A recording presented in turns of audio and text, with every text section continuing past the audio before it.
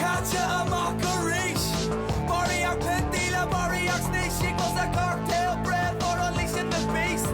I har vært mak for nei, at least. Tredjelle, I spitten som felle. Ta han og you see en shot and it's for sure straight to sell it.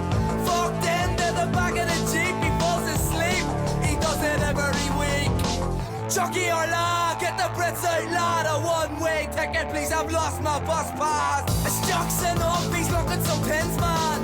A Kylie fucking regionish, man. Keep it at the fucker, fucking fuck off. Jesus said on the cross, 2 pins of booze, 20 figs, and the dog is the lost. Who's next? Me, miss, some would you like a bag? For your shopping at your nose, I see your ankle tag. Fuck you, curfew, dislocated eye socket. Overnight cop shop with 2 rounds in his pocket. Loves his reputation, now he's known for being a rocket. In his dreams, 9mm loaded. I'm a hitch, double OD.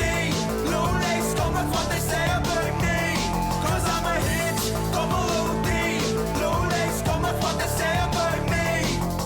A dog with a job, what the fuck is that? When Harper Mickey's just sitting in the flat, sipping on his cans and smoking rollies. Cause all the best jobs are taken by the doggies. Sweaty black and crack and my split for hand lobby. The facts that I says, got that note on buying cash. I can dish, hate the stash, want to pass, it's an art. Like a goose, Coquelino, solo Miriam, jaw ash. It's gonna be a bloodbath. It's gonna be a bloodbath. It's gonna be a bloodbath. It's gonna be a bloodbath. Throw a hook, a jab on a boot. I sneak a quick tooth, then I fire another boot. For calling me a fruit, for trying to take the loot. But Billy won't be bothering any more hoots. Next couple of cash, do you want it in your chest, or your knees, or your head? DJ Provey has the lead. You can beg, you can plead, you can tell us what we need. You can change your name, but you're all the fucking same. It's double OD, low lace, come with what they say about me. Cause I'm a hit, double OD, low lace, come with what they say about me. I'm a hit, double OD, low lace, come with what they say about me. Cause I'm a hit, double OD, low lace, come with what they say about me. What's going on, everybody? I hope everyone's having a fantastic evening, afternoon, pre-noon, no matter where you are in the world. I'm Hasan Piker, and this is the HasanAbi broadcast coming to you live from not so sunny, but instead kind of gloomy California, Los Angeles, folks. We're live and alive, and I hope all the boys, girls, and MBs are having a fantastic one, because today's a beautiful day. Today's a wonderful day. Today is a very special day. Now, you might be thinking it's a very special day. Why, Hasan? Is it because Kneecap has been released? Is that the real reason why it's a very special day? And to you, I say, that's not the only reason. You might be saying to yourself, Hasan, is it a very special day because, I don't know, it's Netanyahu got booed on stage?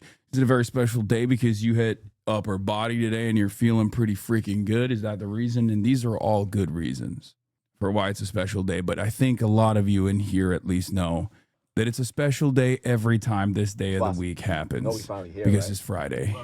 It's Friday. That's right, ladies and gentlemen, it's Friday. Sunday, what? It's Friday, then. That's right, it's freaking Friday. It's Freaky Friday. Everybody, it's Friday. It's Friday. You already know what it is. Our forefathers fought long and hard in the labor union movement. The socialists, the communists, the trade unionists alike. Labor militancy is what gave you the motherfucking weekend, baby. That's how you got the weekend, because they fought long and hard with blood, sweat, and tears. That's right, no blood and soil politics here, just blood and tears, to make sure that you can have a sense of autonomy, a sense of purpose in your life, to feel like a human for 2 days out of the goddamn week. So if you like the weekend, if you like your Fridays, thank a union. That's right, ladies and gentlemen. That's why we always celebrate the freaking weekend, no matter what. The vibes are going to be immaculate today. You already know. This is part of the broadcast where I tell you about my personal news, about what's going on in the world of HasanAbi Piker, in between the time period where I press the stop streaming button and press the start streaming button. So help me God, that's what I'm going to do, as always. Anyway, why haven't you had Mufasa on the stream? I don't even know where he is. Folks, this is part of the broadcast where I tell you about my personal news and about what's going on in the world of HasanAbi Piker, in between the time period where I press the stop streaming button and press the start streaming button. So help me God. And a lot has taken place. You might have already seen it. You might have already known it.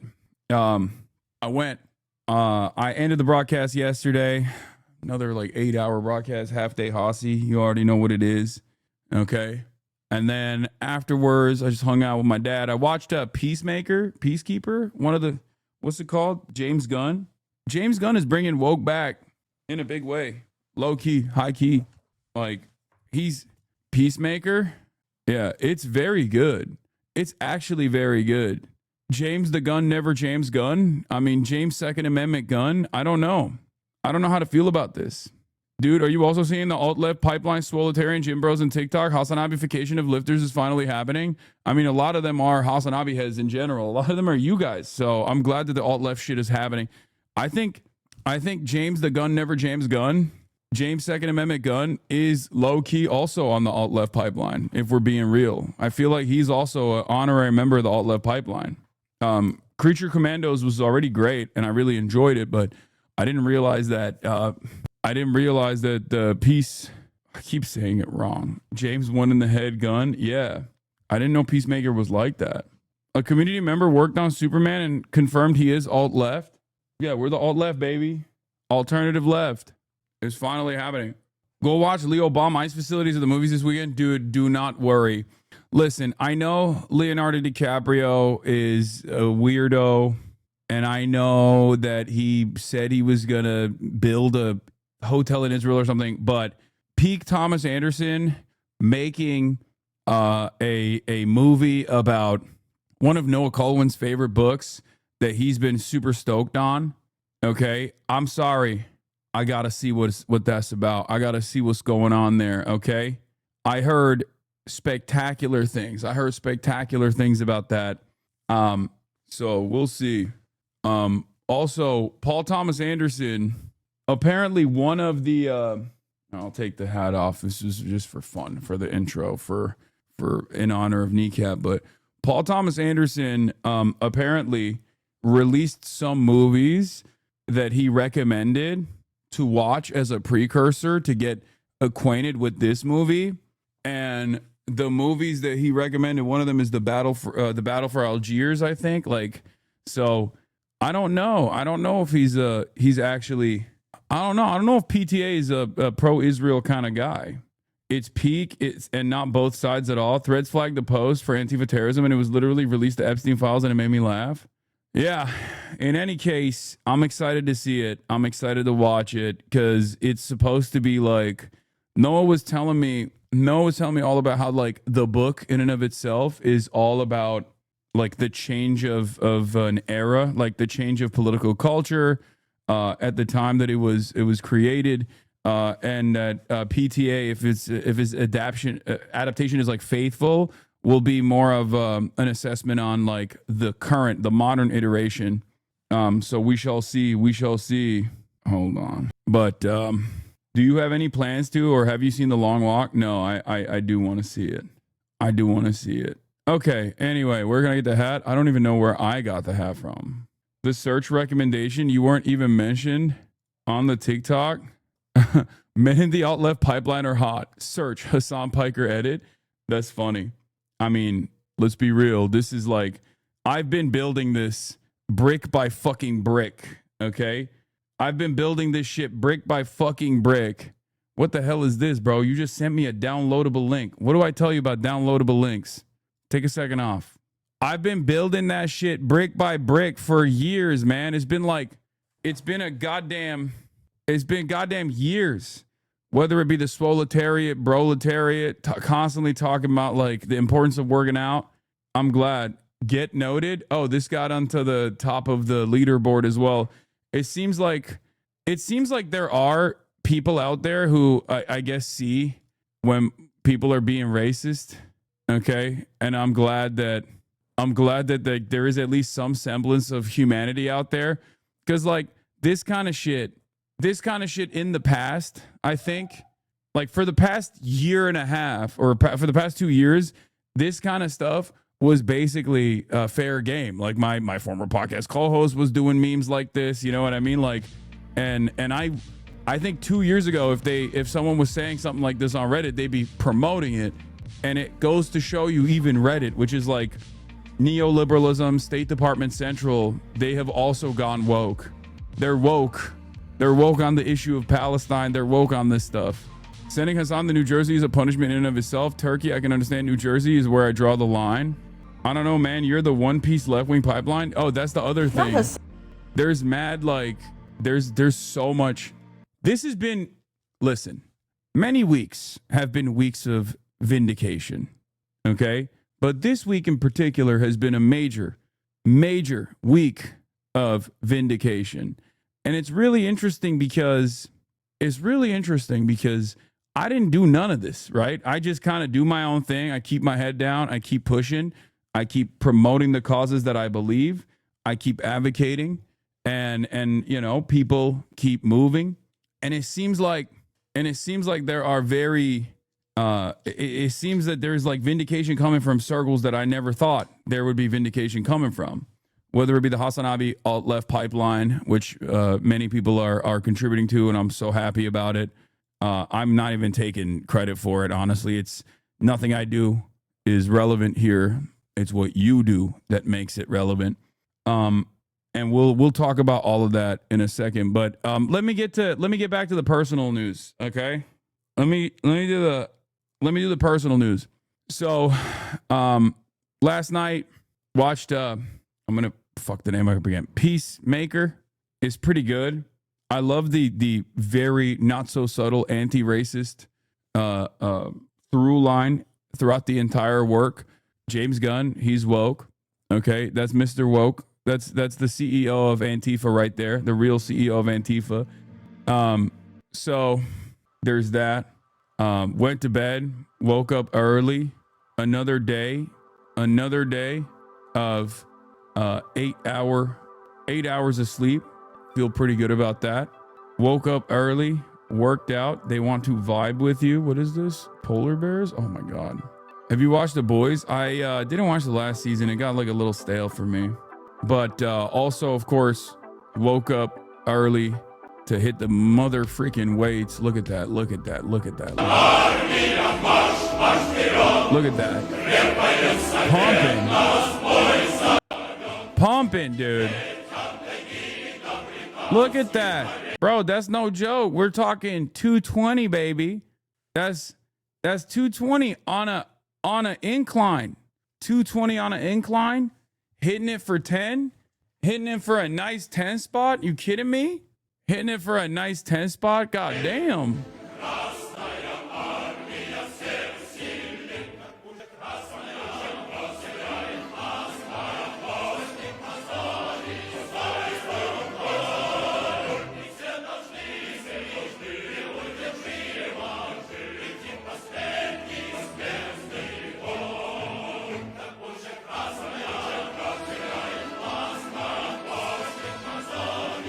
I'm a baby girl. You already know what it is. Anyway, you make the left look way more on the spectrum with the music placement. You and Todek should link for a lift. We used to back in the day. He's too afraid of me. Is incline easier than flat for you? No, of course not. Flat is definitely easier. But anyway, hit the weights. You already know what it is. You know, just got it out of my system. Had to do it. Had to do it for the one time. Okay. Had to do it for all of the proletariat, swoletariats out there. Okay. You too can also join your local swoletariat, get a lift in. And aside from that, I've just been paying attention to what's going on in New York, what's going on with the flotilla. It's pretty crazy. And also, anytime I go on my TikTok is vindication, pure vindication. And it's been a crazy moment to experience so much of said vindication. Now, let me blast off real quick and we'll talk about that. Freaky Friday. We also got a special guest, Jennifer Welch, in the building later. She's going to be on the next episode of Fear End, of course. Okay. What's the yellow plushie? It's a Guratama. It's a little egg. It's a little cute egg. Also, rest in power to Asada Shakur. We'll talk about her legacy as well, obviously. Freaky Friday. Say, what the hell? Already hitting a quick lick early on. That's cool. I love that. We gotta get those out of the way early. Chat. That's just how it is. Got to get it out of the way early. We got to get it out of the way. You already know. Let me blast off real quick. Bust it down sexual style. SATANYAHU delivers speech to empty UN. Flotilla gets naval protection. U.S. hates Israel's genocide, but it's still not enough. Trump fires attorney and then indicts Jim Comey. You were wearing a different hat before the F. Did you get replaced by an Israeli deepfake? Yeah, that's why I'm wearing a hat that says Makawama on it. Anyway, SEIU UHW used your speech. Wait, really? Oh, hell yeah. Nice, nice. That's from 4 days ago. That didn't get a lot of fucking love, it feels like, but... In the face of such tremendous cruelty, you must never succumb to nihilism. You must always maintain revolutionary optimism. You must always continue to organize. You must always continue to agitate. Oh my God. Oh my God. They're doing aura edits. Oh my God. I like that. Stavi is repping your merch on his YouTube show, timestamped. I'm not trying to be rude. Get the gay guys mad. Stavi is repping your merch on his YouTube show, timestamped. I'm not trying to be rude. Get the gay guys mad at me at Equinox. So the camera angles aren't great, but here, as you can see, those are my nuts while I do a wall sit. And then, you know, some body weight squats. The whole workout was pretty tough. We're going to do some plank. You got the Himbo Fitness on. Let's go. How many bodies is this? Yo, I'm straight, but give me some wine to put me in a room with Hassan Piker. I don't even need to say anything else. That's crazy. That is, I don't even know what to say about that. That's a crazy statement. This is the type of Yo, I'm shit. straight. This has the exact same effect on like a Republican that TikTok clips about people speaking perfect Mandarin talking about Xi Jinping save me has. They think like I'm gayifying the youth. Well, this guy's not the youth anymore, but goddamn, I want to role play as Nancy Pelosi and have him hate bleep me. I don't need the wine. That's crazy. That's crazy. We gotta. Dude said you're hot and you called him old. I'm old, man. I'm saying he's not. He's luckily not so young that people are gonna be like he's making the youth gay. He's gonna say they're making like 25+-year-olds gay.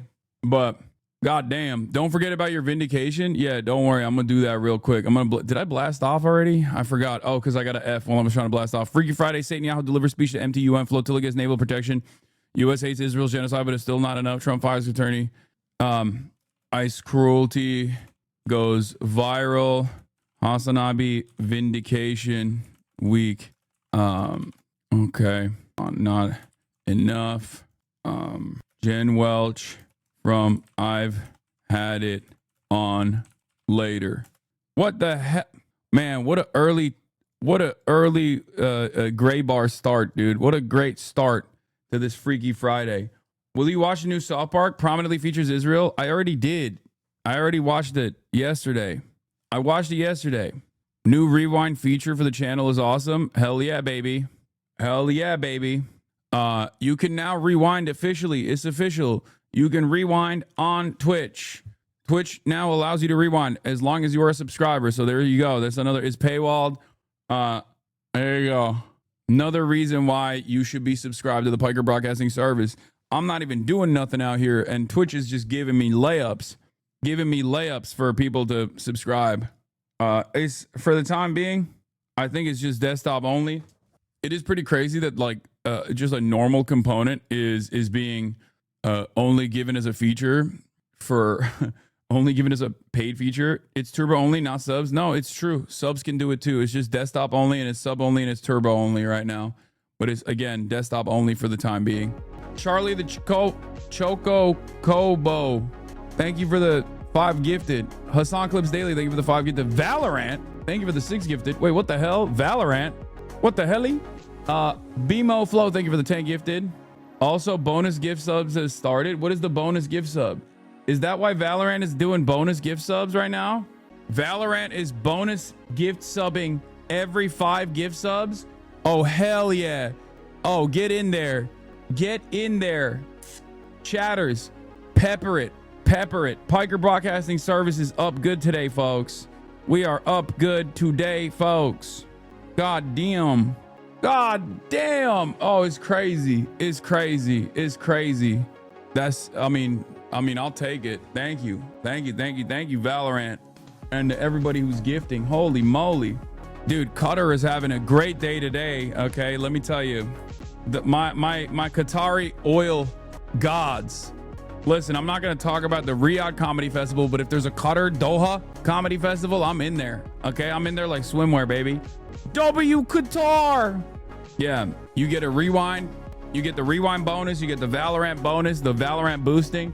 I feel like between me and Kai Cenat, we're going to brick this system, dude. Like, that is crazy. I can't believe Valorant would do such a thing. That I don't know how much money they're going to be wasting on this thing.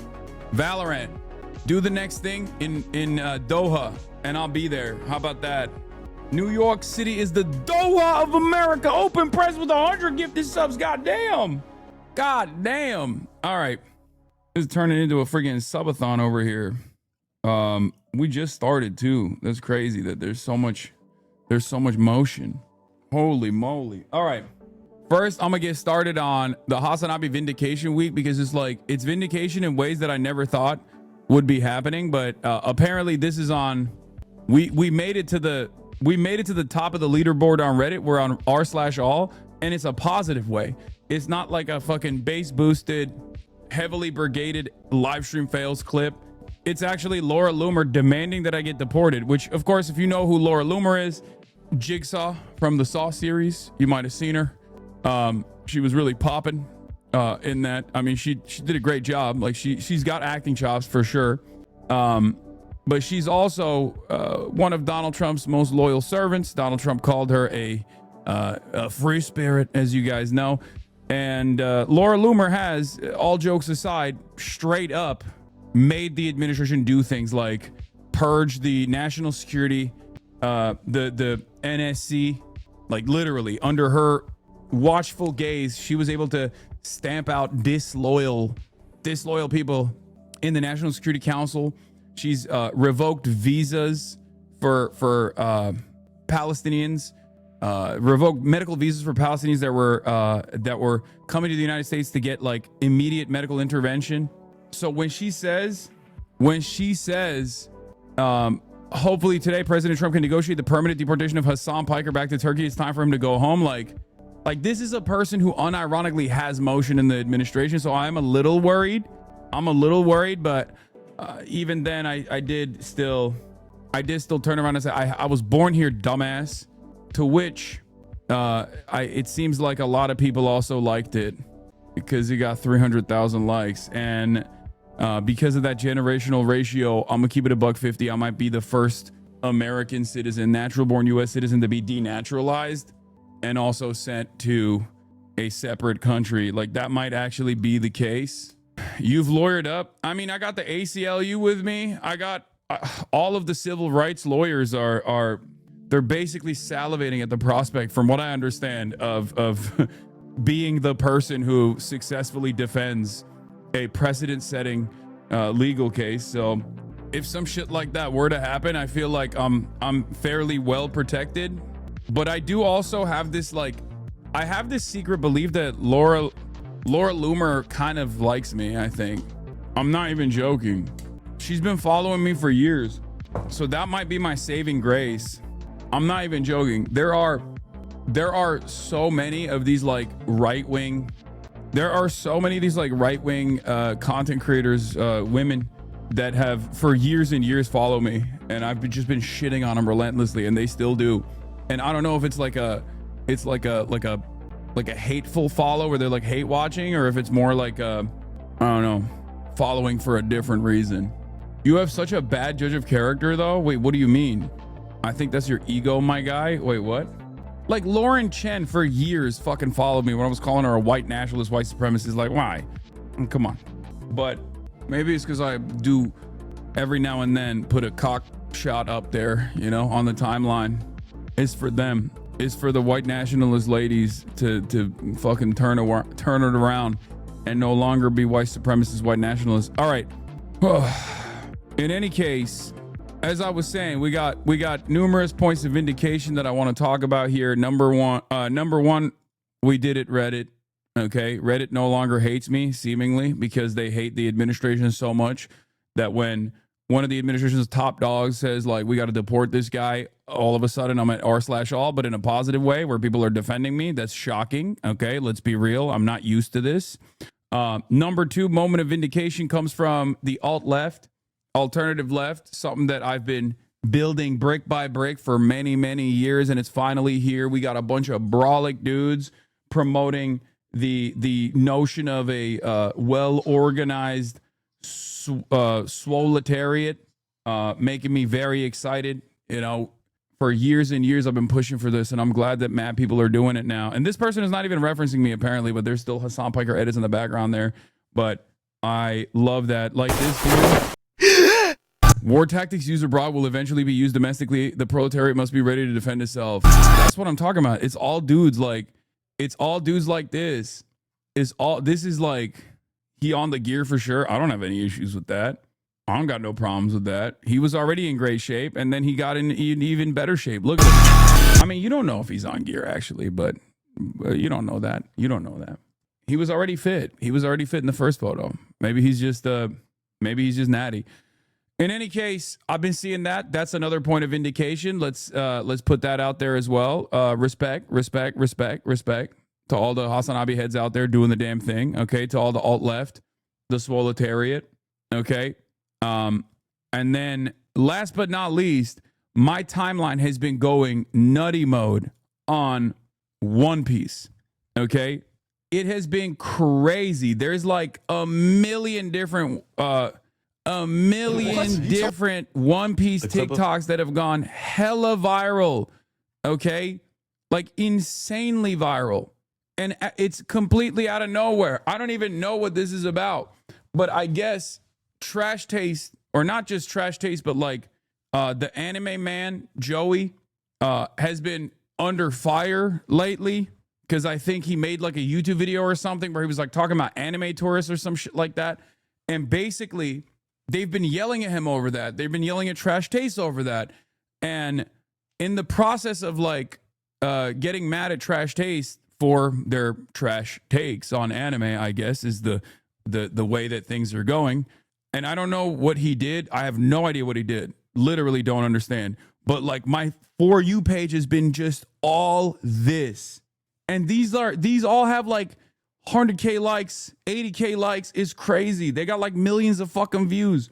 And basically what happened is they are using an old clip from my first Trash Taste slot that I did, where I talked about how One Piece is political.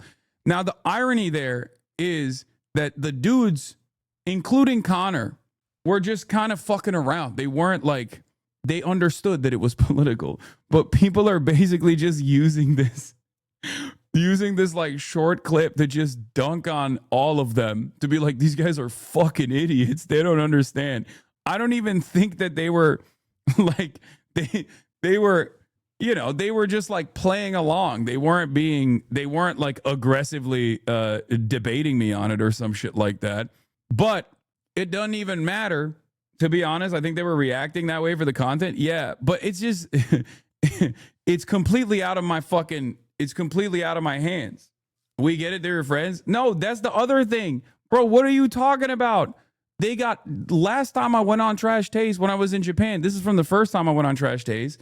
The last time I went on Trash Taste when I was in Japan, it got brigaded into fucking oblivion by Asmongold, Ethan Klein, and Destiny Dick Riders and Trash Taste's own fucking fan base to be like, this guy's a terrorist. Why the fuck would you have a terrorist on? They went crazy. They were like trying to dox the people that fucking work on the background at Trash Taste. And they got so scared from that brigading that they literally came out and were like, we're never letting Hasan on Trash Taste ever again. So people don't even know what the actual reason is. No, they got fucking yelled at. And I never said a damn thing either. I was like, all right, well, all I did was, hey guys, I was on this episode. Go show it love. I don't even have any fucking smoke for these dudes anyway. I don't. You know, it's fine. They're nice people. I don't really give a shit. I'm used to it, right? Wait, so Connor doesn't fuck with you no more? No, not even. Not even. It's not like that at all. It's not like that at all. Not even a little bit. But like in my line of work, in my business, with what I do, I know that there are a lot of quote unquote apolitical fucking shitheads that can present themselves as like fans of whatever particular thing that they're invested in to make it seem like they just have a real point of contention, a real point of anger against me. And they can present it in a way that like at the time will freak people out. And that's precisely what happened. What ended up happening in that situation was they so heavily fucking brigaded that and then celebrated the brigading too. They did it openly that these guys literally turned around and were like, yeah, we're never going to let him on. I don't even know who brigaded. I think Hasan brigaded it. And I was like, brigaded it? I'm on the fucking episode. I just said, go show the fucking podcast some love.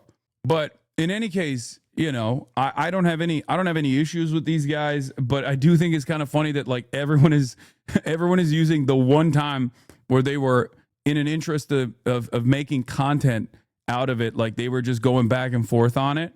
The Australian news is literally covering it. Wait, what?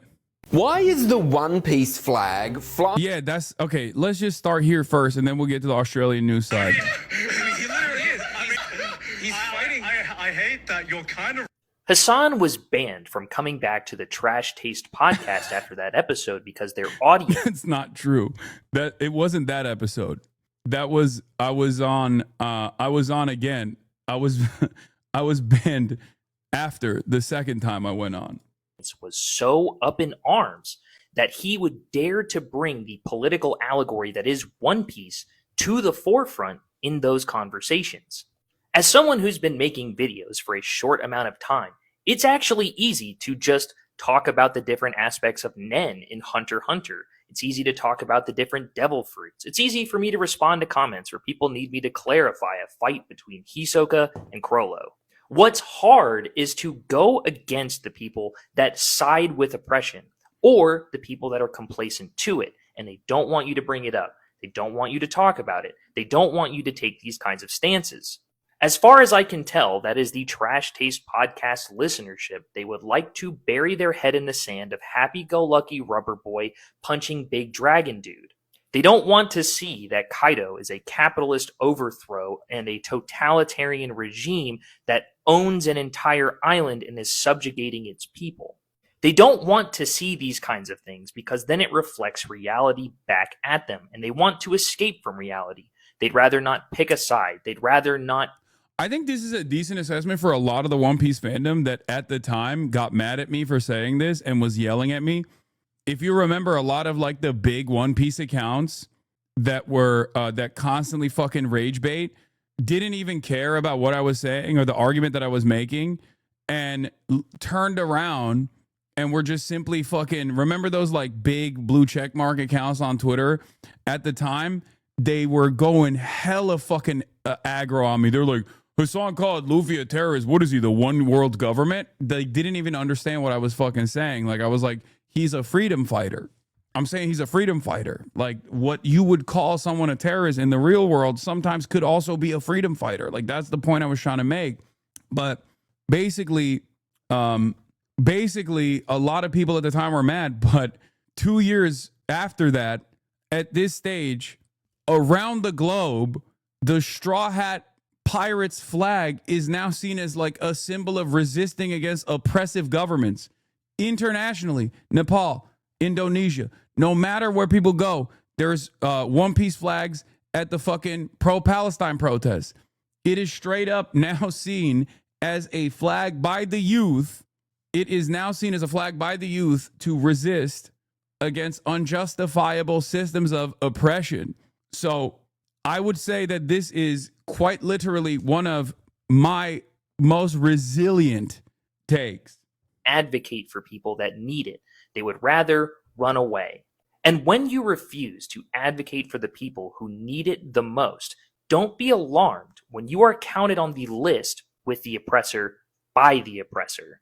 It is not only the people that are against oppression who will count you as against them. It is the people who are doing the oppression will count on the fact you will not speak up. I think this dude's assessment is pretty correct, though. Trash taste motherfuckers are really chill people. I used to watch them a lot. Anime audience motherfuckers still have a lot of right-wing people do. Very different from Connor, Joey, and Garn's politics. Comes with the territory a bit to self-censor, and also with the additional brigading. They just don't want to be harassed by Hasan haters, y'all. We see how nasty Hasan ops get, and they just want to protect their team and crew.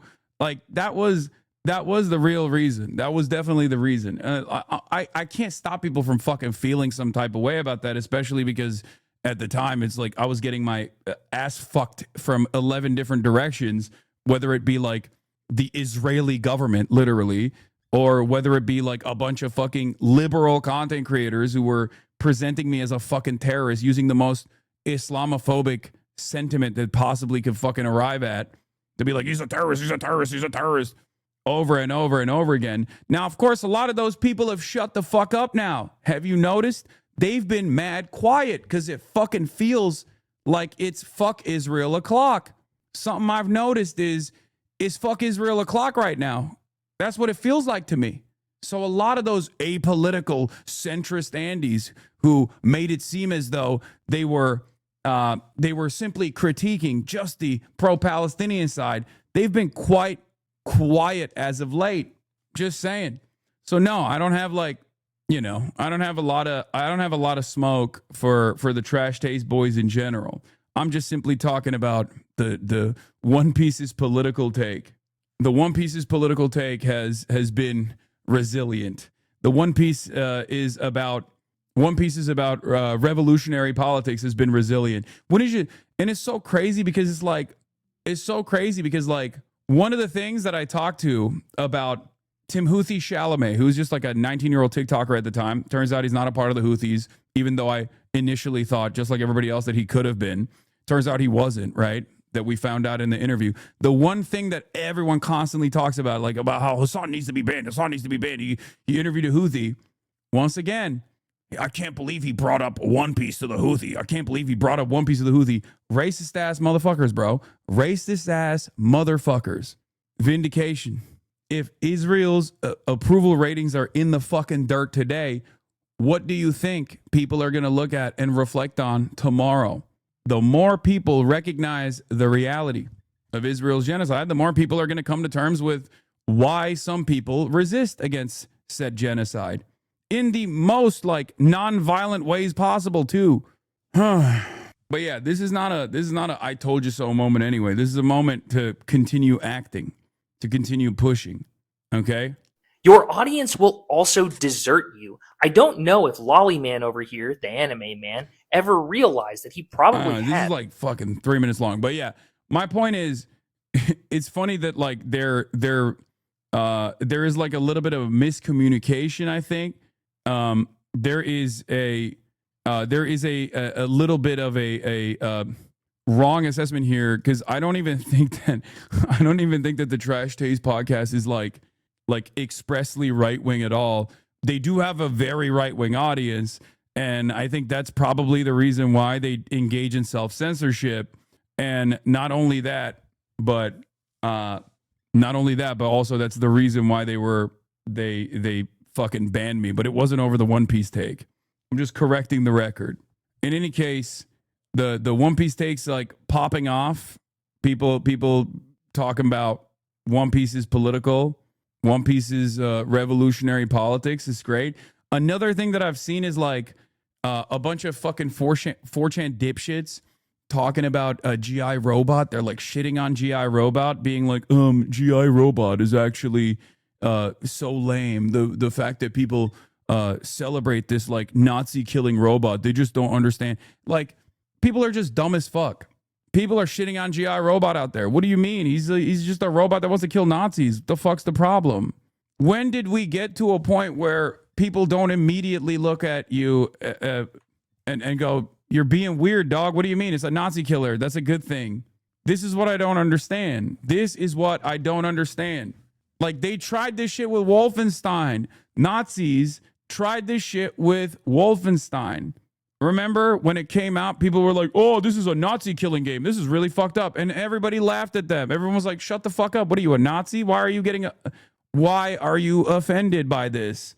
And it kind of feels like we're at a stage now where people are just way more comfortable about being like, you actually shouldn't celebrate killing Nazis. What a deep shame for everyone. They're calling Indiana Jones woke now for also doing the same. How the fuck did we get here? Yeah, it's this fucking dipshit. Funny thing about Jerry, I can't stand this motherfucker. This guy has been like, this guy used to also present himself as a liberal, and I think like this time around, because I remember we watched one of his videos when he was like, I'm a liberal, and as a liberal, I can't stand Hasan Piker because he is a real problem for the cause of liberalism or whatever the fuck. And now he's just straight up a neo-Nazi, like openly fucking admitting that he's a goddamn neo-Nazi. I cannot believe it. Who would have thought people who present themselves as progressives who constantly fucking left bash would be Nazis or neo-Nazis openly only a couple years later? Remember, this motherfucker way back in the day used to talk about how he would try to like attack me from the perspective of like a real progressive. He was like, I'm a liberal, a real progressive. Hasan is not a real progressive. Now this motherfucker's running around shitting on people for celebrating GI Robot killing Nazis and neo-Nazis. Any criticism equals Nazism? I mean, for this, a little bit, yeah. Yeah. If you're this bent out of shape over a fictional robot that kills Nazis, then you might fucking be a Nazi. Something to consider. Maybe as a LARP, but why are you fucking LARPing as a Nazi anyway? Yeah, if you want to know like the fucking brigade, the brigading that went crazy over this was probably my least political. This was the second time I went on Trash Taste, and it was all of these like fucking lolly ass Nazis like this. This dude is a Mexican, by the way. A Mexican neo-Nazi, straight up. Name is Hayasaka Aryan. Like, look, Hasan, I love sex trafficked girls, Piker. Man, Trash Taste fell off if y'all brought Hasan on.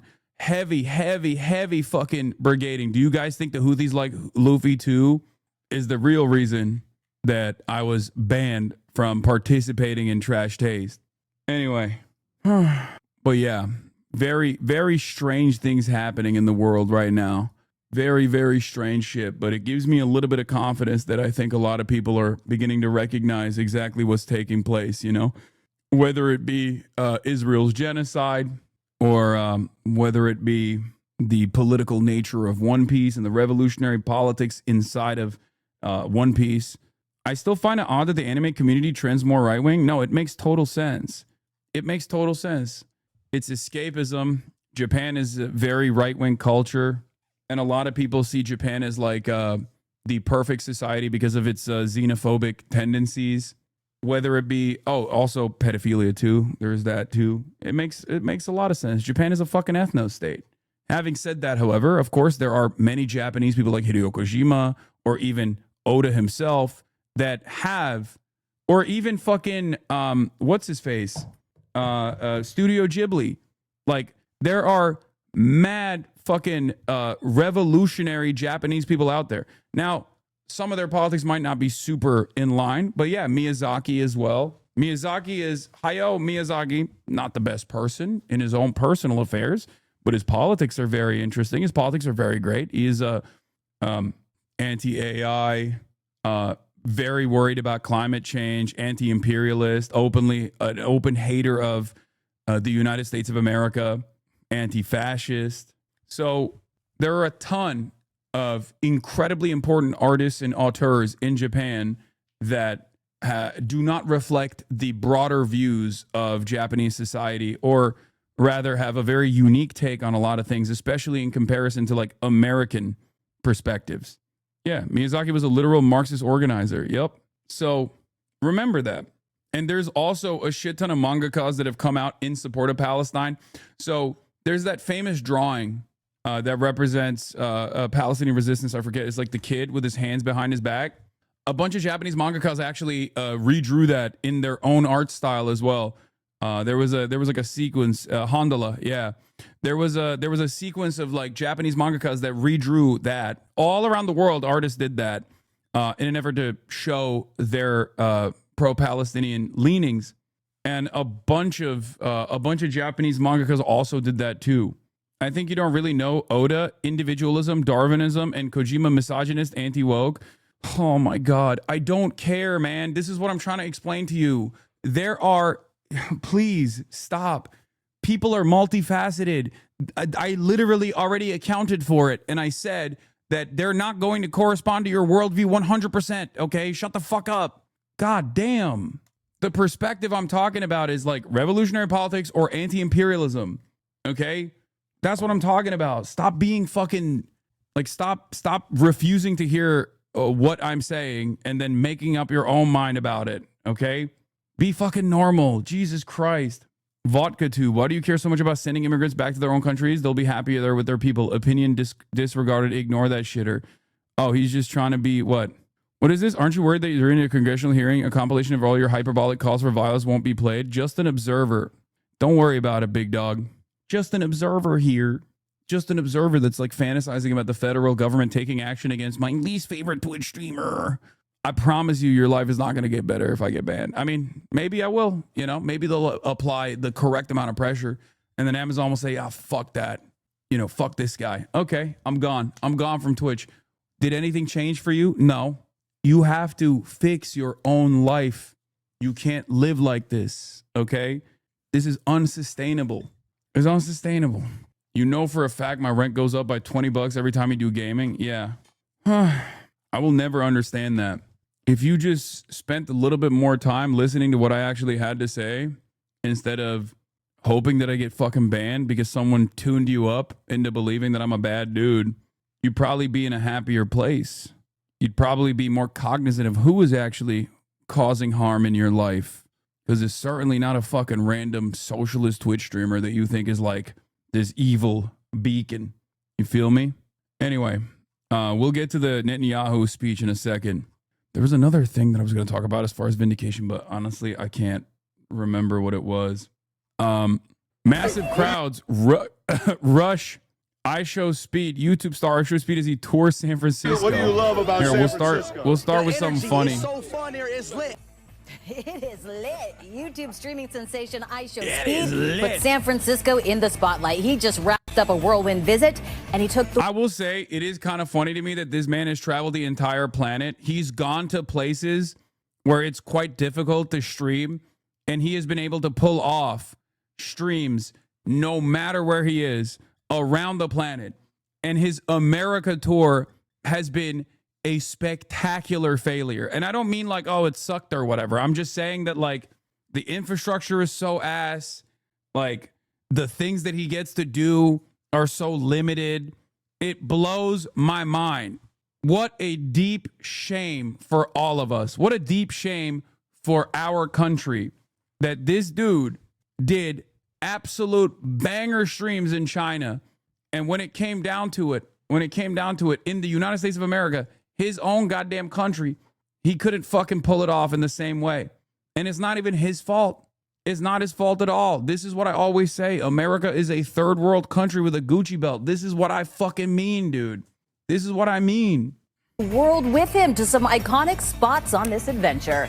Good evening, I'm Amadeus. And I'm Dan Ashley. Thanks for joining us. It's been fun today watching this. Many people are wondering, who is IShowSpeed? His real name is Darren Watkins Jr., and he is just 20 years old. Rolling Stone magazine named him the #1 influential creator this year. That is incredible. He has more than 44 million followers on YouTube and 40 million on Instagram. Speed, as he's known by his fans, is currently on a 35-day tour of the United States, and he is live streaming around the clock. He's done a number of sprint race challenges, including taking on Olympic gold medalist Noah Lyles. Now, this is day 29 of IShowSpeed's tour, and he got a pretty good taste of the Bay Area, really, during his time. He met up with San Francisco Mayor Daniel Lurie at City Hall and hit the Golden Gate Bridge across the bay. He dropped in on some popular Oakland business. That's right. ABC 7 News reporter J.R. Stone joins us now. J.R., as we watched it live, the crowd just descended on him, treated him like a rock star. And I saw you out there running to catch up. Oh, it was a run all afternoon. I talked with one tourist this afternoon. He said, J.R.,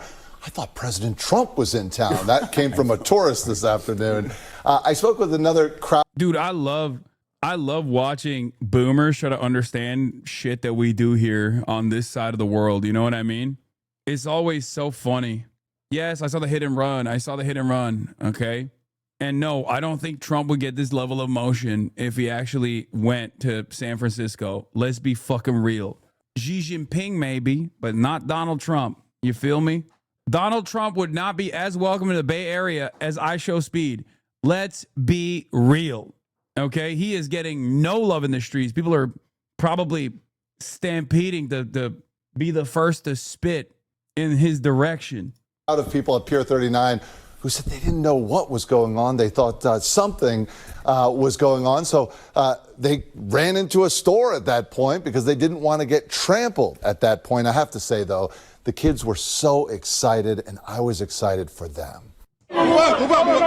Surrounded by bodyguards and dozens of screaming teenagers, this is the influencer known as I Show Speed, or Speed as they call him, walking along San Francisco's Pier 39 on Thursday. He a real one. He's a real man. Like, you don't switch up for nobody, bro.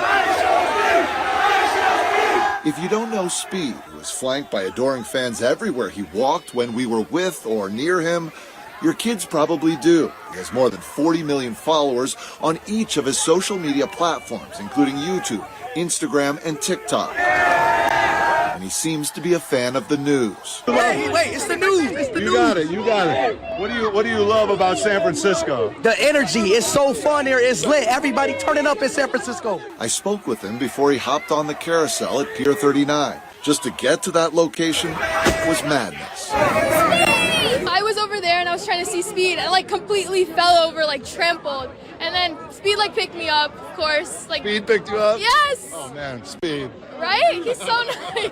What a great dude. Speed is streaming 24/7 on a 35-day tour of America. What do people not know about San Francisco that you've seen when you've been here? The Bay is very underrated. I feel like people tend to not shed light on it, but it's very lit here. It's so fun here. There's a lot of fun people here, fun things to do here.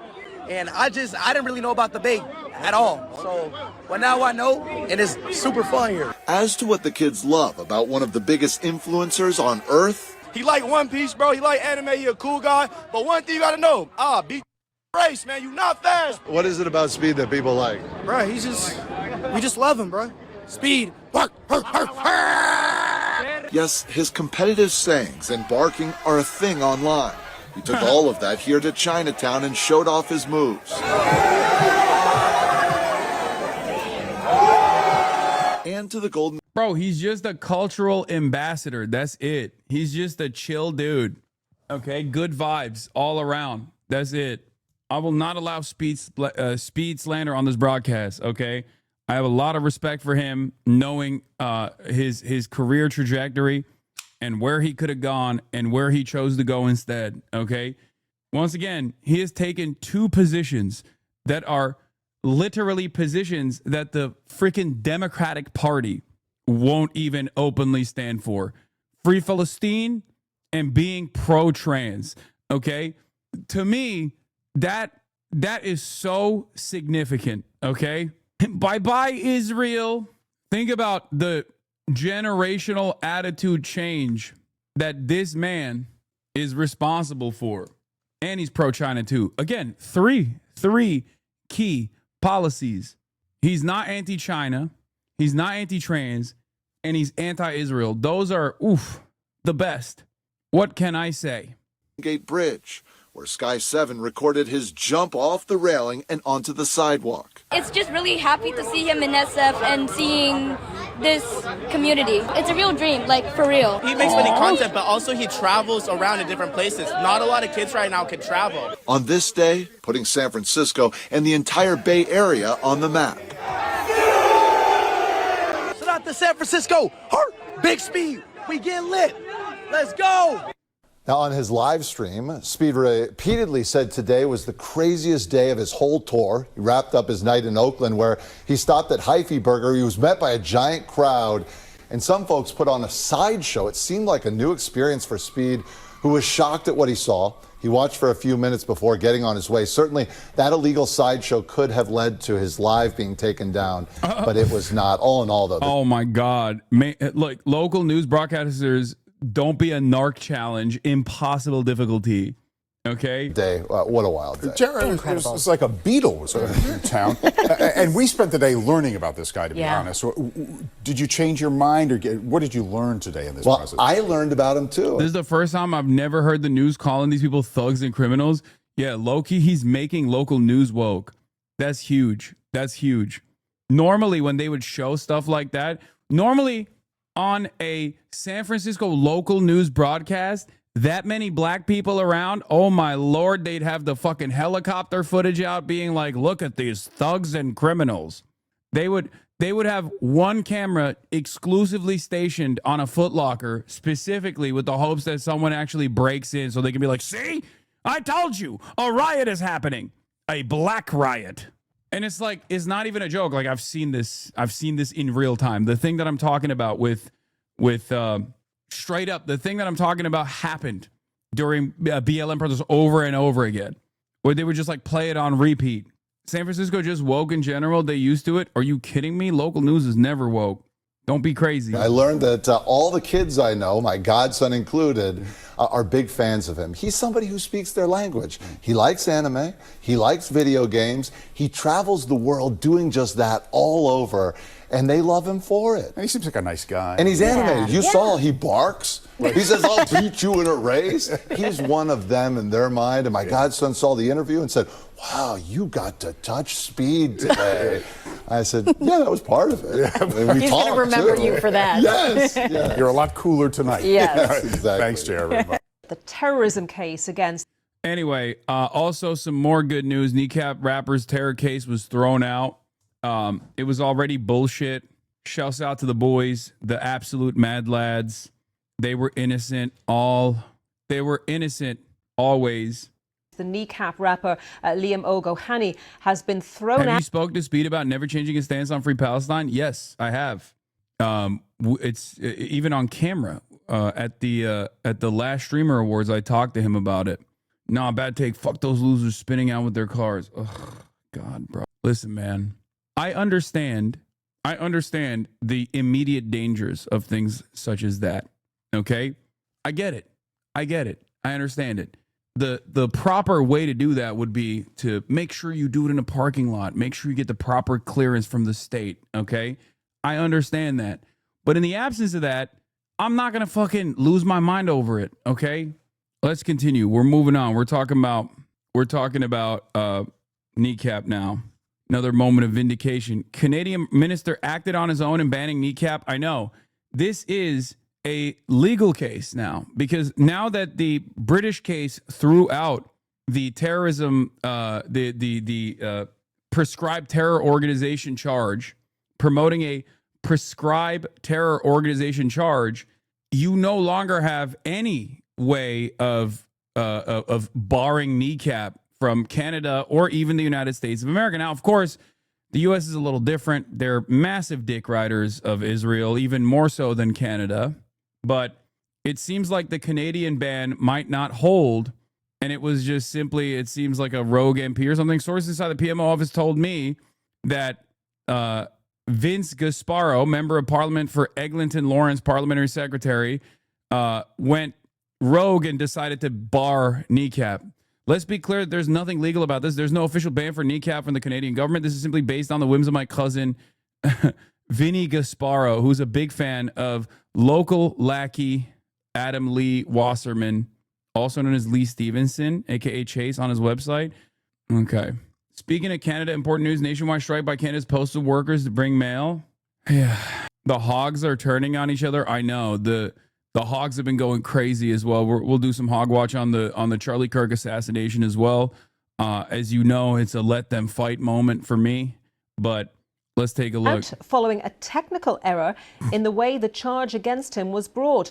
The 27-year-old, who performs under the stage name Mohara, was accused of displaying a flag in support of the prescribed terror organisation Hezbollah at a concert at the O2 Forum in Kentish Town, North London in November last year. Well, let's find out more about what was actually said in court, what led to this decision, and we can speak to our culture and media correspondent David. Bro, let's be real. It's not because of like the charging error and the technicalities. The reality is they went above and beyond. They got tuned up by some of the worst scumbags in the music business, and the same Hasbara operatives went nutty mode, okay? Why did they do that? Because Kneecap went on Coachella the first week and said America and Israel is committing a genocide, which is true, okay? They said a true statement at a music festival. Coachella punished them and changed the tent that they were supposed to perform in the second week and actually didn't live stream their performance this time. Your boy was there. We live streamed it regardless, and obviously, a lot of the footage that came from that showed that they came out with a statement that said, fuck Israel, free Palestine. This made people go crazy. They were like, how dare you do this? How dare you say fuck Israel, free Palestine at a music concert? Remember Nova, remember October 7? Okay? And they lost their minds. You got Sharon Osbourne, you got all these like different scumbags, different pro-Israel scumbags losing their fucking minds over it. Okay, so they scoured through in the exact same way, that they always do. They scoured through hours and hours of festival footage, concert material to find anything that they could to bring criminal charges, and they urged the British government to take action. Okay, for something that these guys did in America, that these fucking dipshits were pissed off about, they urged them to take action in the UK. Because in the UK, there's no First Amendment. And also, there are prescribed organizations. So if you are found like even showing support or anything like that about any prescribed organization, you can be found legally liable. You could actually go to prison for up to 14 years. Okay? The very fact that the British government would even take action against a group of artists, like, or any artist whatsoever, for anything that they've done in a concert is insane. Okay, it is, even in countries that don't have freedom of speech, there's still plenty of room for interpretation because of artistic expression. The UK is no different. Okay, the UK is no different on this. Make no mistake. So the very fact that they had a Hezbollah flag, for example, could still absolutely be protected under artistic expression. So it was already a bullshit criminal case from the start. But in the process, how's your $3 million villa? Aha, very real laugh. Please talk about the assassination. Hasbara is Tero Hassan pro-Israel. How's your $3 million villa? Nice, man. Thanks for asking. This guy hit every line possible. He just glitched. Anyway, so where was I? Oh, they should have never actually fucking brought these charges anyway, but they did regardless, and they knew they had no real case, so they quietly tried to drop it. Obviously, it wasn't going to be quiet anyway, but here we are. Now they're saying, oh, it's on a technicality. So, David, take us through the legal points that led to this case being thrown out. In short, they missed the deadline. This is all about a gig took place at Kentish Town Forum back in November in London. Liam O'Hana, as he was described in court today, to his fans, of course, Mahara, was seen with a... For those of you who don't know, like, this is a diss as well. Mohara is, like, they're also doing a dig at, like, the Irish way of saying his name, too. This is something that's, like, complicated for me as well. Like, I don't fully know the details, but, like, it's a big part of... It's unironically a big part of why Kneecap is what they are for the Irish folk in general, is that their goal is to restore the Irish language, right? And British people just simply can't say their Irish name, I guess. I don't know. It's just but it does kind of feel like another like not so subtle dig. Flag, a Hezbollah flag. He said it was something that had been thrown on stage at the time. He is not a supporter of Hezbollah or Hamas. But 6 months later, a terrorism charge was brought because, of course, Hezbollah is a proscribed terrorist organization. In the end, the decision was made that that actual charge was brought essentially a day late, and so the case was thrown out. And the reason I'm standing here is there was a very large number of supporters here. There's just the final few here this morning. They've been here supporting the band Kneecap and the Liam Ohana, and throughout it all. And he came out, and it was a huge crowd of people this morning, and spoke on stage saying this was not anything about what they were doing. This was all about their support for Gaza and Palestine, and saying this was a politically... It's true. That is precisely the reason why this became an issue. And if you want to understand a similarity from my own personal experience, for example, me fucking interviewing a Yemeni dude became a major point of contention months after the fact, when people were like, oh, this is an avenue that we can attack this person and maybe even attack the entire platform of Twitch for not punishing this person. That's not how that works, right? Nobody gave a shit when I first conducted the interview, and in the interview, the person that I interviewed, Rashid al-Haddad, said that he was not a member of Houthi, even though the Houthis were not a prescribed terror organization. No, okay, pick you. Even though the Houthis at the time were not even a prescribed terrorist organization, a state terrorist organization at that point, regardless. And even if they were, it's still a First Amendment protected act to interview a member of the Ansar Allah movement. So you can't get upset about that. You can suck my dick if you get offended about that. In any case, people lost their minds months after the fact. They try to make a big deal out of it. They try to manufacture outrage around it. It didn't go anywhere, but that didn't stop people from consistently being like, oh, he loves terrorism. He loves terrorism. He loves terrorism. It's the same shit here. Motivated. But they have had a number of run-ins over the last few months. They have had their visas turned down going into Canada, so they can't tour there. But today, certainly, they were considering this a victory in court. Yeah, and David, we're just seeing a bit more detail about the chief magistrate there at the Ireland trip 2026? No, before. I'm either going to go in December or in the upcoming couple of months. I'm going to be in Dublin. court. Paul Goldspring agreeing with Ohani's lawyers, who argued that the Attorney General hadn't given permission for the case to be brought against the defendant when police informed him he would face a terror charge on May the 21st. So as you Yeah, here is his speech, by the way, which BBC is not showing. This entire process was never about me. Never about any threat to the public. Never about terrorism. A word used by your government to discredit people you oppress. It was always about Gaza. About what happens if you dare to speak up. As people from Ireland, we know oppression, colonialism, famine and genocide. We have suffered and still suffer under your empire. Your attempts to silence us have failed because we're right and you're wrong. We will not be silent. We said we would fight you in your court and we would win. Today we have. If anyone on this planet is guilty of terrorism, it's the British state. Free Palestine, Chucky Ireland. Free Palestine. BBC not showing the speech, like the day-to-day skit of no. Okay. Let's not. There's too much to cover still, so I'm going to move on from this. But say that I'm going to technical finish this issue article over and the then timing and then of we're going to this. move In on. his judgment, Mr. Goldspring said these proceedings were instituted unlawfully and are therefore null.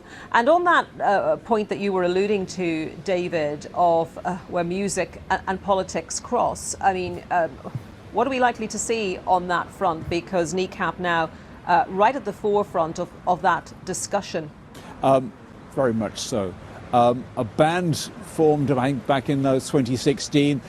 They have, as a consequence, of these legal difficulties, they have certainly attracted a large amount of extra attention. People aware of their music. Of course, they had the film, sort of semi-fictionalized account of their birth as a band, won a BAFTA award.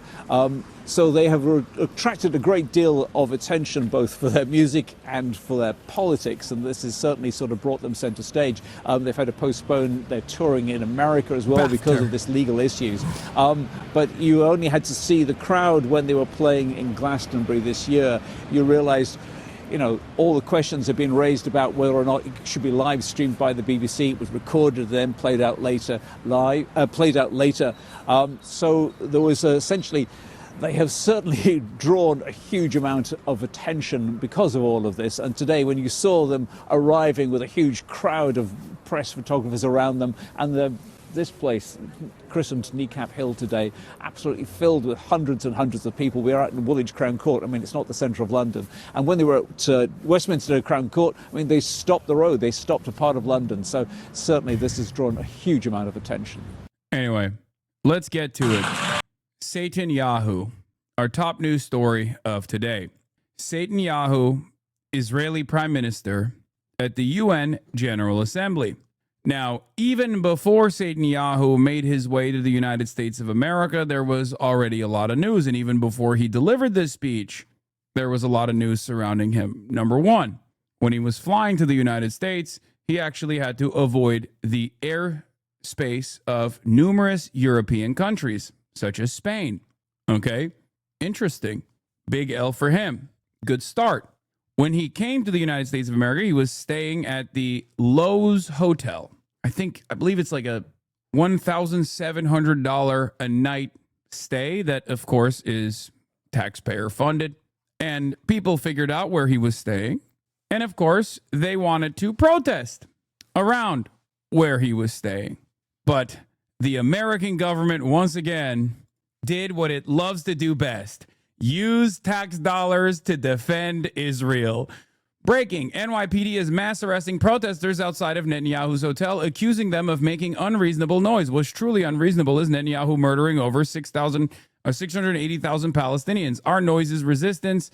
Our noise is justice. New York is on our side, and the cars passing by are honking for Palestine and not letting Netanyahu sleep tonight. This is not the United States of America. It's the United States of Israel. The same shit that's happening in Israel right now.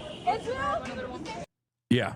Not only did they arrest people that were protesting,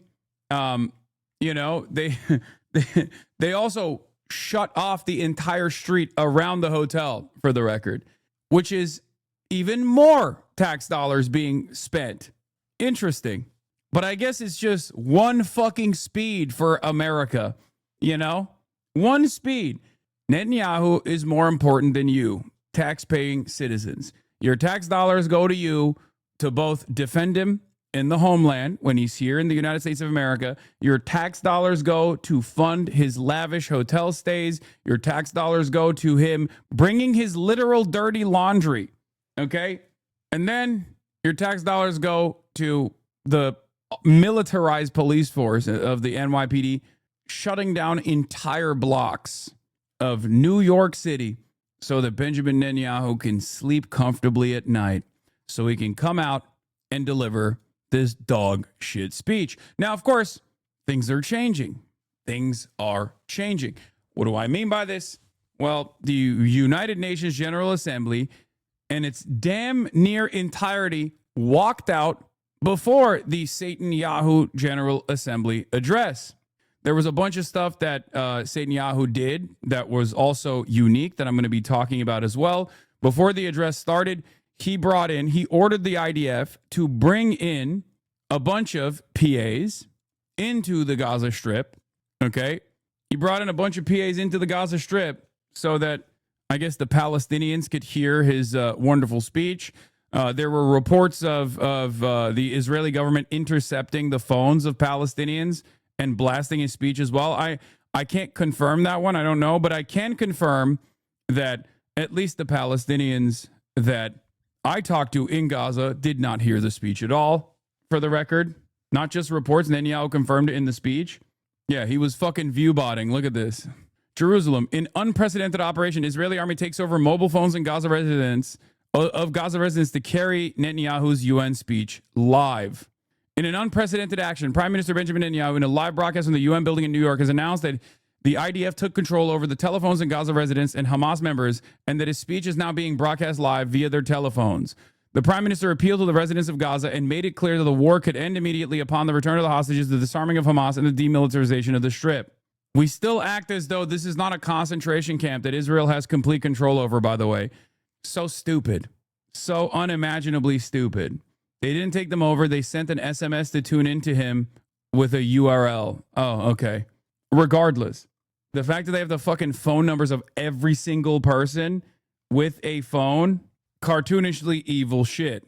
Despite the loudspeaker operation so far, residents in Gaza complain in Telegram groups that they hear nothing from Netanyahu's speech, which is supposed to be broadcast on loudspeakers deployed by the IDF. This was really funny. And I did check with people in Gaza, and they also confirmed to me that they could not hear the speech. So, you know, their ears were spared. He was mudded. Yet another spectacular L for the Israeli occupational force. Yet another spectacular L for the diaper brigades, piss reel, whatever you want to fucking call it. Now, the speech is long, it's convoluted, and it's more so about flexing, okay? Also, shouts out the quadriplegic. Thank you for the 69 gifted subs, and Valorant as well for the 19 gifted subs. Again, Netanyahu bragging about hijacking cell phones in Gaza to force the Palestinians. He's starving to hear a speech that half the United Nations walked out on. What more can you say, says Prem Tucker. Correct. And also, this is yet another instance of Israel looking to the Nazi regime and what the Nazis historically did to the Jews and saying, well, that seems like a great idea. We should do that in our own Holocaust. The photo, this is from Rami Abdul from Euromed HR, Human Rights. The photo shows Israeli army trucks with loudspeakers broadcasting Netanyahu's speech to displace Gaza residents. Where did the Israeli army get this idea? From the Nazi German army, which spread Hitler's propaganda in concentration camps. I swear to God, it is literally 1-to-1, dude. The only exception is that there is just not a gas chamber. That's it.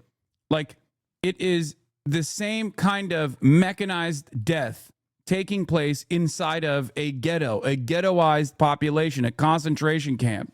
Yes, yet they're being starved to death. They're being bombed into oblivion. It is a 1-to-1. Bro, come on. The Japanese do the same thing for political messaging. This is not new. Dog, you just brought up another fascist government. You just brought up another fucking fascist government. Yeah, no shit. I know. This one is unique, though, because literally this is a very significant historical event that impacted the entire Jewish world, okay? That's why I'm saying they're literally looking at shit that the Nazis did to their great-grandparents and going, this is my shit. I like it. I'm going to do it myself to the newfound enemies. By the way, for additional Holocaust context, see if you can spot the similarities. The Nazis tortured the prisoners whom they had branded as nationless fellows with speeches by Nazi party leaders. All this had been introduced with hours and hours of speeches by Hitler and recordings of march music. Anyway, the speech is ass. I don't even know if I want to watch the whole thing. It's a European Jewish experience, not world Jews. True. Fair. But it's so consequential and so impactful that like every Jewish person around the planet has felt it, is what I mean. Like it's something that has impacted every single Jewish person culturally. So I hope they show a crowd shot. That's what I want to show from this speech first and foremost. Order in the hall. Please, order in the hall.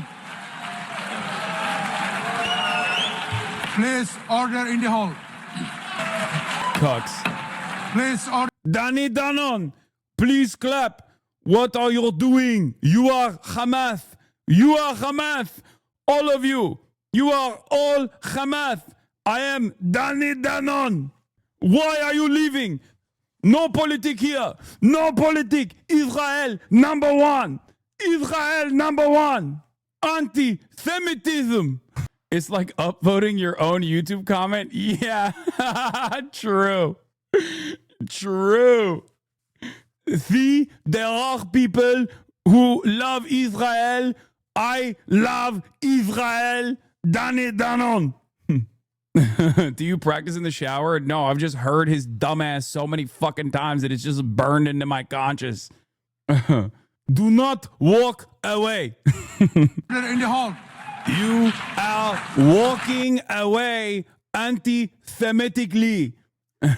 You are all Hamas. It's wild that, yeah, someone pointed this out, but it's wild that there's traffic walking out. That's how many people are walking out, that they're like bumping into one another. Oh, man.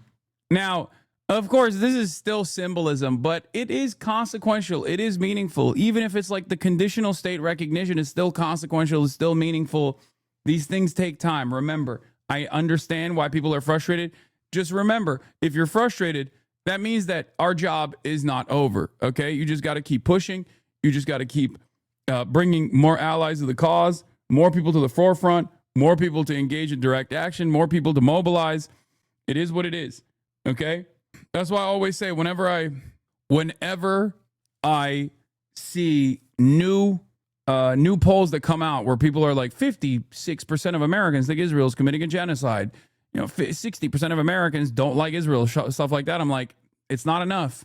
Okay, it's not enough. We got to get those numbers up, and I'll be talking about that in a little bit because a new poll just came out.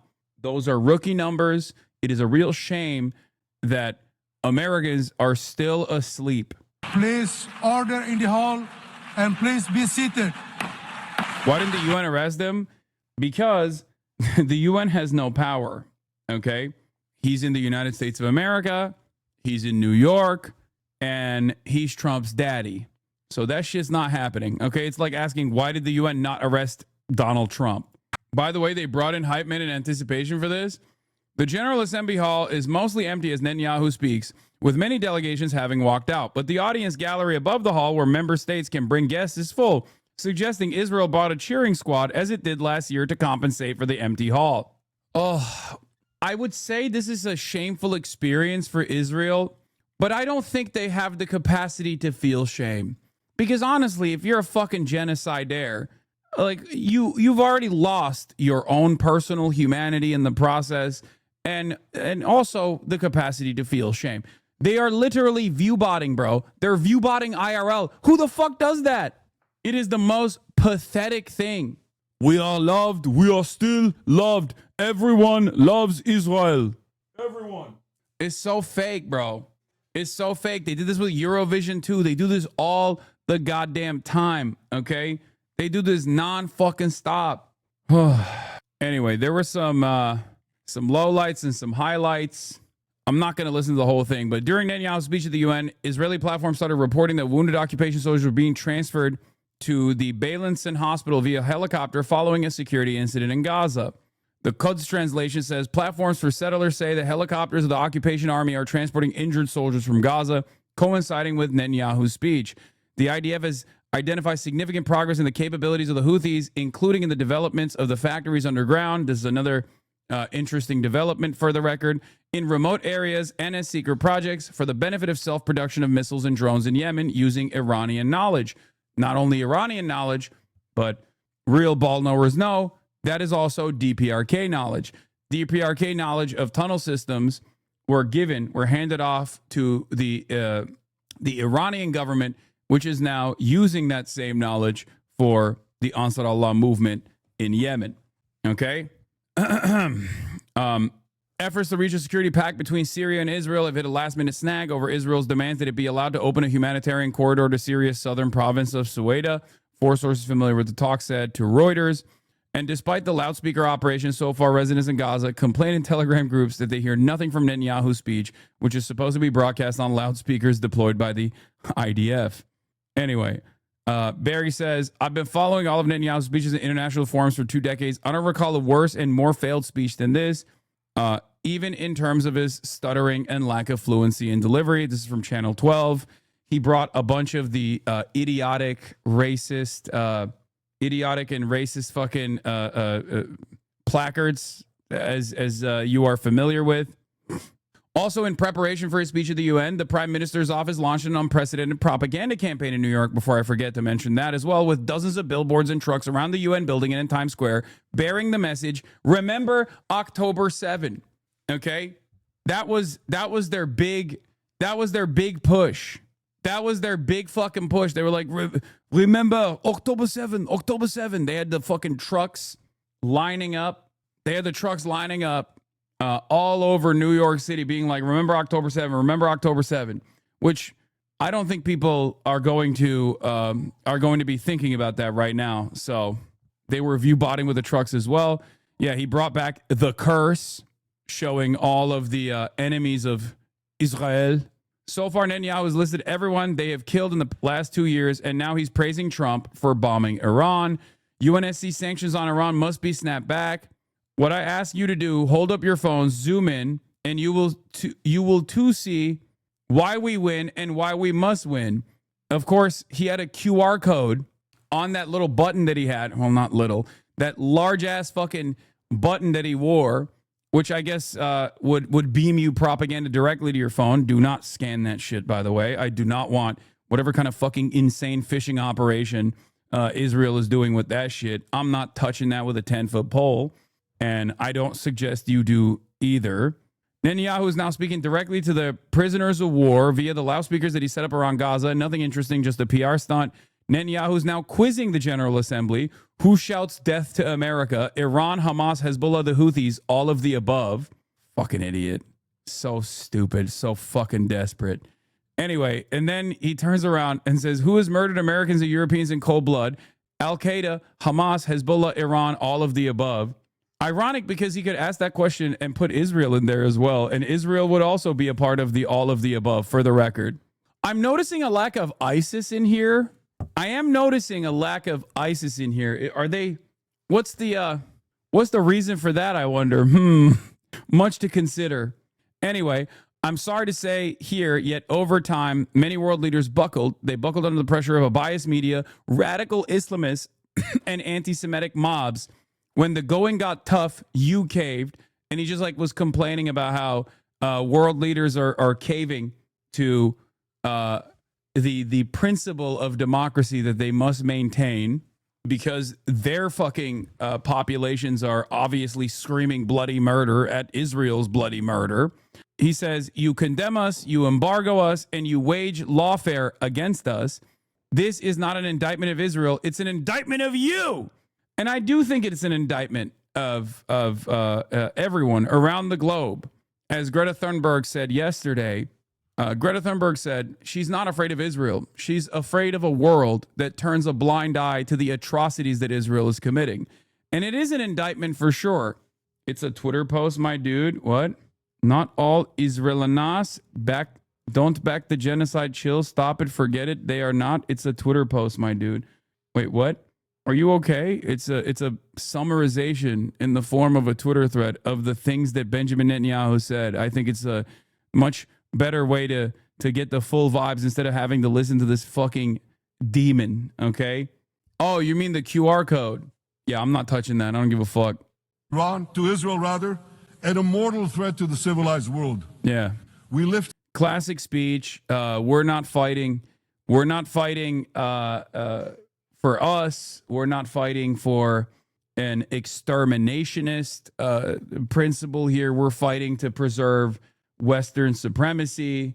We're fighting to defend the world from the scary forces of evil, Islam. That's what it is. We're fighting Islam. It's all of yours. Okay? This war is a war for all of you. Okay? Anyway, Zionism Observer reports, let's talk about the new Israeli atrocity porn website. They promoted their new gore picture website at Netanyahu's UN speech with a large button that has a QR code on it. The code was also promoted on rented trucks driving around New York City. The QR code directs the visitor to Saturday7October.com. Remove the space before .com to make the URL functional.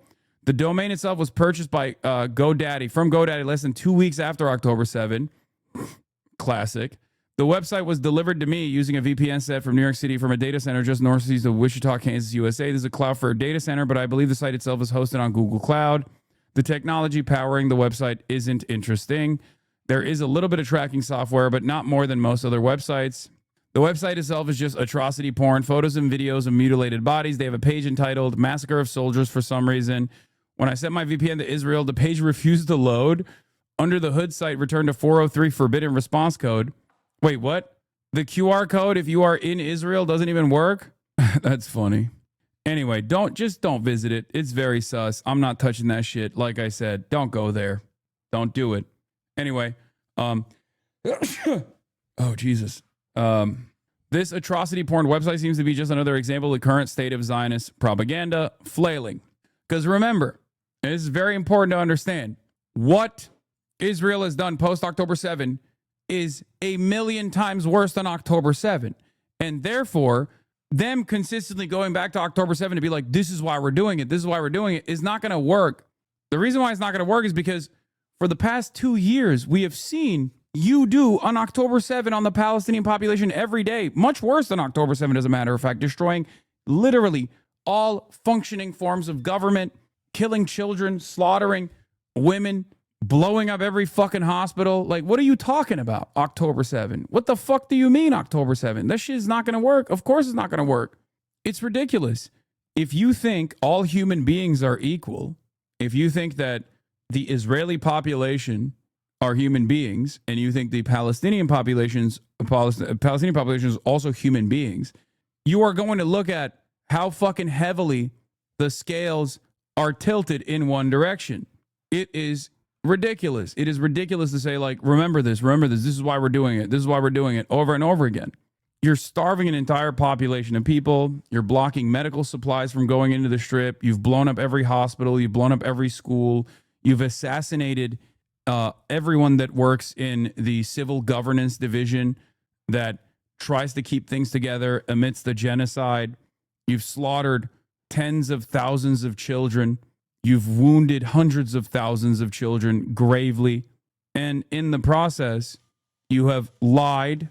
You have stolen. Of course, no one is going to fuck with you ever again. You've killed hundreds of journalists. It's ridiculous. Israel has done every bad possible thing you can do. It's like they've looked at what the Nazis did during the Holocaust as a checklist of what they can accomplish against the Palestinian population. Completely ridiculous. You've even bombed Qatar, a country that is supposed to be a neutral territory for mediation.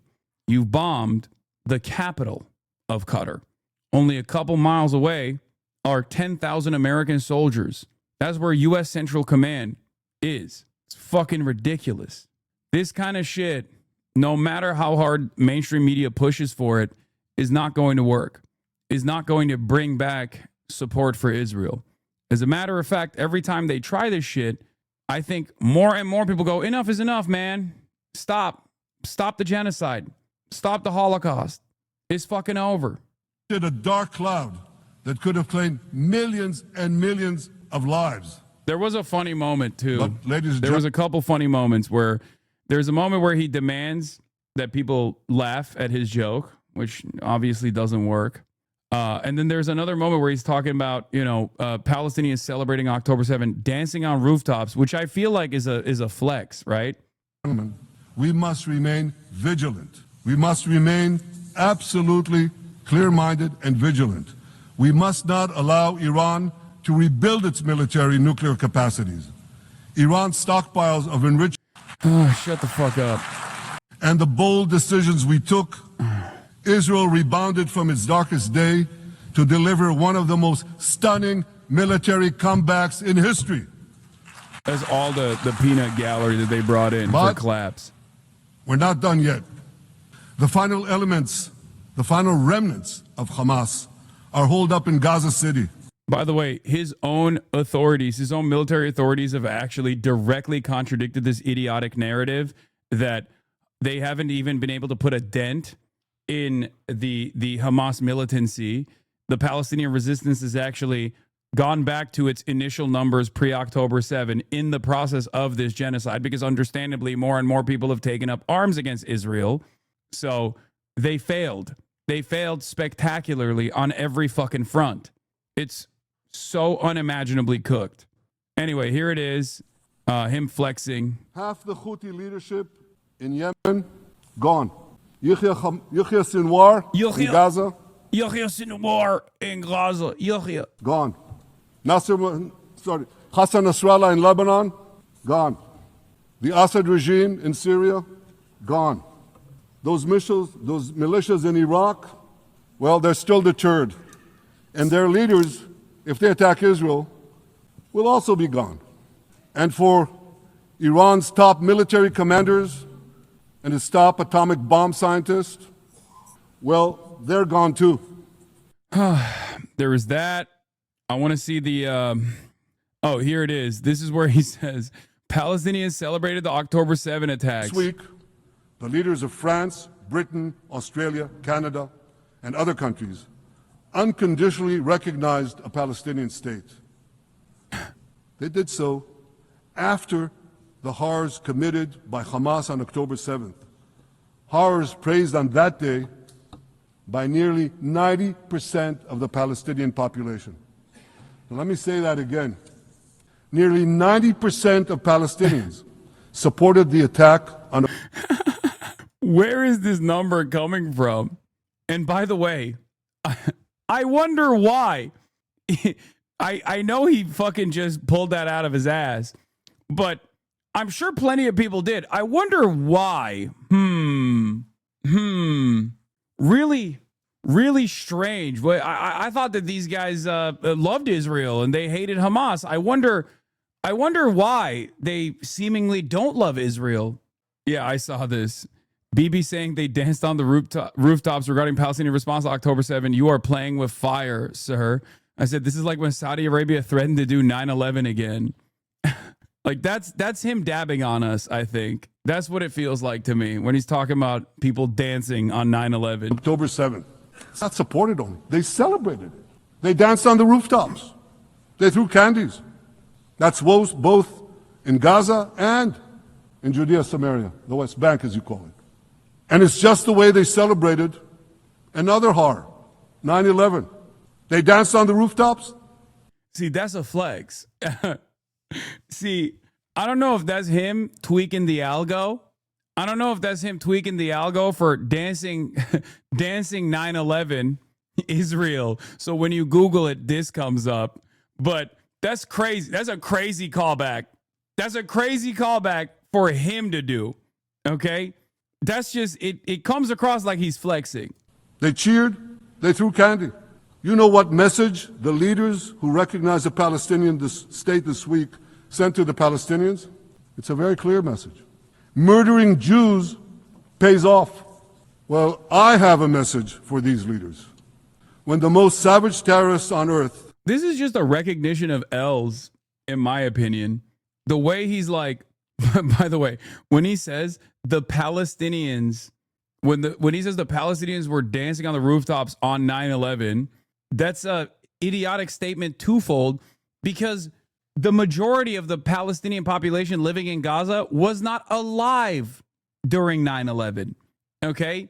Gaza is a very young population. The majority of the Palestinian population living in Gaza before October 7 was under the age of 18. Okay? So like any kind of statement like this is so fucking stupid.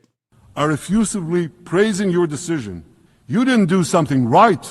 You did something wrong, horribly wrong. Yeah, also, given the attitude, given the overall sentiment against Israel right now, any invocation of the Nazis, and I said this in the beginning, I said this on like October 8, 2023, I said, if I was Israel, I would not be making ISIS comparisons and I would not be making Nazi comparisons, because before you know it, people are going to be like, Nazi comparisons.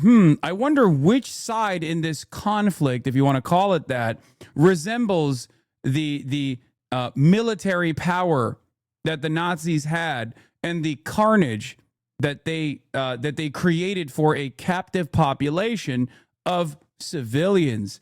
So now, because he's still operating on pre-October 7 brain, he's over here talking about like, he's over here easily making invocations to Nazi Germany and the Jews, not realizing that for virtually everyone with 3 acting brain cells, they hear that and go, yeah, that's you. You're the Nazi in this equation. What, did the Nazis ask the Jews to leave, kindly leave, go out? Others? You want me to name all the genocidal leaders of history?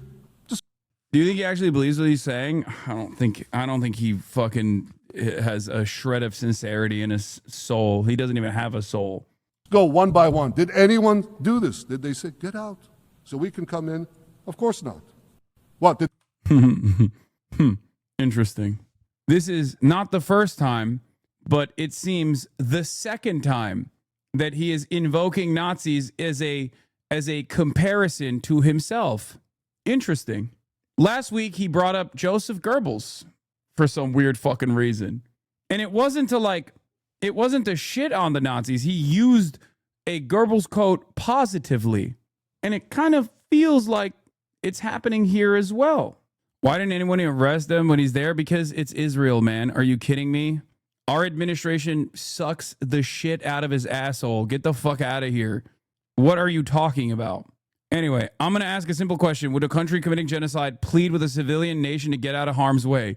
We are trying to get them out, but Hamas is trying to keep them in. This charge is so baseless. Did the Nazis ask Jews to leave? That's the part that we just saw in the speech. Okay?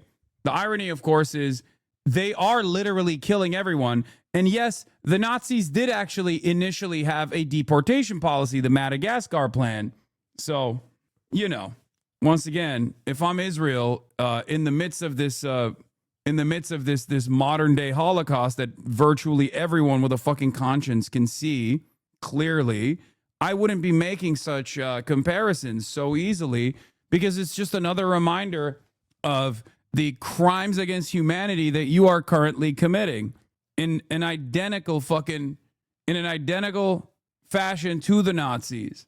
Netanyahu's talking about 9/11. Giving the Palestinians a state 1 mile from Jerusalem after October 7 is like giving Al-Qaeda a state 1 mile from New York City after 9/11. This is madness. I call on the Lebanese government to begin direct negotiations with Israel. If Lebanon takes genuine action to disarm Hezbollah, I'm sure we can achieve a sustainable peace. By the way, the Lebanese population was polled on the matter, and they do not want Lebanon to disarm. They do not want Lebanon to disarm, and they do not want Hezbollah to disarm either. So the majority of the Lebanese population, Shia or not, actually do not want Hezbollah to disarm at all, which of course makes a lot of sense. Speech is done. No major surprises like Israeli media was hinting at. Seemed like he wanted to lay the groundwork for next year, which will be focused on dismantling the Axis, including the possibility of severely escalating their aggression in Lebanon. I do personally think that there won't be a next year for Benjamin Netanyahu. I do not think that he will be delivering a speech at the United Nations next year. That's my take. Despite the loudspeaker operation, also, that was another failure. Hamas, in response to the speech at the UNGA by the war criminal Netanyahu, was wanted by the ICC, a speech boycotted by the majority of world's nations, leaving him isolated and speaking only to himself and a handful of supporters, we affirm the following. It is paradoxical that a war criminal wanted by the International Criminal Court is permitted to lecture at the United Nations on justice, humanity, and rights, while he daily violates and breaches them in the Gaza Strip.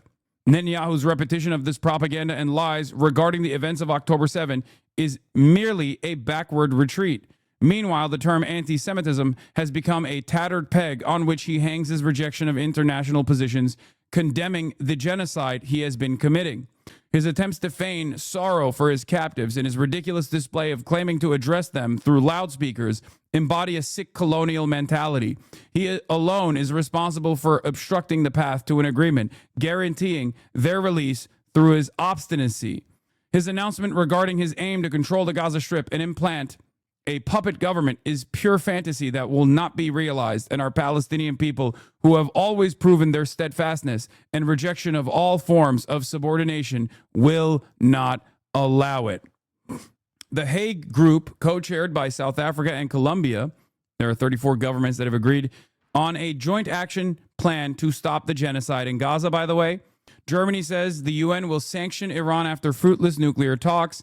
Germany is looking to widen sanctions beyond snapback measures. The IDF is furious with the prime minister, a senior official has said. The loudspeaker speech over Hamas's head was a serious mistake. The IDF admitted that most of the loudspeakers were taken from IDF bases, whose daily role is to alert soldiers to red alarms. Oh, brother.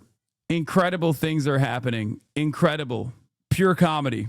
Piss real. Ay, ay, ay. Yeah, also, here's another mask off moment for those who say, like, oh, not everyone in Israel is against this, like, or a lot of people hate Benjamin Netanyahu. Yeah, they might hate Benjamin Netanyahu, but they don't necessarily hate what the IDF is doing in Gaza. They know exactly what the IDF is doing in Gaza. They have access to it on the internet, and they fucking love it. Do not act like that is not the case, please. My opposition to a Palestinian state is not simply my policies or my government's policy. It's the policy of the state and people of the state of Israel. Yeah. So when people try to create new off-ramps, when liberal Zionists will inevitably start reading the writing on the wall and start making it seem like, oh, this is just Benjamin Netanyahu doing his thing. Please make no mistake. We don't like this. There is no universal acknowledgement here. There is no universal support here. That's a fucking lie. Okay? The Israeli public is consistently polled on this matter. Now, they will change their attitude. They will. As I have said over and over again, international pressure works in that way. How? Because boycotts, divestments, and sanctions that are being demanded against the state of Israel ultimately will cause Israeli society to not recognize the humanity of Palestinians. Of course, that's never going to happen. However, it will make them realize that they are a fucking pariah state and therefore reconsider their genocidal fervor. This is exactly what happened in apartheid South Africa as well. This is why every little step, no matter how symbolic or fruitless it may seem, matters. Okay? I want fast action. I want all of the international community to get together and create a coalition of the willing to offer unconditional support to every single humanitarian that seeks to rip apart the Israeli blockade and go to Gaza and to stop by force, by putting their bodies on the line, to stop Israel's genocide. I want that to happen too. But I understand in the absence of that, these little things still matter because little by little, it creates a pressure cooker for Israeli society, that there are repercussions for continuing a genocide. You will lose your treats. You will lose your regular standing. People will never look at an invocation of the nation state of Israel the same ever again. People will reconsider their stances on the matter. And it will get to a point where Israel's name is only invoked in a negative fashion. And when that happens, when you lose your Eurovision, when you lose this false notion that like the rest of the planet is perfectly fine with this genocide, when you lose all of the academic freedoms that you had, the freedom to travel freely elsewhere, however you see fit, ultimately, you will be forced to reconsider. It's pure selfishness, I know, but it does not matter. This is perhaps the only peaceful way to change the outcome. And I'll take it. I'll take anything. The full quote cited a Knesset quote. My opposition to a Palestinian state is not simply my policy or my government's policy. It's the policy of the state and the people of the state of Israel. It's not a fringe group. It's not the prime minister or extreme parties to his right. We know. I want you to grasp something else that is also distorted in the media. I say this is not only in my name or the name of my government, but on behalf of all the people of Israel. Last year, there was a vote in the Knesset, our parliament, whether or not to oppose the imposition of a Palestinian state. You want to guess what the results were? Out of the 120 members of our parliament, 99 voted against. Only 9 supported. That's over 90%. It's not a fringe group. It's not the prime minister who is extreme or is held hostage by extreme parties to his right. So this is him hearing the liberal Zionist defenses. This is him being like, Bernie Sanders, fuck you. Do you understand? This is him directly shooting a shot at everyone that tries to design a liberal Zionist off-ramp for the day after. He's saying, no. It's not just me. It's not just the right-wing parties in the Knesset. It's all of us. We all want the shit. And he's right. He's fucking right. Because he's right. And he has proven right over and over again when he has done additional conquests, no matter how silly or insane or belligerent it seems, like when he bombed Lebanon. when he bombed Iran. Whenever these sorts of things happen, the Israeli public stops even protesting Benjamin Netanyahu for a brief moment, and they go, all right, we're on board again. Okay? The thing that holds Israeli society together at this very moment is the continued punishment and genocide of the Palestinian population. It is quite literally the only glue that holds Israeli public together. So it is pertinent on all of us to ensure that Israeli society recognizes that that glue that holds them together is causing everyone to despise them. This is why BDS matters, okay? Because if they do not oppose this genocide on the humanity of the Palestinians, which is why they should be opposing it, then they will oppose the genocide because of the societal repercussions that they experience. This is why I've also been in support of Last month. This is why I've also been in support of what the Ansar Allah regime had done in terms of implementing a blockade that took out one of their fucking ports. You do a genocide, there are going to be economic repercussions. You cannot have a genocide go unpunished. Historically, the repercussions have been military intervention. Okay? That's it. And while Russia, a massive country, was able to design as a part of being considered a foreign adversary to America, Russia was able to design their entire society against this kind of sanctions regime, implementation of sanctions and whatnot. Israel has never factored this ever before, and therefore they would be severely distraught. Israeli society would not be able to exist without unconditional support from the Western world. They can't. They don't have the runway for it. They don't have the industry for it. They do not have the numbers for it. This is a reality that Israel Hayom has also presented. An Israeli newspaper, Israel Hayom, talked about the runway, the limited runway that they have for weapons. Slowly but surely, little by little, the embargoes that are coming in from Western nations, with the exception of the United States of America, of course, but slowly but surely, these embargoes are actually hurting Israel's continued efforts to maintain this genocide. I've been saying this since day one, and all of these fucking dumbass naysayers kept repeating over and over again, Israel's a sovereign nation. They'll get the weapons from elsewhere. I hope that they get banned from everything. Okay? I hope they get banned from everything. They deserve to get banned from everything far before October 7, for the record. What a deep shame for the entire world that it only took a straightforward Holocaust for them to open up their eyes to the evil doings of Israel and the United States. Israel is facing a growing cultural boycott over its genocide against and an assault on Gaza. European football body UEFA is reportedly set to vote on a measure to ban Israel from competing, potentially impacting the team's qualification matches for the FIFA World Cup, while participating countries in the Eurovision Song Contest are set to vote on whether to expel Israel from the 2026 event. They should. They should have done so already. That's why it's hard for me to look at like even the symbolic conditional state recognition from European nation states as anything but a step in the positive direction. On the one hand, I understand it's ridiculous. The conditions are silly, and it still takes away autonomy from the Palestinians, which is the major problem here, right? No recognition for the humanity of the Palestinians, no recognition for their needs of sovereignty. But on the other hand, all of this still factors into the pressure cooker, these outside pressures that expand the permission structure to say, fuck Israel. What are you doing? You're doing a genocide. You're a genocidal nation. You're a Nazi country doing the modern version of the Holocaust. How dare you?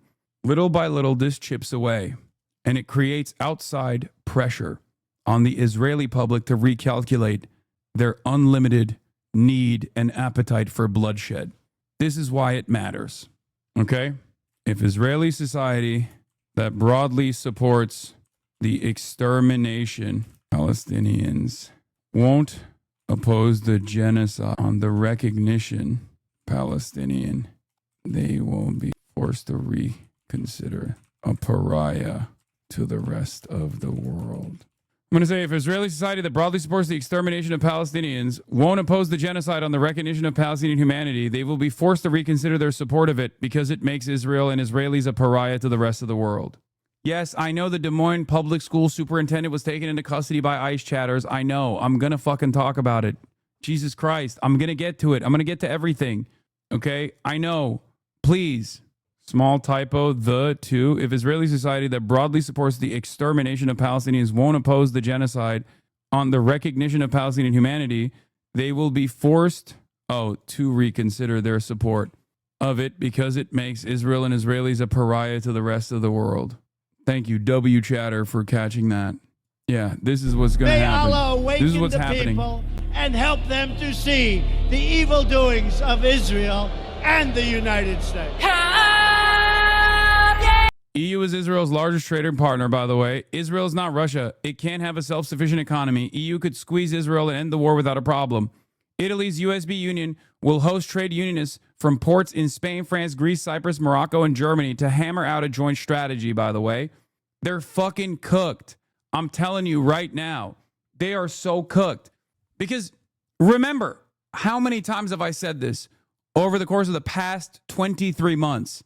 Today is the day that Israel will be its most popular around the globe. Tomorrow, it will be less popular than it is today. And if Israel's reputation is in the fucking dirt today, what makes you think it's going to turn around tomorrow? It will not. That's why I kept repeating, you must keep pushing. You must keep pushing. You do not have to concede on this. That's why I stuck my fucking head down and I said, fuck it, we ball. We're going to keep going. We're going to keep pushing. We're going to keep protesting. We're going to keep showing up.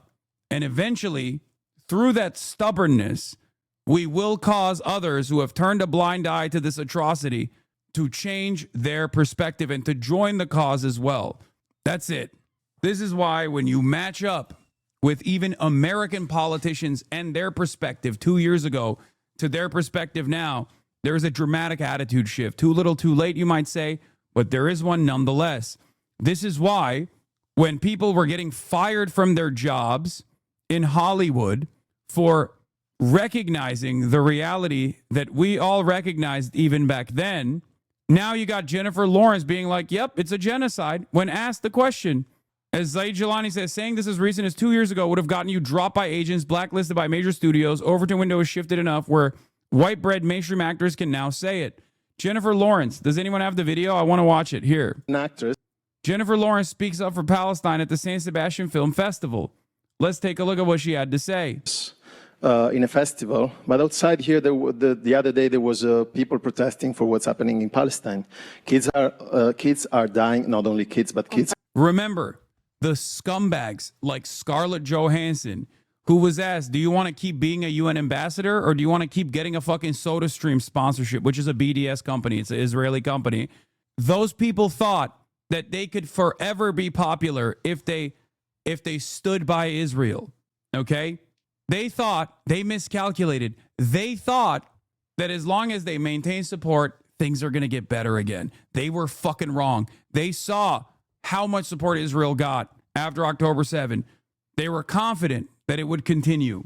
It was Oxfam, not UN, sorry. They thought that they could keep up the censorship regime.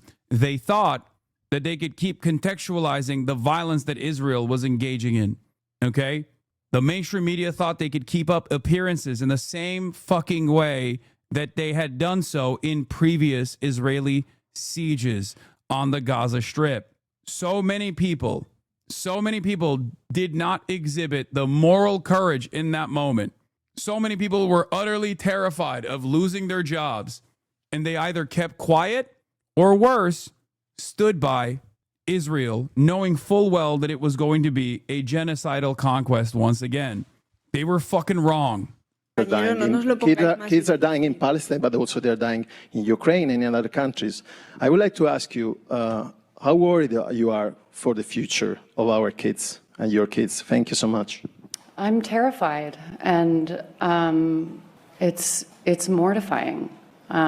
What's happening is no less than a genocide, and it's unacceptable. I'm terrified for my children, for all of our children. On top of everything else, what makes me so sad is that this disrespect and the discourse in American politics right now is going to be normal to them. I mean, the kids who are voting right now at 18, it's going to be totally normal to them that politics has no integrity, politicians lie, there's no empathy.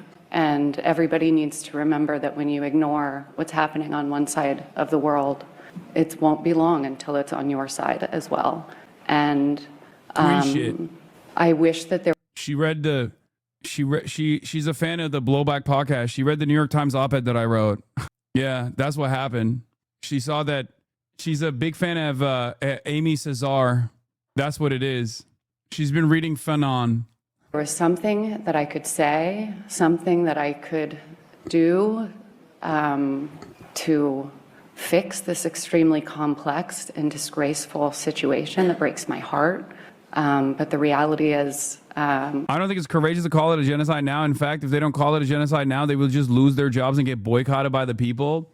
I think that that Miss Rachel's statement on that was correct. It's getting to a point where you will be punished for not calling it a genocide. You will be seen as a genocide denier.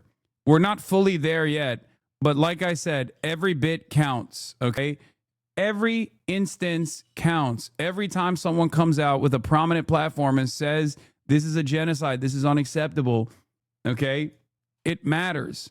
Jennifer Lawrence said, Amy Schumer's choice to use her voice to speak for justice puts her under immense fire. I wouldn't say she navigates it so much as she throws her middle fingers up and walks away from negative comments like a gas station fire in a Michael Bay movie. That was on April 30th, 2024. Read this as a welcomed tide shift. Jennifer Lawrence was literally supporting the Nazi actors and comedians in the end of 2023 and the first half of 2024. I know. I'm not saying she's a fucking fedayeen. She's going to strap on the banner of the Popular Front for the Liberation of Palestine and get into the front of the fucking flotilla, okay? Just take it in stride. Take it in fucking stride. That's it. Wow, you mean to tell me that a rich, out-of-touch Hollywood actress has now read the room and realized that a statement that she would have made, such as this one, only a couple months ago would probably still cause so much backlash that she would literally fucking lose her job. This is like Moist Critical, okay? You know how I say Moist Critical is my normie meter or my centrism meter? Like, this is like Moist Critical coming out and making a video and being like, guys, the McFucksticks over there at Israel are obviously doing a genocide, and we got to put a stop to it. It's like they're melting babies over there. I can't believe it. You know, I put my black t-shirt on instead of the white one today because I wanted to talk about the severity of the crisis at hand. Like, when you see that, when you see the Gaza situation is crazy YouTube video, know that things have changed so dramatically that people are no longer fucking fearful. Okay? That's it. That's what it is. That's what this is. Because remember, use me as a measuring stick if you want to. For the last fucking year, when I was saying this shit, the reaction from all the apolitical normies was, how dare you say this? You're a fucking terrorist. You're a fucking Islamist fundamentalist. You're a terrorist. Why don't you go and die in Gaza? Over and over again. Those fucking cries have quieted down quite a bit, haven't you? Haven't you noticed? Why? Because those fucking normies also have recognized that they were wrong, okay? What happened? Where are those motherfuckers at now? Where are those motherfuckers at now? Where are they at? I promise you, it's happening a lot faster than one would expect. It's happening even faster than I expected. I understand that change takes time, unimaginably long periods of time with tremendous amounts of torment, okay? I said this. They went especially hard on you to preempt the wave change. Yeah, they did. They did. Fuck it. I don't even hate the motherfuckers that did that, okay? As long as they now take it to the streets, that's fine. That's fine by me, okay? Maybe others are not so understanding and I can't shit on them for it. Okay, I know plenty of you will never forgive and never forget, but I know that there are external pressures always, right? There's always external pressures. That's why you got to take these fucking things in stride, okay? It is what it is. That's why I always told you, just keep your head down, keep pushing. Your cause is just. Here we are. And the same goes for every fucking thing that this administration is doing at the domestic level as well. It's not just about the genocide over there. It's about the fascism over here too. For the first 9 months of this administration, every single person in our immediate vicinity, in the space that we occupy, were so fucking terrified of saying something because they were fearful of the repercussions. This created an environment where only right-wing voices were heard. That's why I was fucking out here 1v25ing motherfuckers, because the only people that spoke were right-wingers that said, this is all awesome. ICE deportations, sign me up. I'm going to do fucking Pokemon hunts. And anyone that spoke out at that time would be pushed aside, would be fought back against, would get doxxed, would get fucking harassed endlessly. So it created an asymmetry. You didn't get to hear, for the apolitical people on the outside looking in, it created this false sense of security and a false sense of popularity for right-wing ideals and right-wing values. I tried behind closed doors to talk to people, to say, look, you guys have to say something. I know you don't agree with this shit. You have to fucking say something. They didn't, because they were worried. I don't fault those people for being fearful. The expectation from me was never going to be for those people to just like put themselves in the fucking crosshairs in the line of fire. But we are here now. So find that courage within you. If you're watching, if you're a content creator, if you're an artist, find that courage within you now, because we do have the numbers. Okay? You brought up Palestine in your oldest video, YouTube video, 7 years worth of vindication. What is this? Like all the times that I've talked about Palestine, is that what you're showing here? All the way back from like November 2018. Ilhan Omar wasn't being anti-Semitic with Noah Cohen. See, that's the funniest part about this, is that you go back, Palestine and more militant motherfuckers. It's still the same motherfuckers, bro. It's me and Noah Cohen. It's me and Michael Palestine. Jamal Brooks, my goat. Rest in power. Me and Michael Treacy, which is crazy. That's a wild one. How long until Do You Condemn Hamas turns into Do You Condemn Israel? I literally said that it was going to happen. That's where we're at now. That's where we're fucking at now. We're there now. I told you it was going to get there. That's why you had to take it in stride when these motherfuckers were making an ass out of themselves. Okay? Cementing their legacy as defenders of Israel by striking back at all of Israel's critics while simultaneously presenting themselves as the right way to oppose Israel. All of those people cemented their legacy. They were so proud of the videos that they made. They were so proud. What happened? Where are they at now? They're apologizing. That's where they're at. And if the FC... What is this? Now, of course, there's still a bunch of fucking freaks out there. Make no mistake. Liev Schreiber, Mayim Bialik, and Deborah Messing are among more than 1,200 entertainment figures who have signed an open letter denouncing the call to boycott of Israeli film institutions over the war in Gaza. We know the power of film. We know the power of story. That is why we cannot stay silent when a story is turned into a weapon, when lies are dressed up as justice, when artists are misled into amplifying anti-Semitic propaganda. The pledge circulated under the banner of Film Workers for Palestine is not an act of conscience. It is a document of misinformation that advocates for arbitrary censorship and the erasure of art, to censor the very voices trying to find common ground in expressing humanity. Suck my dick. Okay? There are always going to be crazy people. There are always going to be crazy people out there who are just like completely unable to read the room, hopped up on fucking fumes, not realizing that the walls are closing in. Okay? Fuck them. Let those Nazis reveal themselves. What is this? A very specific list of people, Deborah Messing, Mayim Bialik, Sacha Baron Cohen, and 1,200 people you've never heard of are about to publish an open letter about how Hollywood is Hamas. Matt said this. And then boom, there it is. They were wrong about, he was wrong about fucking Sacha Baron Cohen, though. Even Sacha Baron Cohen has like a semblance of self-awareness, it seems. American celebrities condemn the collective punishment of Israeli film industry, but not the collective punishment of the Palestinian people, or in Deborah Messing's case, actively cheer it on. Slowly but surely, they will be left in the dark. They will be left alone, and people will not fucking forget where they stood. Also, this was funny. Hebrew sources, widespread anger among Israelis after Netanyahu and his wife appeared in the colors of the Palestinian flag. How did he guess 1,200? Because Israel's propaganda apparatus is not exactly subtle. They're very stupid, and it's very bad. And it was, I think, the original number was 1,200. In the last like Palestinian collective. So of course, what is this? Did you guess who's number one? Jerusalem Post 50 most influential Jews 2025. It's going to be Larry Ellison. Did I get it? Oh, never mind. It was Benjamin Netanyahu. Oh, shit. Oh, my God. Damn. Number 2, Trump's Middle East envoy carries a Star of David from a personal tragedy that drives the approach to hostage negotiations.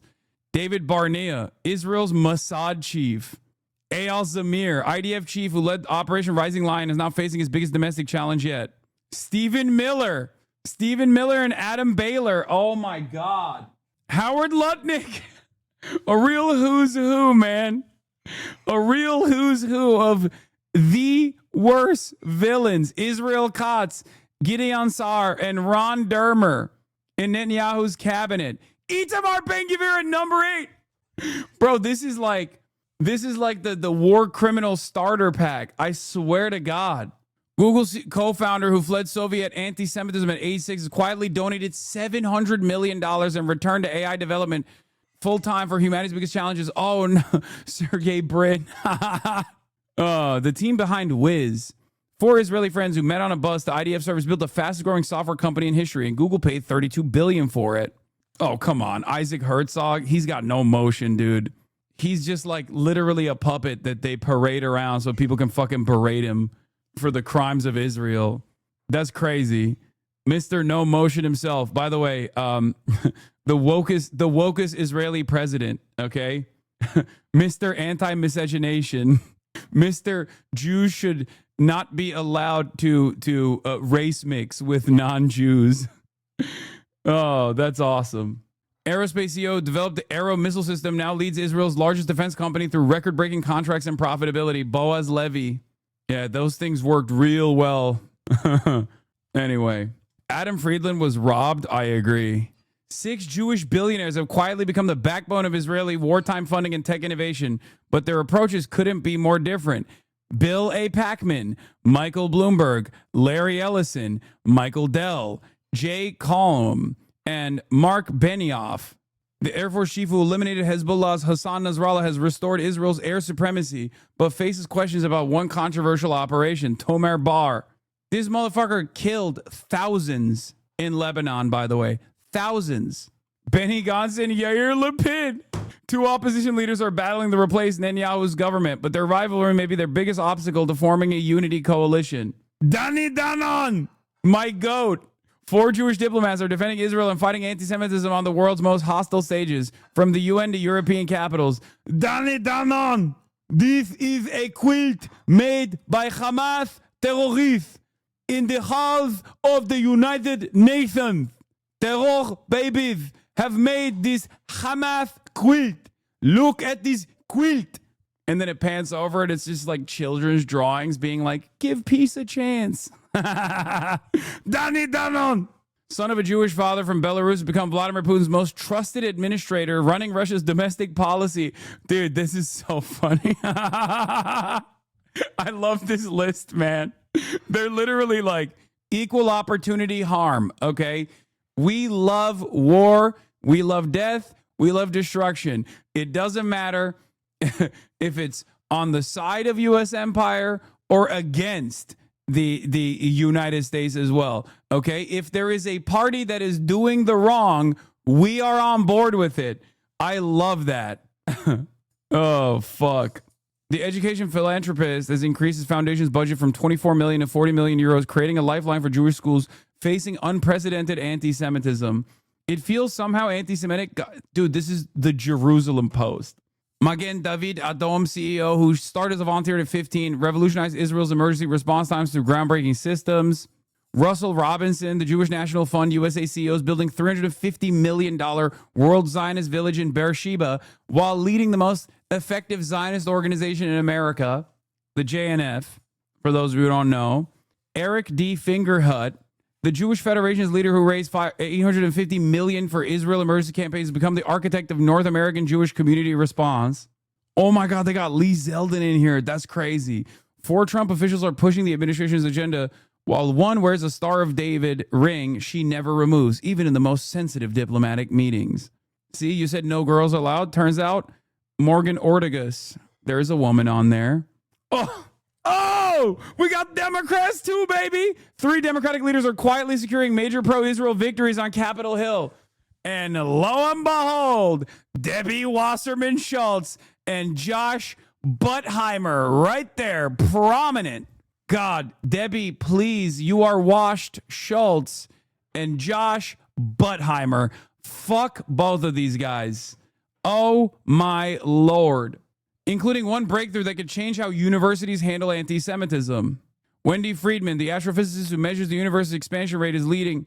I feel like this person just should probably feel bad to be included in this, because this is just like unironically an astrophysicist. I don't even know what her fucking opinions are about whatever conduct Israel is engaging with. But like, you really, when you have like a normal person on this list, you got to feel kind of bad. You know what I mean? You're like, wait, hold on.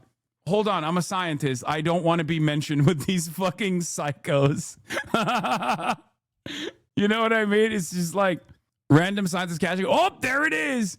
The Israeli-born physician who became one of the world's top 50 richest people has a controversial vision for the West Bank that divides even her supporters. Miriam fucking Adelson. Also, you got to be pissed if you're Miriam Adelson and you're number 26 on here. Like, really? Debbie Wasserman Schultz got a call out before you? That's crazy. She dumped like $200 million. She is the number one reason why Trump is such a fucking dick rider of Israel. Okay? That's crazy that they put her at number 26. She's washed.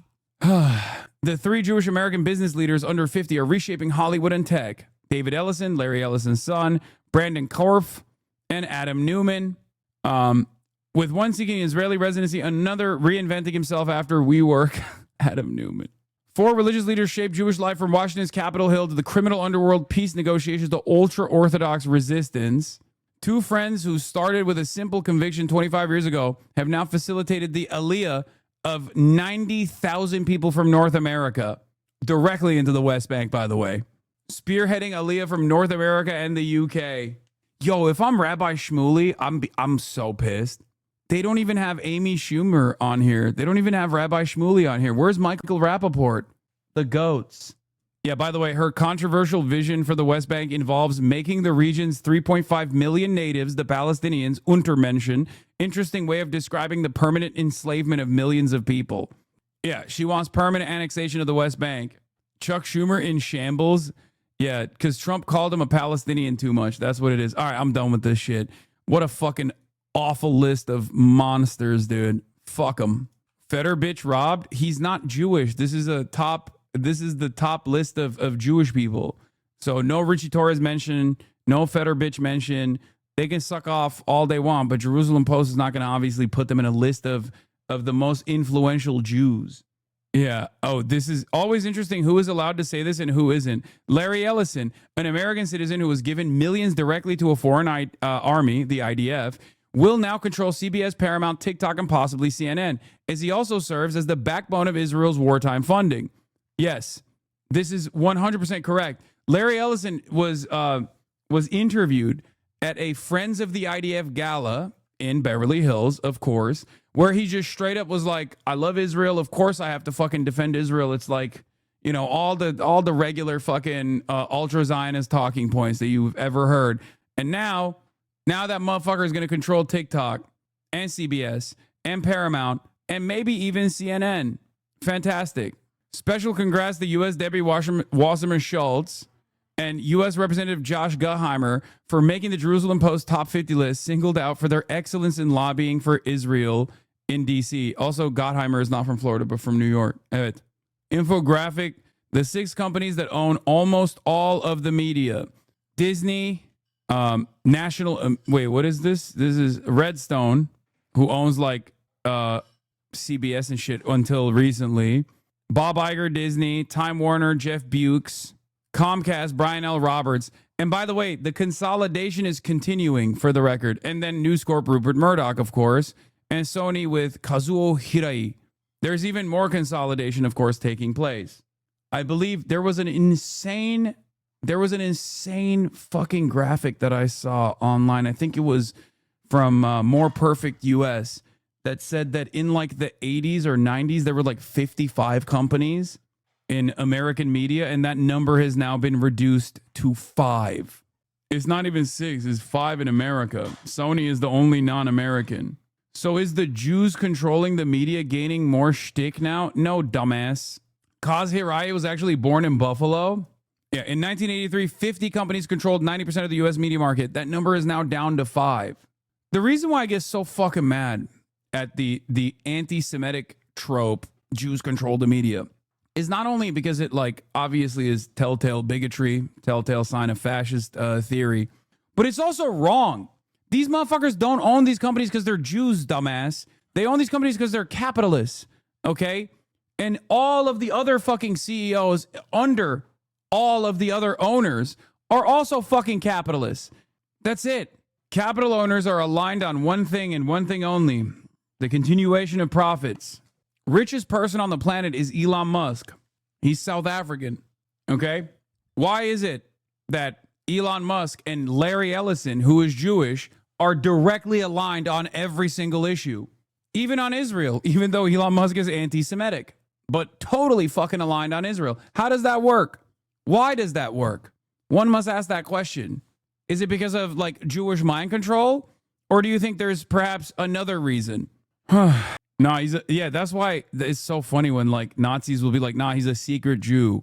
Or they'll say, oh, well, that person married a Jewish person or is secretly Jewish.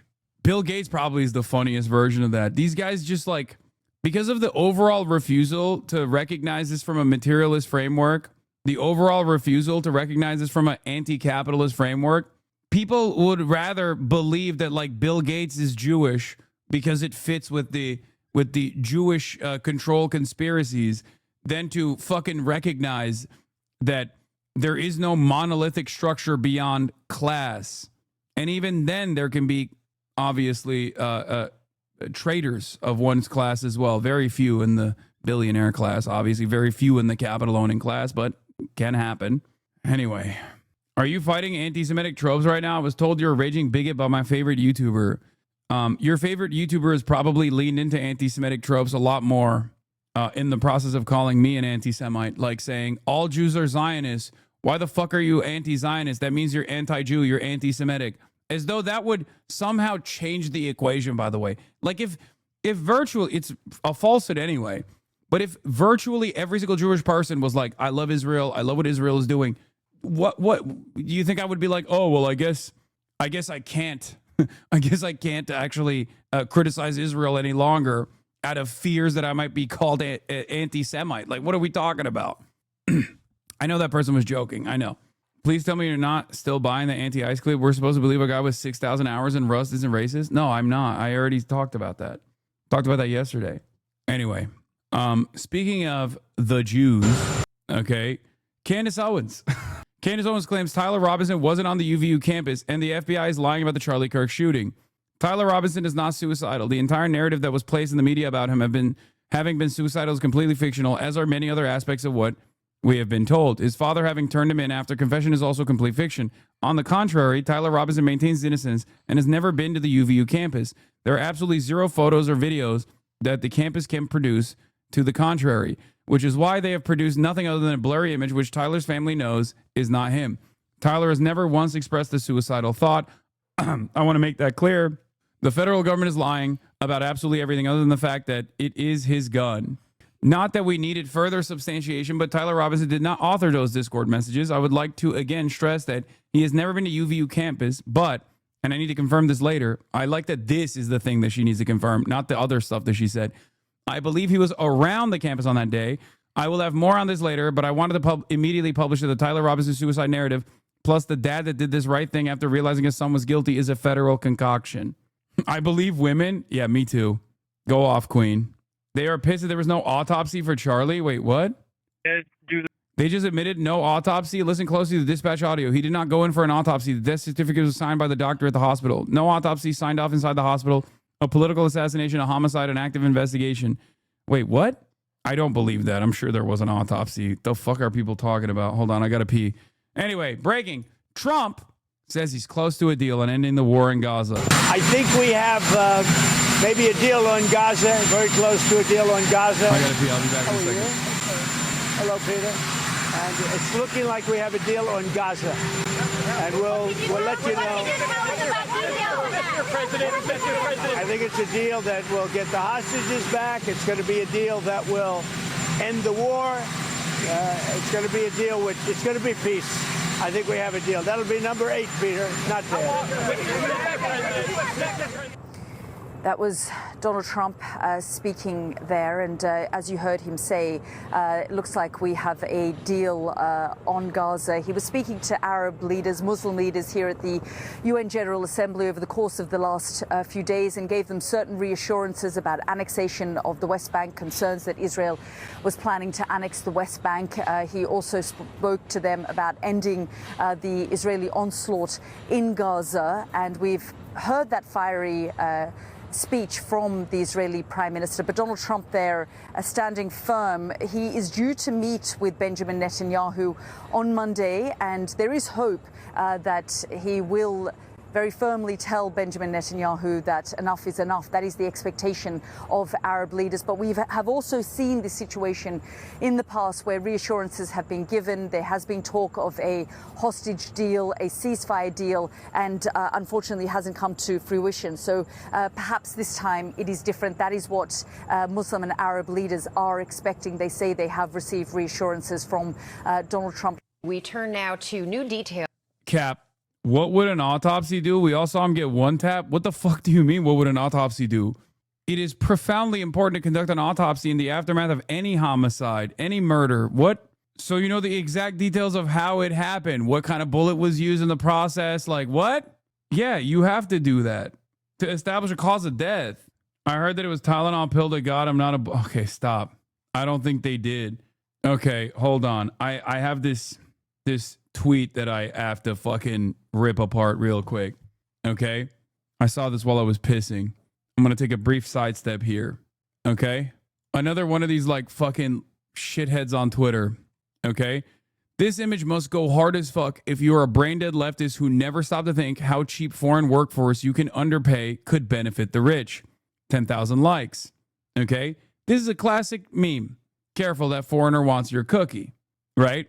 And what's so stupid about it is that he literally doesn't understand the exact point that the fucking meme is making. No notes. Okay? Yeah, no shit. The point is that that foreigner is also a fucking human being and a worker just like the native worker is. Okay? The non-immigrant worker is. He's maintaining all the cookies instead of distributing it evenly. That's the point. He could be giving a lot more cookies to this guy and a lot more cookies to this guy, evenly, according to their output. But he's not doing that. And this fucking moron can't even comprehend the simplest fucking meme. That's the point. This isn't even like media literacy at this point. This is not even media literacy. You're like, oh, I watched Starship Troopers and I didn't get it. Okay, fine, right? Maybe it's too complex for your fucking stupid ass brain, okay? And this dumb fuck unironically looked at the simplest image that reduces the ways in which wealthy capital owners divide the public through sectarian, ethnic, national divisions in an effort to retain the large share of your productive output that is also known as profits instead of evenly distributing it amongst the working class. And you still went, nah, dude, The fucking wealthy capital owner is correct. He would give me more of a cookie if there wasn't a brown guy involved. You're a fucking moron.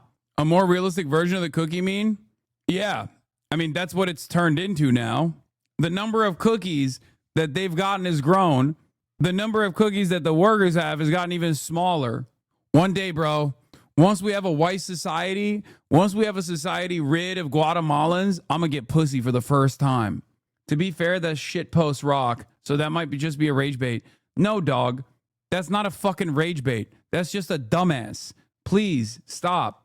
I will never understand how people basically took it upon themselves to believe that one day they will be the capital owner, and then those working poors better watch out. Like, that is such a corrosive, idiotic notion that so many dumb fuck working class people believe in this country and all around the liberal capitalist so-called free world, okay? It is mind-boggling to me. They have deluded themselves into believing that one day they're just simply temporarily embarrassed millionaires and billionaires. One day, the embarrassment will be over. One day, I too will be a king, a lord. Meanwhile, if you're not there right now, why don't you just advocate for your best interests, stupid?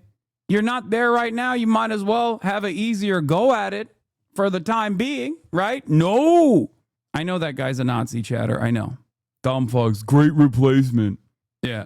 Modern media literacy is just people looking for bias, manipulation, and hidden agendas where they aren't, while missing the plain meaning right in front of them. It's like treating every joke like a puzzle, every arc like propaganda, every message like a secret code. I like that this guy immediately goes, fun fact, Oda put a lot of Christian iconography in all of One Piece. So if we use their way of thinking, that means One Piece is inherently Christian. Now, I don't actually believe that statement, and I think it's just an amazing story. I don't believe it, but like, I wish it was true. I'm going to do exactly what you claimed. At least under feudalism, there was no expectation that you could increase your station. It led to most lords actually feeling responsibility to people in his domain. Now, when you remain a peasant, it's framed as your fault. I mean, I wouldn't say that if feudalism was better than capitalism. Let's be fucking real. It certainly was not. Capitalism was an understandable and positive evolution away from feudalism. Okay? The problem is we need to do more. You know, we can go beyond that. Look at the bounties that technological achievements have provided for all of us. Like, in this day and age, famine is a completely human-made construct. Okay? Like, think about that. We have an abundance of food supply, and yet 14 million people around the world die due to famine-related causes every fucking year. This is before we talk about imperialism that sustains capitalism, right? The deaths born out of that. It blows my fucking mind. In this day and age, the only reason why people are still dying of famine is because of capitalism.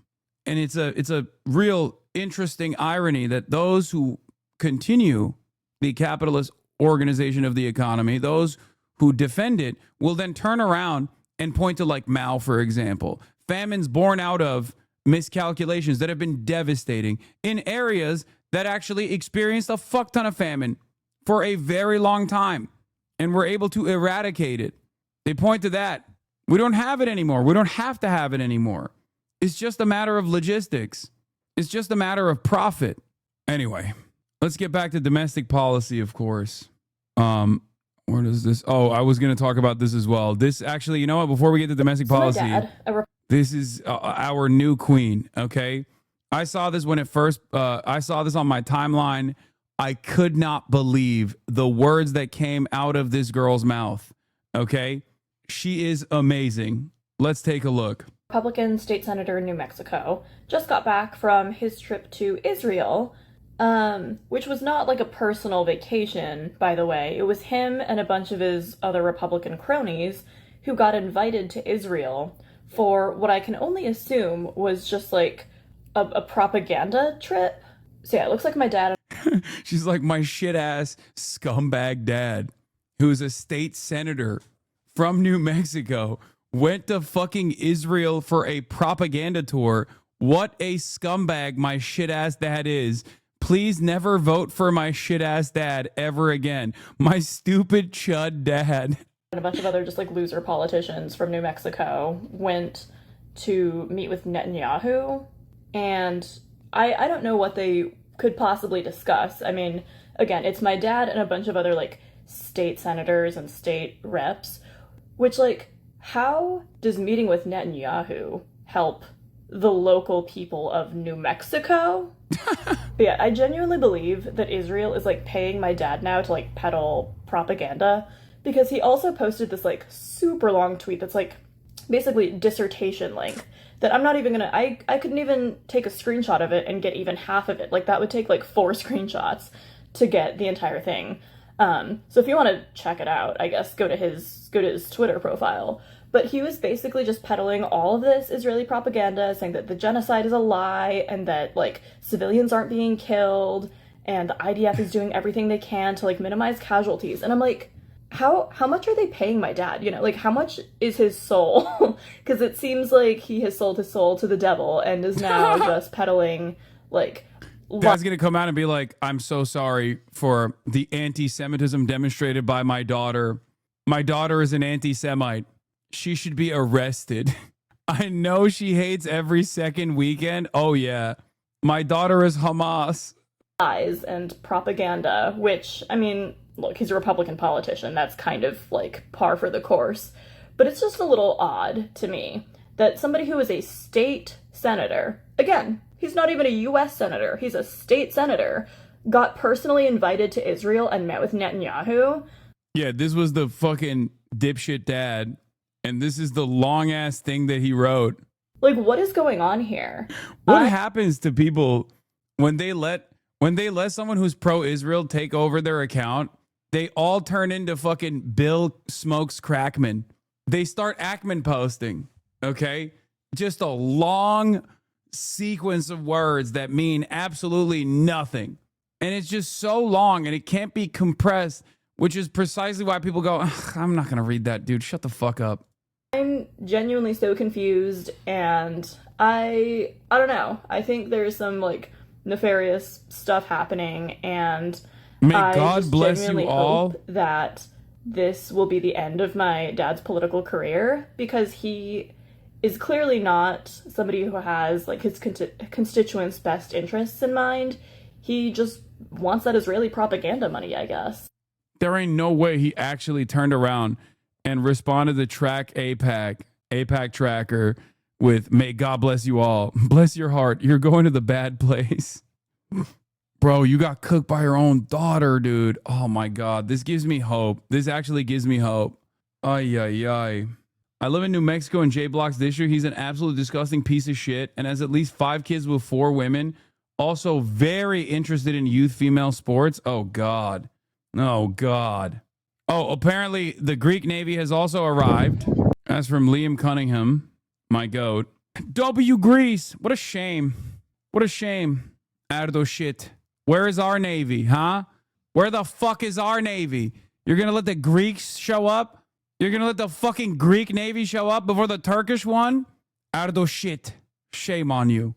Where the fuck's the Turkish Navy? Drone gönderdik galiba abi.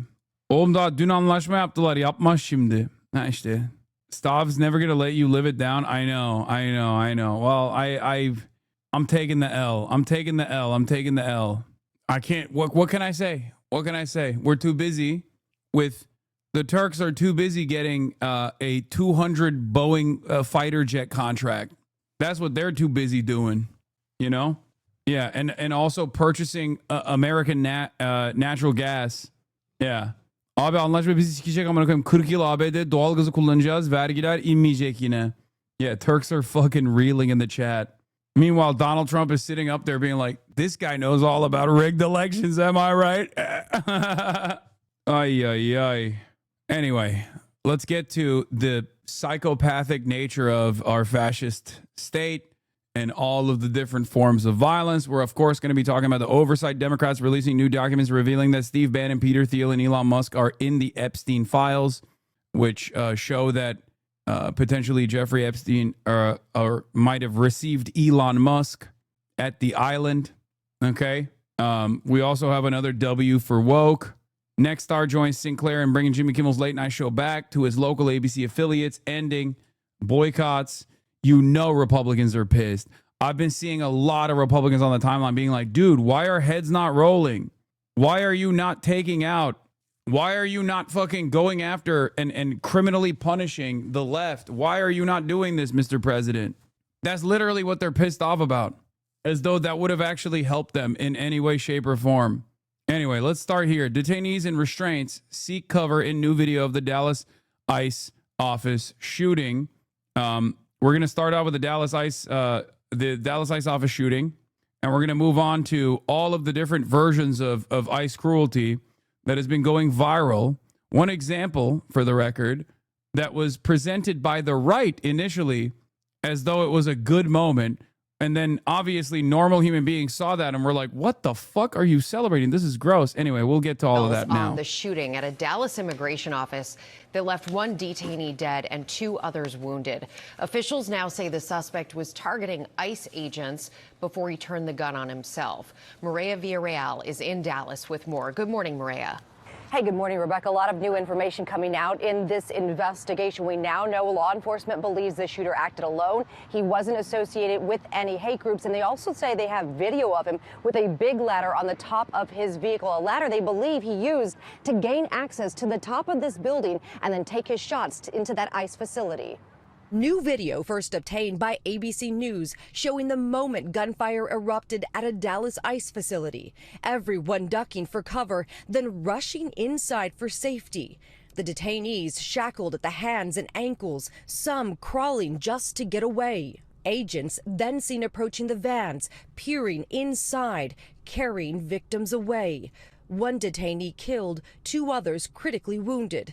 No ICE agents were injured. He hoped his actions would terrorize ICE employees and interfere with their work, which he called human trafficking. And this, what he did, is the very definition of terrorism. The suspect, identified as 29-year-old Joshua John. Investigators say they found several handwritten notes in his home. One revealed a high degree of pre-attack planning. Another note reading, hopefully this will give ICE agents real terror to think, is there a sniper with AP... I can't get over the anti-ICE inscription on the bullet, man. I can't, like it just... What is that, dude? Can we not do that? Can we just... That is so, like, are we just going to find out? Because I'm of 2 different minds here. Are we going to find out like 20 years later from a declassified file that it was Kash Patel who personally wrote that? Like, or is it actually because of the literacy crisis that this current generation is experiencing, where this guy unironically was like, lol, I'll be a fucking troll here. This will do it. What can I write that would come across as anti-ICE, and then just genuinely wrote anti-fucking-ICE? I don't know which is dumber. I don't know which has a worse effect on humanity overall. FBI released other inscriptions. Blacks rule. Biden 2028 BLM. I did it for the transgenders. Yeah. By the way, people will take this seriously. I can't wait for this to be in fucking conservative WhatsApp groups being shared as though this is like unironically, and MS-13 as well, of course. Like, we have reached a dangerous level of stupidity in this country where when we post memes like this, there is a likelihood that Alex Jones is going to go with this, and then your grandparents are going to believe it. You know what I mean? And then, the White House Twitter account is going to share it and be like, you see? Here's the truth. On that roof. Authorities say the suspect was using ICE tracking apps to pinpoint agents' locations. Agents seen running back outside to pull the detainees to safety. While the bullets were flying. These agents were heroic, clearly willing to lay down their lives to save the lives of the detainees in their custody. Law enforcement believes the shooter had been planning this for months, even purchasing legally that 8mm bolt-action rifle all the way back in August. Deborah? Chilling details, Maria. Thank you for that reporting. Anyway, this is the video that's going viral, where an ICE agent tackles the wife of a detainee in New York. Okay? And from what I understand, the reason why this video was even filmed was because I think it was like a right-wing guy that posted it and it went viral. And the reason why the right-wing guy initially posted it, if I'm not mistaken, and someone can correct me on this, but the reason why a right-wing guy posted it was to show like how sick it is that ICE is doing this stuff. It was literally like a Tim Pool guy, I think. One of Tim Pool's fucking cronies.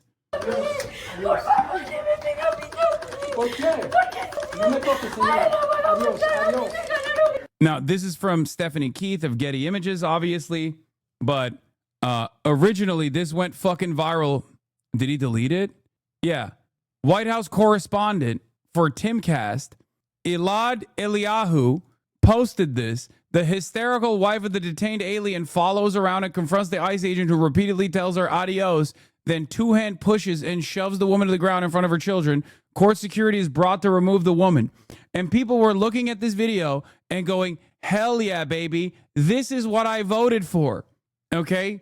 This is what I voted for. That's what they were doing over there on Twitter, thinking like this is a cause for celebration. Also, yes, it begs the question, why the fuck does Timcast have a White House correspondent, for the record? What a strange situation. But of course, this repulsive behavior was seen by those with a conscience, and immediately people were like, this is disgusting. Yes, for the record, what she's saying there, for those of you who are just listening and can't speak Spanish, she was saying, they're going to kill him. Please take me too. She was begging, pleading the ICE agents in front of her kid too, in front of her kids.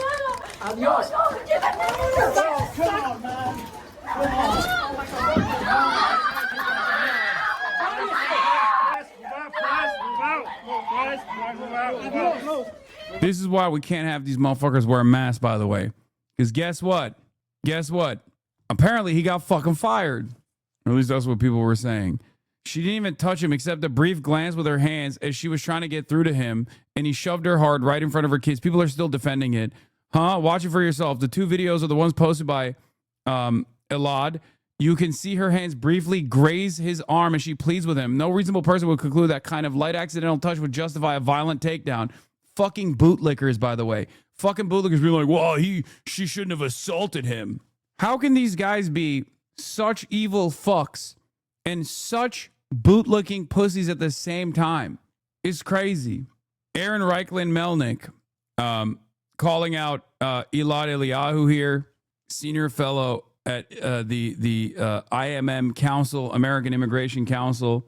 And apparently the ICE officer that was caught on video pushing woman is just like the rest of the fucking police force. Whenever they do something, whenever they do some fuck shit that goes viral, has been relieved of his duties pending investigation. So he's not actually fired. I was wrong. The officer's conduct in this video is unacceptable and beneath the men and women of ICE. Our ICE law enforcement are held to the highest professional standards, and this officer is being relieved of current duties as we conduct a full investigation, says Assistant Secretary Tricia McLaughlin. They're rabid sociopaths, dude. And for the record, if you think that this is one singular incident, you are wrong. It happens all the fucking time.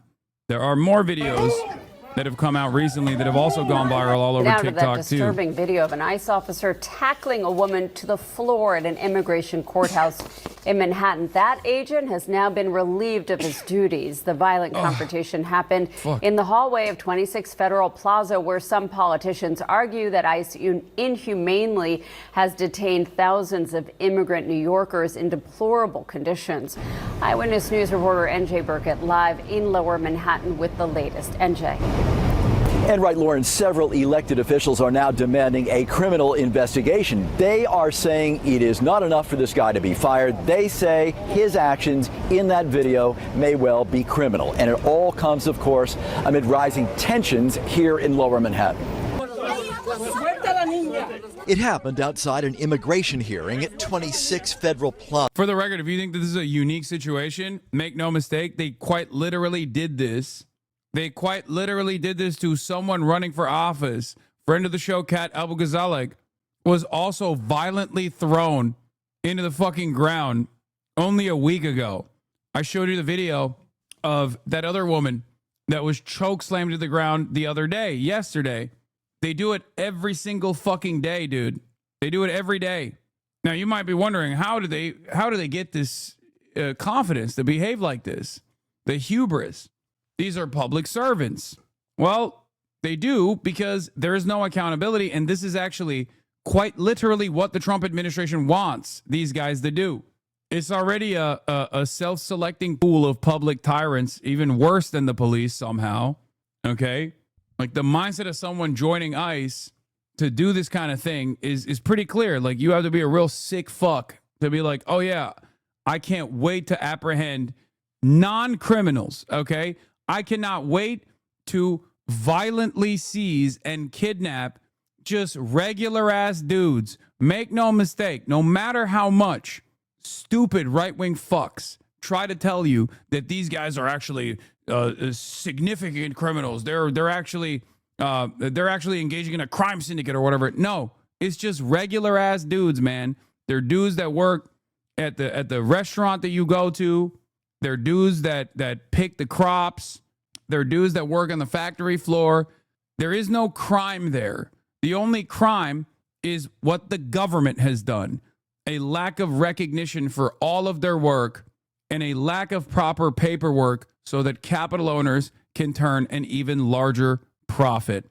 One that actually also ends up depressing the wages of the existing working class, of the domestic labor force, American citizens. The solution is not mass apprehension and mass detention and mass deportation. The solution is mass amnesty.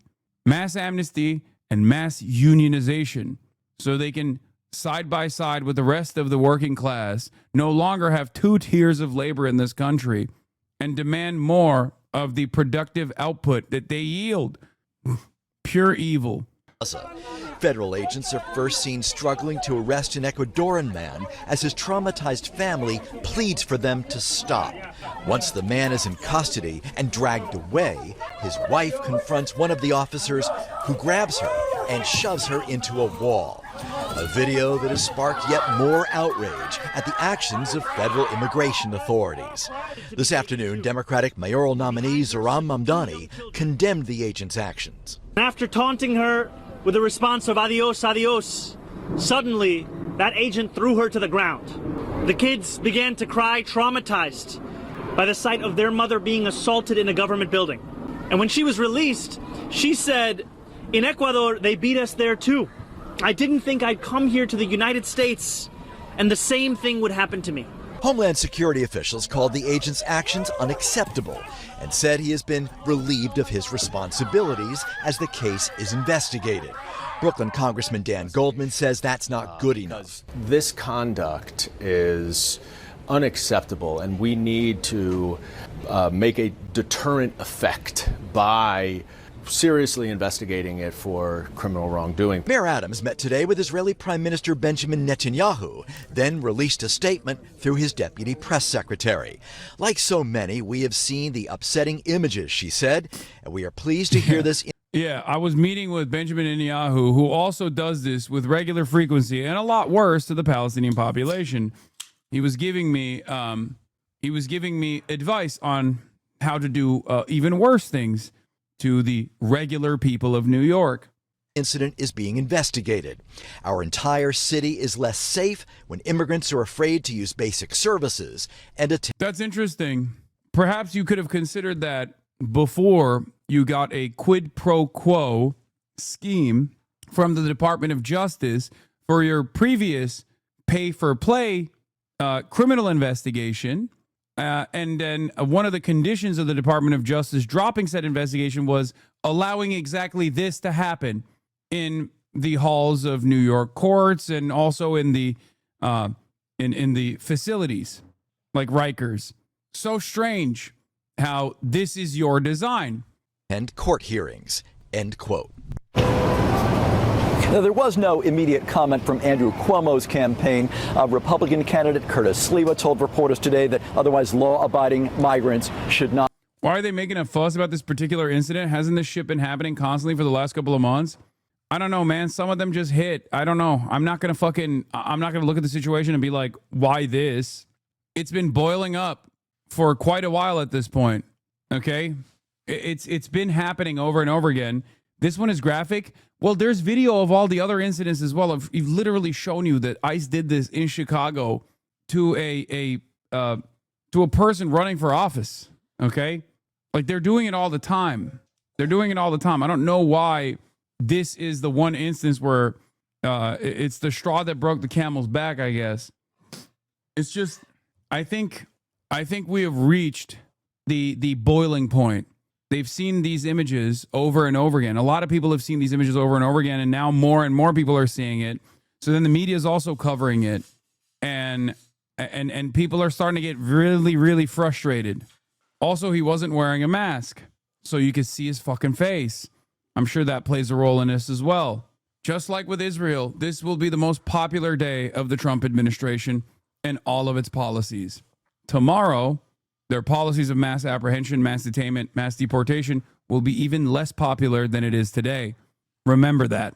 Unless they change their trajectory, unless they actually respond to the public pressure and decide to roll back these fascist policies, more and more tension will rise. More and more protests will take place. It's that simple. Because at the end of the day, a big part of authority, a big part of governance also requires compliance from the population. And the population is non-compliant. You have no options. You either try to squeeze out, stamp out any sort of discontent that you possibly can, create a chilling effect.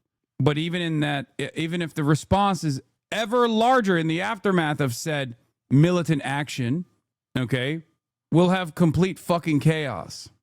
Be deported. This has, of course, become a flashpoint in the race for City Hall.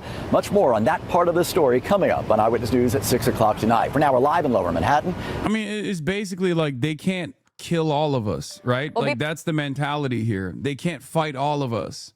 They just can't. They can't do it. We covered the incident with ICE where they held a 5-year-old hostage as a means to get the father out of the house. That was gross. That was disgusting. There was another viral scene that played out in Hyattsville, Maryland, just 7 miles northeast of the White House. I'm sure you've seen that other one too, with the bald agent. ICE agent goes viral. Let's take a look at that one. He drops his fucking service weapon. Absolute psychopath. Why can't I fucking full screen this video? What the hell is going on? Anyway, here, just watch.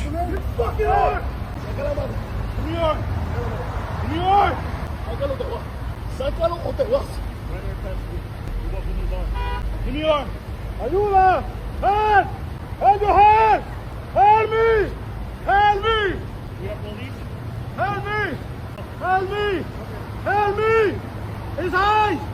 Dude is screaming, help me, help me, help me. Recompensa! Ayuda! Ayuda! Ayuda! Help me! Help me! Help me! Ayuda! I can't full screen it. Do you have the original video? We can go and watch the original recording and full screen it. Here, this is okay, this is better. Help me! Help me! Con la recompensa! Ayuda! Ayúdame! They're trying to kill me! Like, is this any way to treat another human being, dude? Is this any way to treat another human being? Like, there are certain things that people do, right? There are certain crimes that people do where, especially if they're presenting a threat to others in the immediate vicinity, you might have to take a more physical risk. You might have to engage in the suspect in a more physical way, in a more physical manner than you normally would. Okay?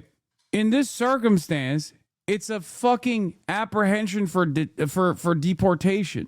The physical assault that's taking place here is literally more violent than like 99% of the civil violations that they're even apprehending people for. Yeah, and in the process he drops his gun. Watch this shit.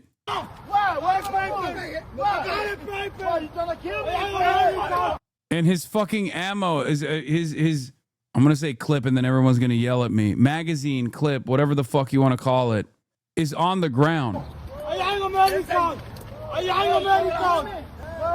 Put the gun down. Put the gun down. Put the gun down. You're gonna shoot.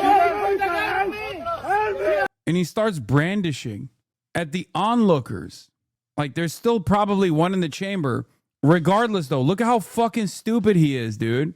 Like he doesn't know. He doesn't know that the gun's fucking magazine is on the ground. He thinks it's a fucking gun with a magazine in it. And he's literally fucking, like, his first reaction is to immediately brandish and immediately point it at the onlookers. If you're this afraid of your fucking neighbors, if you're this afraid of the taxpayers that pay your fucking salary, you shouldn't be doing this job. This comes with the recognition that you kind of understand what you're doing is fucked up, bad, wrong. Yeah, his glasses are in the tactical position of Chuck Schumer. Look at this, while he's like trying to apprehend this dude.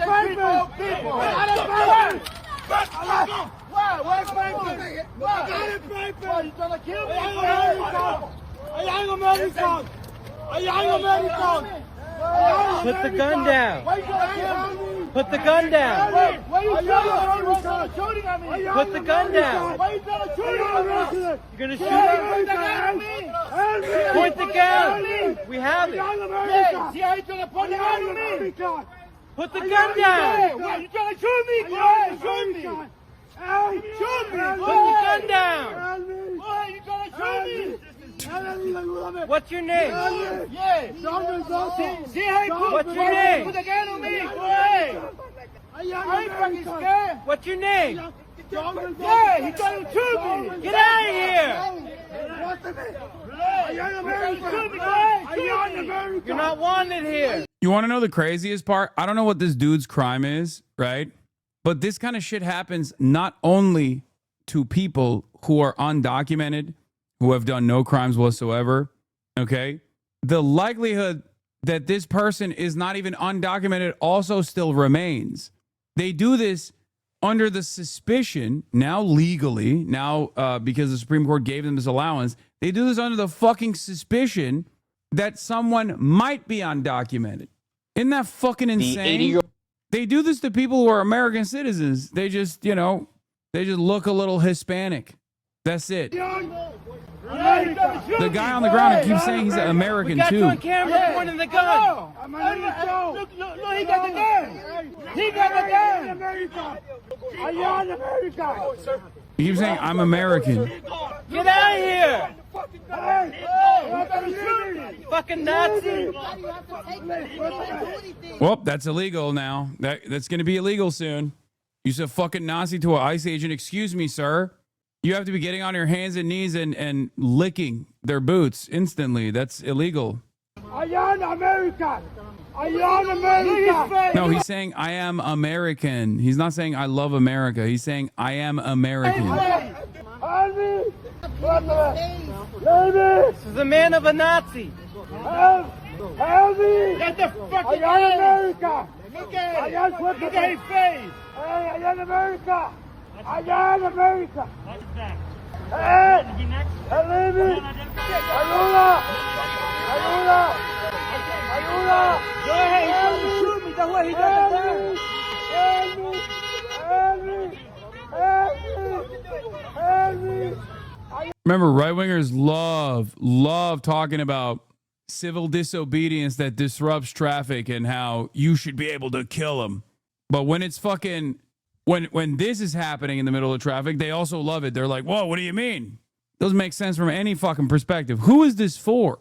I love America! I love you, America! I love America! I love you, America! Okay, now he's saying, I love America. I'm born to see. Leave him alone. Yes, I'm born to see. Yes, I'm born to see. I mean, you have to be utterly devoid of your humanity to be able to do this. Like, can you foresee yourself under any other circumstance, under any circumstance whatsoever, being able to participate in a fucking campaign such as this one? If I knew someone, anyone that was doing this shit, I'd be like, nope, you either got to quit or I will never see you ever again. I can't even comprehend. Hey, Unc, here, look again. He almost grabbed the gun. Brother, he has 2 people on him. What the fuck are you talking about? Like, his arms are fucking flailing over. He pushes the gun away, but I don't even know if that's a conscious decision. Like, there is no reason to believe that he did this deliberately, okay? Like, look at his circumstance.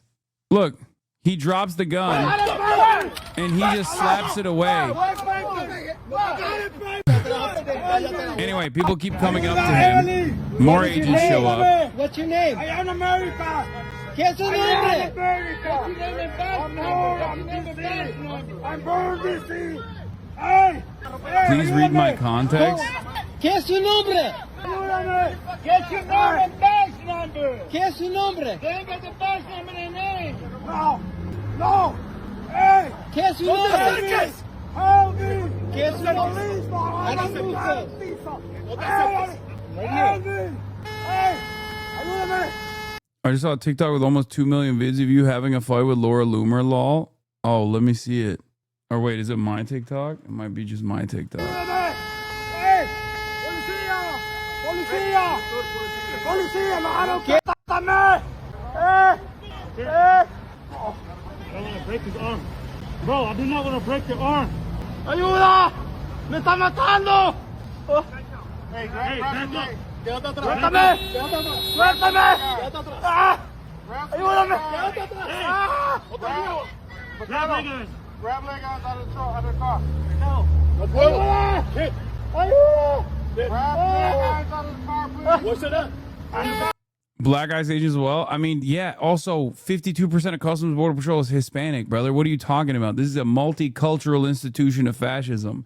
This is why I always fucking say American fascism is not what you think it is any longer, okay? It's not just like skinhead white dudes that talk about their deep roots in this country. They're not comprised entirely of white Anglo-Saxon Protestants and people of like European descent. Make no mistake, this is a very diverse, multicultural institution. Of course, the primary victims are not white, obviously, but that doesn't mean that its soldiers are entirely white. I don't even think you could have an entirely white brigade at this stage anyway. America is far too diverse for that. Like, this is what I also bring up when people talk about like the profile or the background of another school shooter, right? Where they're like, well, whoa, what the fuck? This is a black guy. And it's like, it's a black guy who is a white supremacist. Or they'll be like, whoa, this is a woman. This is a female school shooter. It's like, it's a white supremacist femcel female school shooter. This person is trans. This shooter was trans. It's like, yeah, it's America. This is America. America is a profoundly diverse. It's the most diverse country on the planet. Yeah, there's DEI fascism for all. Meanwhile, this was an insane statement. J.D. Vance hitting the Hosborough notes real quick, talking about ICE agents. Violence. So I think in a lot of ways, the Democrats and the media, because they so hate the idea of a real border, are engaging in a kind of blood libel against ICE agents. They're accusing them of engaging in crimes. They're accusing them of being part of the Gestapo. They're actually inciting violence against our law enforcement. They know exactly what they're doing, and now it's time to stop. Now, he said his blood libel, bro. Israeli fascism is so mind-boggling, and we're just Peki, eyvallah. Çok mutlusun yani yaptığında, öyle mi? Peki, sosları da verir misin? This is why I find it so strange when people can't comprehend Zionism as a right-wing fascist ideology, right? How can you not see it? How can you not fucking see it? It is, Turkey has heard you, Hasan. Uh-oh. What happened? What happened? Turkey heard me. Erdogan heard you. Breaking. 2 Turkish armed military drones have joined the escort of the global Summit flotilla. Watch. A Turkish warship came to aid the global Summit. Oh, shit. Oh, shit. They said we ain't going to get showed up by them Greeks, dude. Savaş gemisi burası Sultan Atasoy, dinliyorum. 24 saate yakındır motorumuz çalışmıyor, güneş panelimiz çalışmıyor. Türk savaş gemisinden yardım istedik. Onlar da bize en yakındaki Türk ticari gemisini bize yönlendirdi. Şu an Sultan Atosoy isimli Türk ticari gemisi bize doğru yaklaşıyor. Kaptanımız Tunuslu. Kaptanımız Hugo. Hayatımda ilk defa böyle bir şeyle karşılaştım. İlk defa bir askeri gemi yardım çağrısına karşılık verdi. 50 yıldır böyle bir olay görmüyorum. واو اتراك اتراك شفتها. Büyük bir geminin bu denli küçük bir tekneye bu kadar hassas. Of course they got the motherfucking Mehter Masha playing in the background too. God, my people love making a fucking big show of every damn thing. I swear to God. Yanaşabilmesi olağanüstü bir kaptanlık becerisi demek. They're saying like they're congratulating the Turkish trade vessel that put itself at risk to offer aid to the other Sumud flotilla. Man, stop saying my fridge is open every time. And now it seems that 2 Turkish armed military drones have joined the escort of the global Sumud flotilla. Yeah, it's no longer Erdo shit. It's actually Erdo goat. Okay. Israel is valuable because it acts as a cover for all of America's worst actions, where every criticism is anti-Semitic. The same tactics Israel uses to defend its conduct can be abstracted and used by the U.S. So now an ICE agent can be blood libeled as Jews were.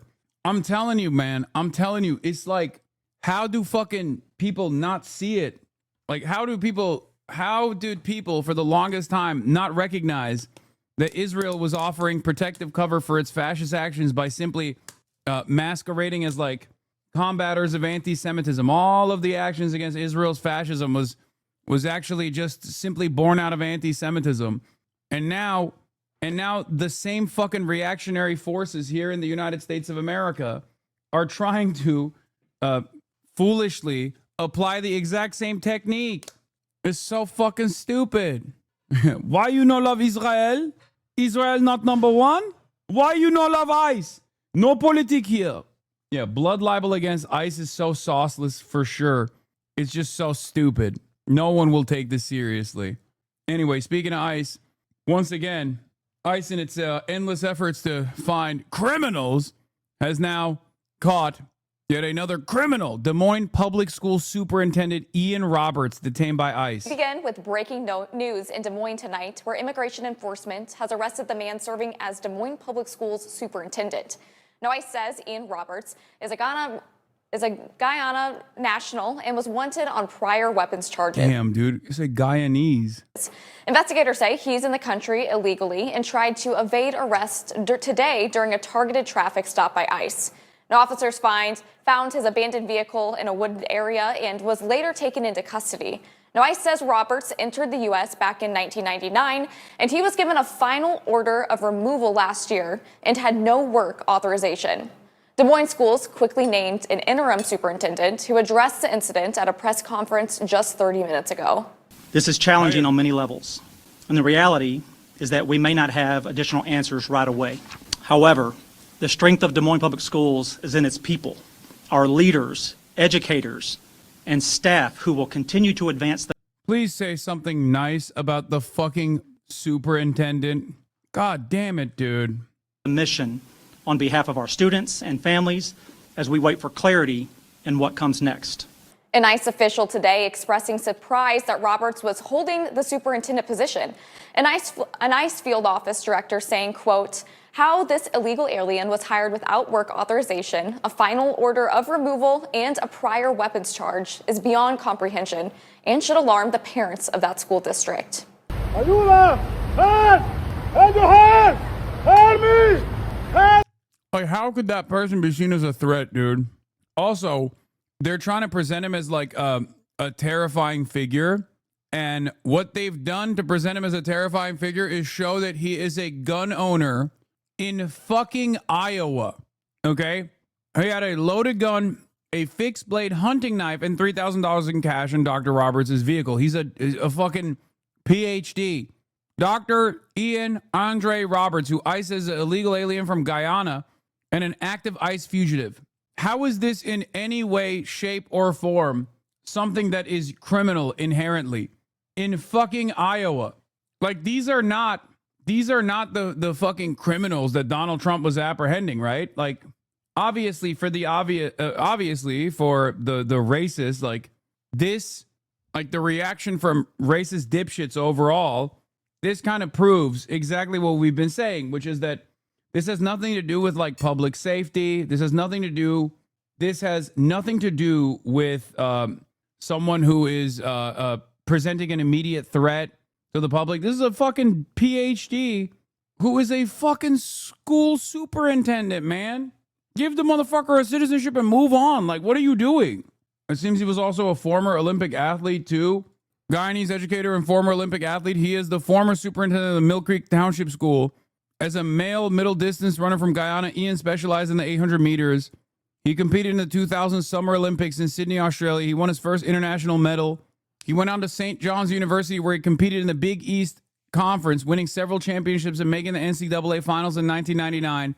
After winning the conference titles in both Division I conferences, he competed internationally. Like, these are some of the best people. What an insane thing to do. The real crime here is that the government did not already give this person the proper work authorization. What the fuck are we doing? Ayúdame! Help me! Ayuda! Ayuda! Right there! Ayúdame! They're trying to kill you! Ayúdame! Ayúdame! That's how they treat people! We already covered this earlier. Just white supremacy, man. That's it. What's your name? Say your name! Say your name! At ICE arrest at Iowa City's Bread Garden Market caught on cell phone video. Oh, really? You're gonna tase them? I got this on video. But we start tonight at 5 with this scene in Iowa City. Video showing a grocery store worker being dragged away by ICE agents this morning. Escuchame says it wasn't a detainment by ICE, it was a kidnapping. Iowa News Now anchor Mitch Fick is live in studio with a closer look at the scene in the Pet Mall. Sent to us by Escuchame Voz. Like, is this making anybody safe? Do you feel safe right now? You got motherfuckers that are just kidnapping people in the streets with the authority sanctioned by the federal government. I don't feel safe. I feel a lot less safe, actually, with ICE presence. Dude's working at a grocery store, man. What the fuck? Like, they're treating dudes who work at a grocery store like they're rapist, drug dealer, serial killers. You know what I mean? And it's ironic because it's done for one clear, singular purpose. It's to cut propaganda, to make some of the dumbest, most racist members of American society feel better about their current financial predicament and how shitty it is. Meanwhile, in the process of this kind of ridiculous enforcement, immigration enforcement, this torturous process, this terrifying process, they're literally taking away other organs of law enforcement. Like, instead of fucking actually investigating drug dealers or investigating rapists and shit like that, they're too busy doing mass apprehensions. It's a spectacular failure, no matter which way you cut it. Recorded inside and outside of the Bread Garden Market there in the Ped Mall in Iowa City. It starts as those three men who eventually say they are federal agents basically tackling an employee inside the store. Officials with Escuchame Voz say that's Jorge Eleazar Gonzalez Ochoa being taken into custody just before 11 this morning. You heard him say his name near the end of the video as he was loaded into a silver Dodge minivan. Those men eventually pulled a taser on him even after he'd been on the ground for a while. In a social media post, Escuchame Voz says he'd been living at the Catholic Worker House. They called today, like Nicole just said, a kidnapping, adding that it, quote, disrupted business, terrorized customers, and put the entire community at risk. Gonzalez Ochoa, just in the last half hour, 45 minutes or so, now listed as an inmate on the Lynn County jail roster. Doesn't have any sort of criminal record in Iowa. City of Iowa City also releasing a statement in the last hour say they didn't have any heads up about any federal operation today. They found out what was happening when witnesses called police about it. No details on the specifics yet of Gonzalez Ochoa's immigration status. We did reach out to ICE to try to learn more. Still haven't heard anything back. There is a press conference scheduled for 11:30 tomorrow, Friday, in on the Fountain Stage in the Ped Mall. That's just a few feet away from the market itself. Mitch Fick, Iowa News Now. A 79-year-old business owner says he was body slammed and pinned to the ground by federal agents during an immigration raid despite being a U.S. citizen. We're hearing more from him tonight as he files a $50 million lawsuit against the Department of Homeland Security. Fox 11's Laura Diaz now with the details. Laura? And yes, Christine, that incident happened in Van Nuys a couple of weeks ago. The owner of the car wash and his attorney say there was no reason for it to escalate. You do not F with ICE. You do not F with ICE. You do not F with ICE. That's all they learned. I guess that's all the English they knew. That's 79-year-old Rafi Shuhed describing what he says happened September 9th when federal agents descended on his Valley car wash to arrest. Look at how fat that ICE agent is, by the way. Come on, man. Look at this fucking piece of September shit. 9th when federal agents descended on his Valley car wash to arrest workers suspected of being in the U.S. illegally. I was begging him. I have a heart condition. Surveillance video shows agents first approaching the elderly man inside of his business 2 weeks ago. He says he attempted to ask them what they needed and pleaded with them to allow his workers to retrieve their papers proving they had a right to work in the U.S. Instead, he was thrown to the ground. So you were pushed 2 times, one in the hallway? One in the hallway and one outside. Undeterred, he followed the agents outside, where he says the encounter escalated, even though he was respectful. Rafi was now terrified, outnumbered, and outmuscled. What can I do for you? That one of the guys came, grabbed me here, and 2 guys attacked me from the back, and they threw me on the ground. At a news conference Thursday called by Shuhed's attorney announcing a $50 million civil rights claim, Rafi said that he suffered multiple broken ribs, damage to his brain from being slammed headfirst into the ground. He showed his bruises to reporters. Despite his protests that he's an American citizen, he says he was arrested, detained at a federal center for hours upon hours without medical attention. And I said, okay, let me go. But even though he agreed that I don't belong there, it took him 10, 11 hours to let me go home, to release me from there. And since they had no facilities to keep me over there, they put a handcuff on me, and the gentleman assigned me to one of the officers to take me to the garage downstairs to keep me over there, keep an eye on me. And which during the time I was over there, I was observing all these people. They claim they are ICE people, what people they were bringing in with the trucks. Innocent little 11, 12, 13 years old little girls with the handcuff and the shackle on their foot. And I observed all these, believe me, innocent people. The Department of Homeland Security said in a statement, I want to remind once again that there is literally no reason for the government to be doing any of this shit other than the fact that they are not even remotely fucking invested in fixing the material problems that people are experiencing. But they know that dumb fuck racists will actually look at this shit and go, hey, at least they're fucking over the Mexicans. That's who they're doing this for. Like, it only has harm. It creates a dangerous environment, an unstable environment. It creates, it destroys the social fabric that holds our communities together. It's all bad. It fucks up the economy. And the solution to it, because of the insignificance of the supposed fucking violation here, which is a civil offense, the solution here is just paperwork. Just giving these motherfuckers the paperwork that they deserve to work freely in the United States of America. And instead, they're just spending so much goddamn money on this show of force to soothe the interests of the most racist scumbags you've ever fucking met. What a gross display, dude. Yeah, now Trump's goons also make profit too with the for-profit prison system. We're not even 1 year in, man. Where'd you think it was gonna go? We're not even 1 year in. And this is the type of shit that they're pulling off. And they don't even have any sort of popular support. And what remains of their support is diminishing by the day. But what did you expect? What did you fucking expect? Of course this was gonna happen after years and years of dehumanizing propaganda with no opposition, with no pushback, with a recognition of the falsehoods that were presented, that immigrants were actually constituting a national security threat from the Democratic Party themselves. And for the record, the National Democratic Party on this issue is still noticeably absent from the conversation. On Gaza, they're still noticeably absent from the conversation. These are some of the more high-profile, divisive issues that this administration has taken on. And Democrats are just keeping fucking quiet. They're not even doing something that would benefit them. They're not even using this discontent that has organically developed to their electoral advantage. It seems that they are under the false notion that as long as this discontent grows organically, they don't even have to do anything, and people will come to that conclusion to vote for Democrats down the line.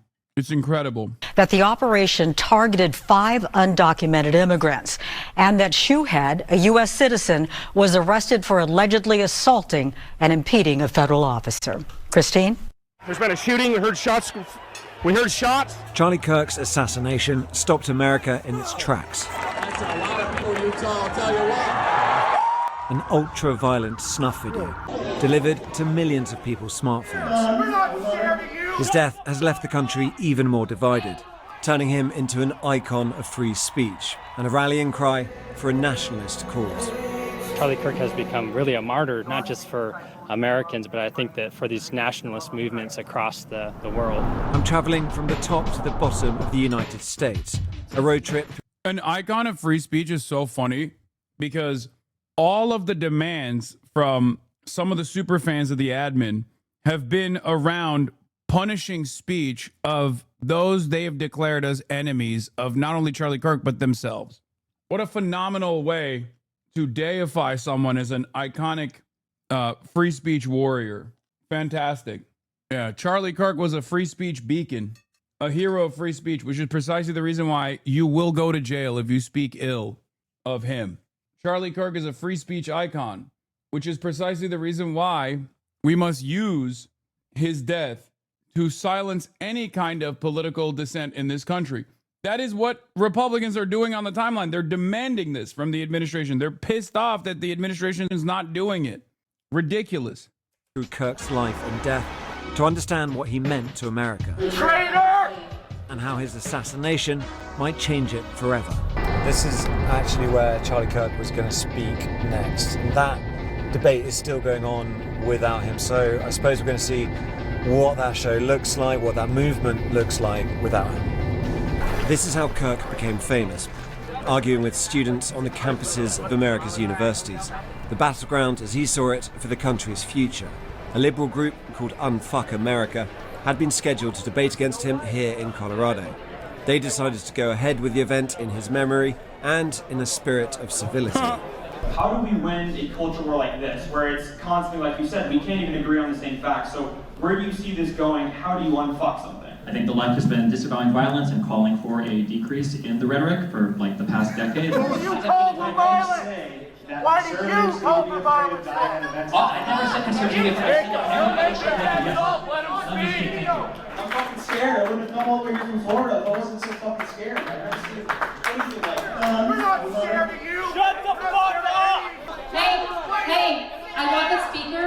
I want to honor his time. Even you're a God bless you. That's great. You know, the next day I suck, I'm gonna have you in mind when I do it. Hey, I appreciate you. You're a degenerate. Let him fight. Let him fight. This entire thing shows how fucking stupid the entire concept of debate is. Heartwarming. The worst people you know are fighting. I know. What did you make of Charlie Kirk? I mean, not talking about his murder, but just of him, the man, the movement. What did you think of him?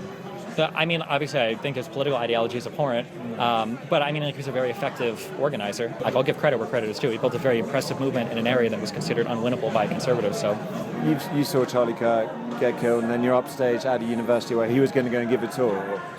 You still wanted to get up there and do it. I was kind of scared initially, but when Elon Musk and Donald Trump Jr. and everybody started attacking me on social media, I felt like if I don't show up, I kind of am giving in to that kind of pressure. I don't want to get killed. I'm out here at these events. Like, I wish that like everybody could take a step back and realize that not every single issue that we fight over is the end of the fucking world. You've got a lot of flack, as you said, from Elon Musk for he would characterize. He's like, why can't we take a step back and realize who the real enemy is? People who have personally offended me by existing, like Hassan Piker. People who I have also said time and time again are a worse force for American politics, like socialist Twitch streamers. It's not even a joke. He literally did say that, which is so, I mean, it's pretty funny, especially because like the administration has been putting a target on him now even though him and his bestie were actively aligning themselves with some of these fucking Republicans because they thought the Republicans would be more effective in deplatforming me than the liberals would. Yes, Epstein has said I'm worse than Donald Trump and Adolf Hitler. Is mocking Erica Kirk, Charlie Kirk's wife, in terms of her grief. Do you regret taking that approach because it becomes a distraction? I'm just saying that if the other side is going to play politics on every single issue and they're going to wheel out, people to do it, I mean, you have to be ready then for the other side to play back. I think it's fair game at that. Please come sign up. So this is where Charlie Kirk was supposed to come on the next stop of his tour. Instead, we're going to a memorial in this ginormous football stadium, but you can see the crowd. I noticed that he tells people that you support terrorists, so the Republicans who can't fact check that, like defaming you. Yeah, no, he's been doing that nonstop. Ironic because, dude, if you keep spamming for me to cover Assata Shakur's legacy by presenting how fucking woke you are on this issue and how much of a white supremacist I am, despite the fact that I'm obviously going to cover Assata Shakur's legacy down the line, you will inevitably be able to explain to everyone who is watching that this is not sufficiently woke. Like, I know I started off with a recognition of Assata Shakur. I'm going to get to it. Okay. It's not about woke. I'm just tired of his little face. Sorry for spamming. You just stop. Take an hour off. Hopefully by that time, I'll be talking about Assata Shakur. Okay. Yes. Assata Shakur passed away in Cuba today at the age of 78.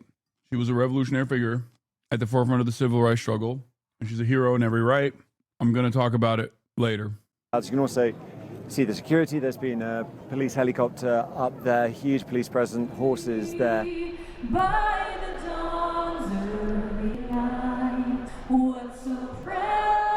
I've always said that America is not going to fall from some foreign enemy, some outside force. The way America will fall is from within.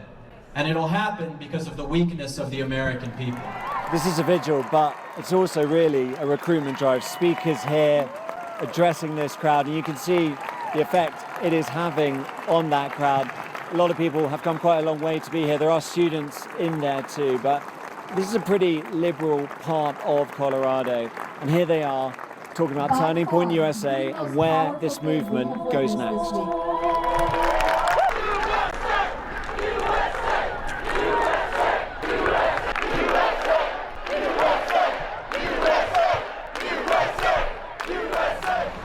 Like a lot of big cities in America, Chicago is pretty liberal, but it's also a Democrat stronghold. This is where Barack Obama made his political career, voted for Kamala Harris in the last presidential election, has always voted for Democrats since the early 90s. So it's perhaps a bit surprising that this is also the hometown of Charlie Kirk. Driving out of the city to the suburbs, because that's really where this story begins. It's also where the movement... It's not. Ain't nobody got smoke like a right-wing dude in a blue area. You know this. I talk about it all the time. Whether it be Naperville Andes or whether it be Orange County motherfuckers, okay? Red exurbs, red suburbs in an overwhelmingly blue area have some of the biggest right-wing monsters you ever met.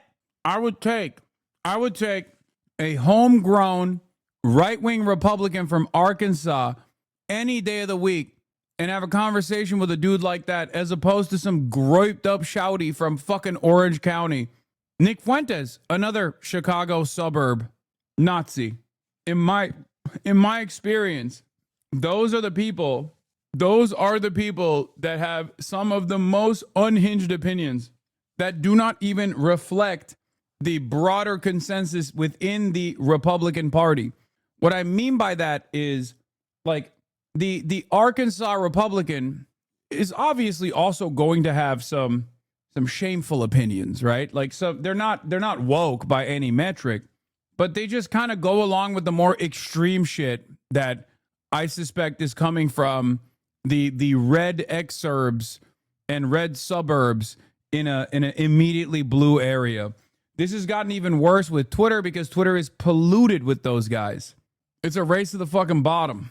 You call Nick a Nazi? What should he call you? I don't know. I think he calls me a terrorist and a communist, which is fine. But it's not just me calling Nick Fuentes a Nazi. He calls himself a Nazi. He has. What the fuck are we doing? He's been asked straightforwardly if he thinks Adolf Hitler is a bad guy, to which he had no response for. The only time I've actually seen Nick Fuentes, you just calling him a Nazi, that's crazy. You need a mental evaluation. I need a mental evaluation for a Holocaust-denying, anti-miscegenation neo-Nazi. The only time I've seen that motherfucker go against being called a white supremacist was when a cop was responding to a call at his house, and on the body camera the cop literally goes, "Nick, are you a white supremacist?" He turns around and says, "No, I'm Mexican. My last name is Fuentes." That's the only time I've heard that motherfucker respond like that. Okay? It's true, by the way. He is. He's both of those things. I mean, he's a white supremacist and also a Mexican with the last name Fuentes. Yeah. That's your fucking hero, dude. Goddamn basement dwelling, gay virgin, Mexican neo-Nazi. Holy shit. That's what's so crazy. Yeah. Pestany took his virginity? Okay, we don't know. We don't know. He just gave him a suck job, allegedly. I don't know if that could be considered taking his virginity. Maybe his, like, blowjob virginity. Allegedly. That is, of course, according to Sex Pestany's own admissions. One of the funniest things that his fucking community still does to this day is to be like, wow, Hasan is being really homophobic by bringing up the fact that our favorite content creator, who is supposed to be the fucking liberal champion of the world, sucked the penis of a avowed, self-identified neo-Nazi. It's like, no, man, I don't give a fuck whose dick you suck, unless it's a Nazi dick. I love that. I love the fucking, oh, dude, I can't believe Hasan is so homophobic for that. You may be officially cooked. Trump asked Supreme Court to decide whether he can end birthright citizenship. Holy shit. Suck a liberal and a fascist comes. Man, run. No, I'm good, man. Anyway, it is pretty funny that this motherfucker literally said I need a mental evaluation for calling a self-described neo-Nazi a fucking Nazi. I don't think it is I who needs a mental evaluation, brother. I think you got to figure it out. Don't worry, though. In an effort to win over large percentages of the Charlie Kirk audience, Nick Fuentes has decided, actually, Muslims are objectively worse for America than the Jews. After spending his entire political career finding some kind of Jewish reason for every awful thing that's happened in America, he became woke now. And his fan base is so funny because their cope is like, no, you don't understand. Nick Fuentes has always done a racial hierarchy. I guess maybe In Between Sucks, him and Destiny were agreeing on how much they hate Islam. He started Clues About Its Future, My Life. I went to Wheeling High School, where Charlie went, and I joined the Turning Point chapter there. So that also kind of brought me into the world of Charlie Kirk. He opened up the conversation to a lot of more conservative-leaning kids to speak up. My family is conservative. I hold those values myself, but it was really nice to hear somebody younger speaking on this, because a lot of the times you think politics and it's just all old people and they just all talk about. There's nothing wrong with being gay or doing gay stuff. Thank you. Thank you for your brave take, Femcel. Definitely the bravest take you could arrive at in this community. About that. So it was nice to hear a young voice. And have you had backlash for being a sort of Charlie Kirk supporter from your friends or online? I have, but what do people say? That I'm horrible, that I'm racist, that I'm homophobic, that I'm transphobic, just all of the phobics. And I don't identify myself with any of that. I think that I'm a very loving and open person to anybody. Okay, so what do you think about trans people should be the follow-up question. Because it's like, what is the identifiable conservative opinion that you have that separates you from, like, I don't know, the way that the Democrats have presented themselves in the 2024 election cycle? Because you can't say, oh, I want to pack up all the immigrants, which is already a radical proposition. But, like, the Democrats were also running on a fucking right-wing immigration campaign anyway, an anti-immigrant agenda anyway. Like, there are very few things that the Republicans basically posterize as their, like, prominent culture war issues. They're all culture war related. And all of them are just, like, you know, shit related to trans people. We arrived in our car and you clocked us already. I knew from filming right away that you were either up to no good or you're going to do an interview. And you're armed, and is that because of the atmosphere around this, because of what happened to Charlie Kirk? I am carrying it today, especially in a slightly different manner because of what happened to Charlie and because of the potential threats to me and to the people that are here with me. Yeah. I actually have Who the fuck are you, bro? What do you mean presents against you? body armor in the car too, so. I mean, that's quite a scary way of looking at the world on a beautiful sunny day in a lovely residential district, but that's where things are. When you're a sheepdog, things are always a potential threat. I consider my... This dude did every right-wing meme, down to the fucking tactical Oakleys. He's just not wearing them. When you're a sheepdog, you don't go quietly into that good night, brother. You don't understand. I'm a sheepdog. Yeah, dude. Totally. Yeah, Mr. Tactical Ascertainment over here. I'm a sheepdog. I must protect the flock. I'm a warrior poet. This guy's entire persona is just a bunch of shitty boomer Instagram memes with like lions in them. You know what I mean? Like, that's all this is. This guy talks like someone who really wanted to serve but couldn't make it past basic training. Oh, 100%. Myself a sheepdog. We're here to protect the sheep and, if need be, put ourselves between the wolf and the sheep.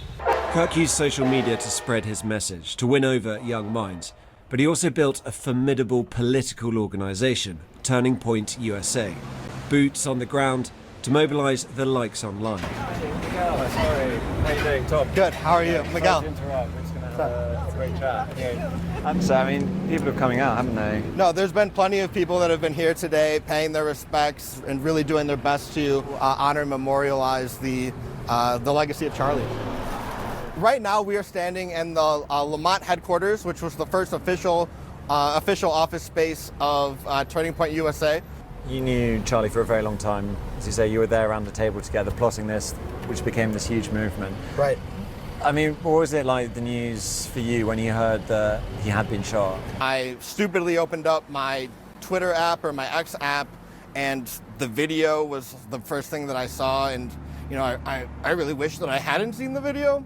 But it was definitely a very difficult day to get that kind of news, for sure. I'm sorry. I mean, yeah, just right there, that's your friend, and the video is so graphic. Right. If one of you want to take a second. No, it's okay. I think that there are plenty of opportunists that will want to see this as a Franz Ferdinand assassination type of an event in the culture war, who will want to take any... Franz Trinidad. What did he say? Franz Ferdinand? Franz Feliz Navidad type assassination. Oh, man. And every opportunity to use this to continue to drive division and to see this as an opportunity to create World War III. But I think that if we can really get to the essence of what Charlie stood for and what he would have wanted, is that he would have wanted us to continue to engage in conversation, to see the humanity of the people that we disagreed with. Yeah, we've been in the city speaking to people too who, you know, the Charlie Kirk Starbucks cups are such a fucking like perfect distillation of modern day conservative grievances, where it's just about like enforcing your will upon what you have decided is like a liberal slave. Go to the nearest Starbucks and enforce your will upon the blue-haired SJWs that are gender neutral immediately. Okay? Charlie Kirk gets killed. What you must do is own the left. If you live in an environment where there is not like a college campus nearby, or maybe you're too scared to go to a college campus because they talk about, you know, logic and things like that on there, and they read books and that's terrifying, is woke and gay, or because they're doing mass shootings over there now, then where can you go? From the safety of your car, the nearest drive-through. Out of all of the readily available stores you can go to, which one is the most woke? Which one is the most libtarded? Starbucks. Go up to a Starbucks and immediately enforce your will with the hopes that you could be victimized, with the hopes that you could be potentially victimized by a woke libtard with a septum piercing when they say, yeah, I'm not writing that on a fucking mug, which, by the way, they never did. Conservatives worship and honor Charlie Kirk by annoying the hell out of everyone around them. Well, that's the only speed they got. It's no different than the guy who comes in here with a sock account, who's just sad all the fucking time, and his immediate family members have left him behind. So they just try to be as annoying as they possibly can in here, because that offers some kind of recognition to their humanity, that they're still here. It's the same shit. Very different views of Charlie Kirk. They don't like what he stood for at all. Do you see where they're coming from? I certainly do. It's from the dark side. And if you are in light and you are a believer and follower of Jesus Christ, you understand what things he was saying. You understand. But when you're in darkness, they're more threatened by that. They don't understand it, and they're threatened. Satan is always threatened. When we're speaking to those people, the things they cite are his attitudes towards, say, gay marriage, for instance, or towards Islam as well. Let me give you this. Do you think that his views there were informed by his Christianity? There are no absolute okays in this world. There is right and wrong. Okay. And sometimes it's hard for people to hear that something is wrong. Like gay marriage, for instance. That's right. That or any other thing that brings them pleasure and they're enjoying it, they don't want to hear that maybe that's not the road to go down. Another dumbass faked the Starbucks writing loser on the cup. Then that location was getting threatened and harassed until CCTV proved it was a hoax. Yeah. Oh, yeah. Karen has a meltdown in a Starbucks because barista forgot to call out Charlie Kirk's name. So you didn't call his name out? You didn't call the name out? Yeah. I am. Yep. Why can't you say his last name? What is happening? Why are you being like that, Jennifer? Why are you being like, why are you being like this? I can't tell you what I personally feel should be done to some people that behave like this. I just can't. I can't say it. The tension is too high. But I think like it would be best if they didn't forget to take their medically prescribed lithium. Okay?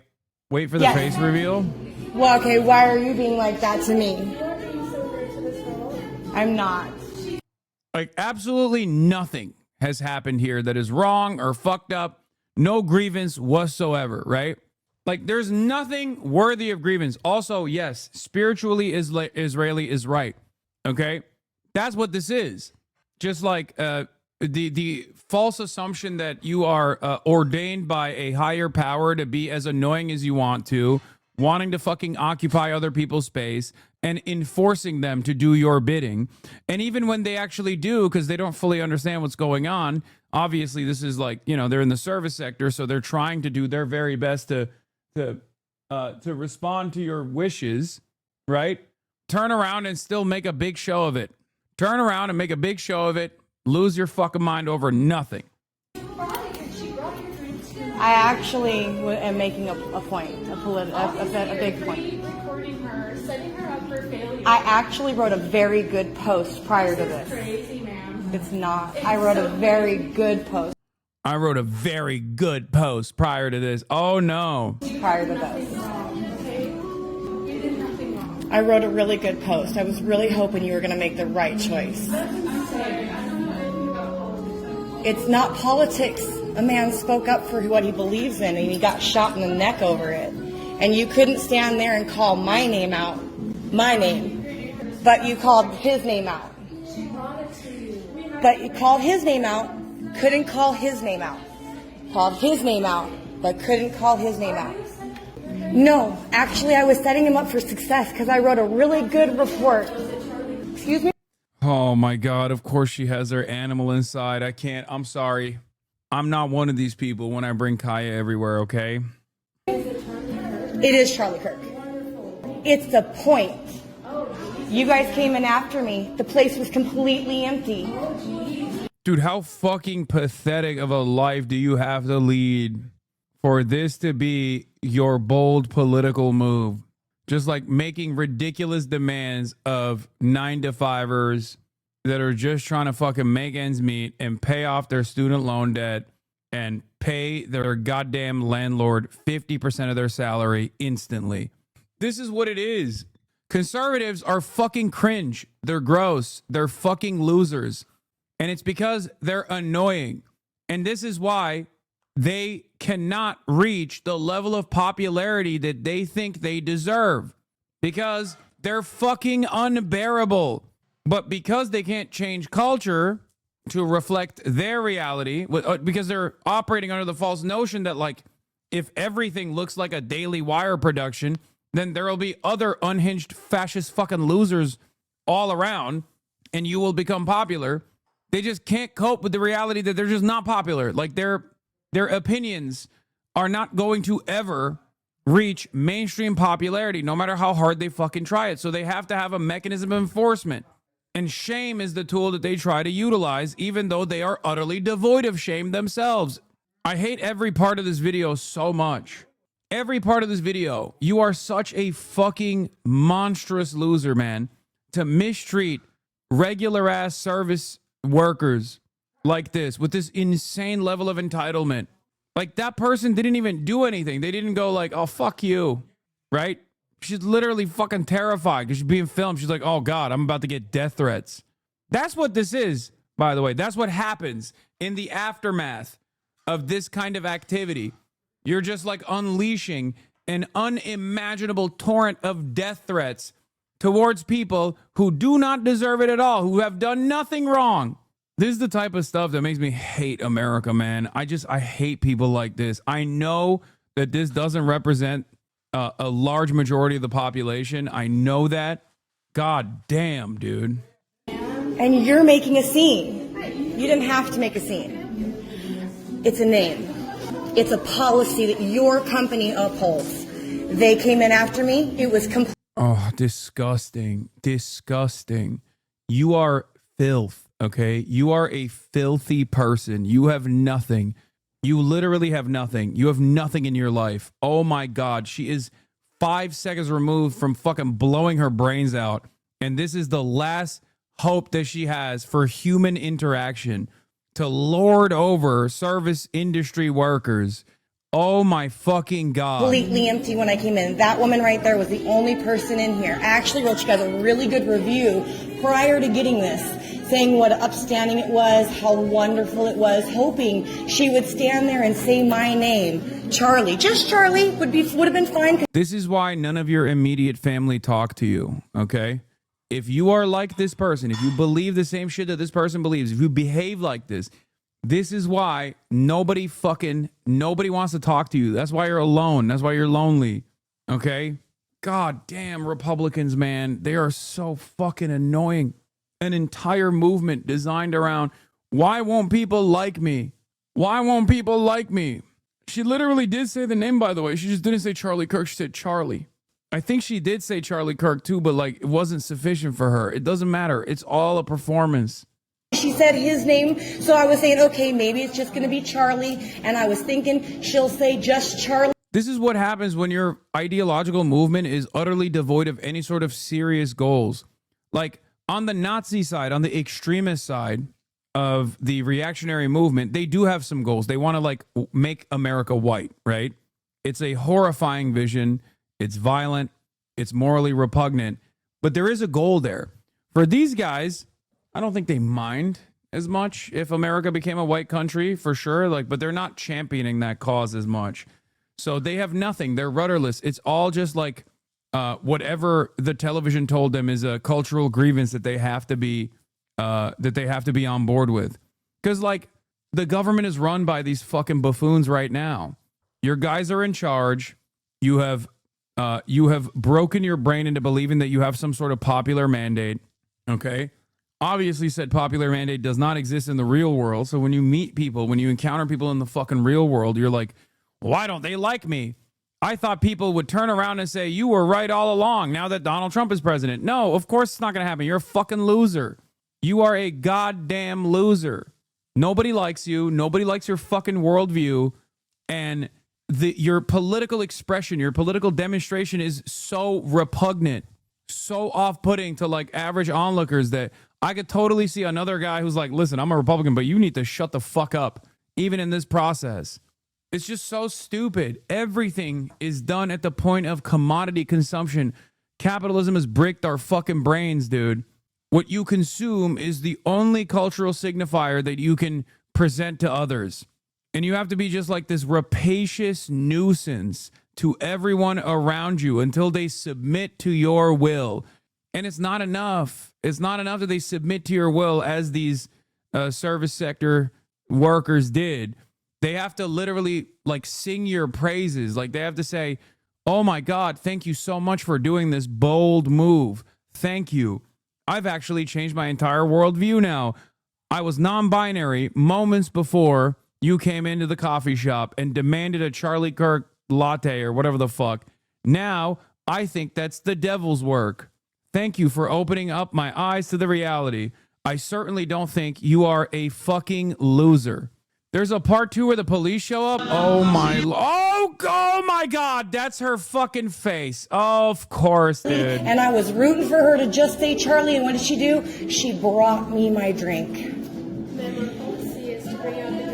Why'd she say his name? Twice. Not once, but twice.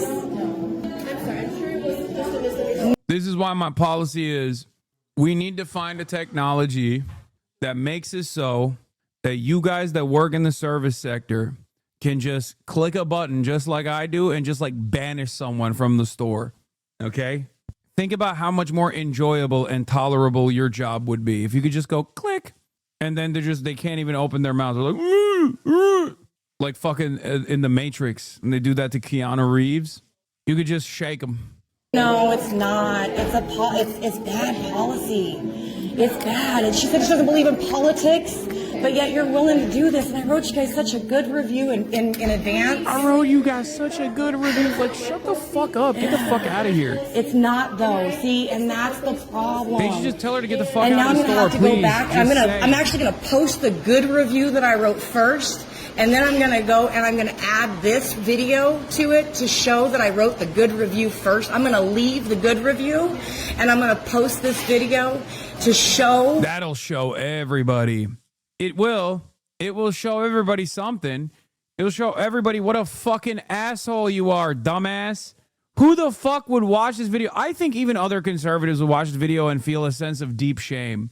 Because, like, drop the politics for a moment. I know that's a galvanizing factor here. That's perhaps the only factor that keeps this thing even remotely relevant in the eyes of conservatives that are desperately seeking out another sense of victimhood, right? But drop the politics from this for a moment. You're just fucking annoying. Baba ne yapıyorsun ya? Ne olur kapıları aç. Birazdan başlayacak yine fire alarm. Kapıyı aç. Kapıları ve camları aç lütfen. Her yer koktu.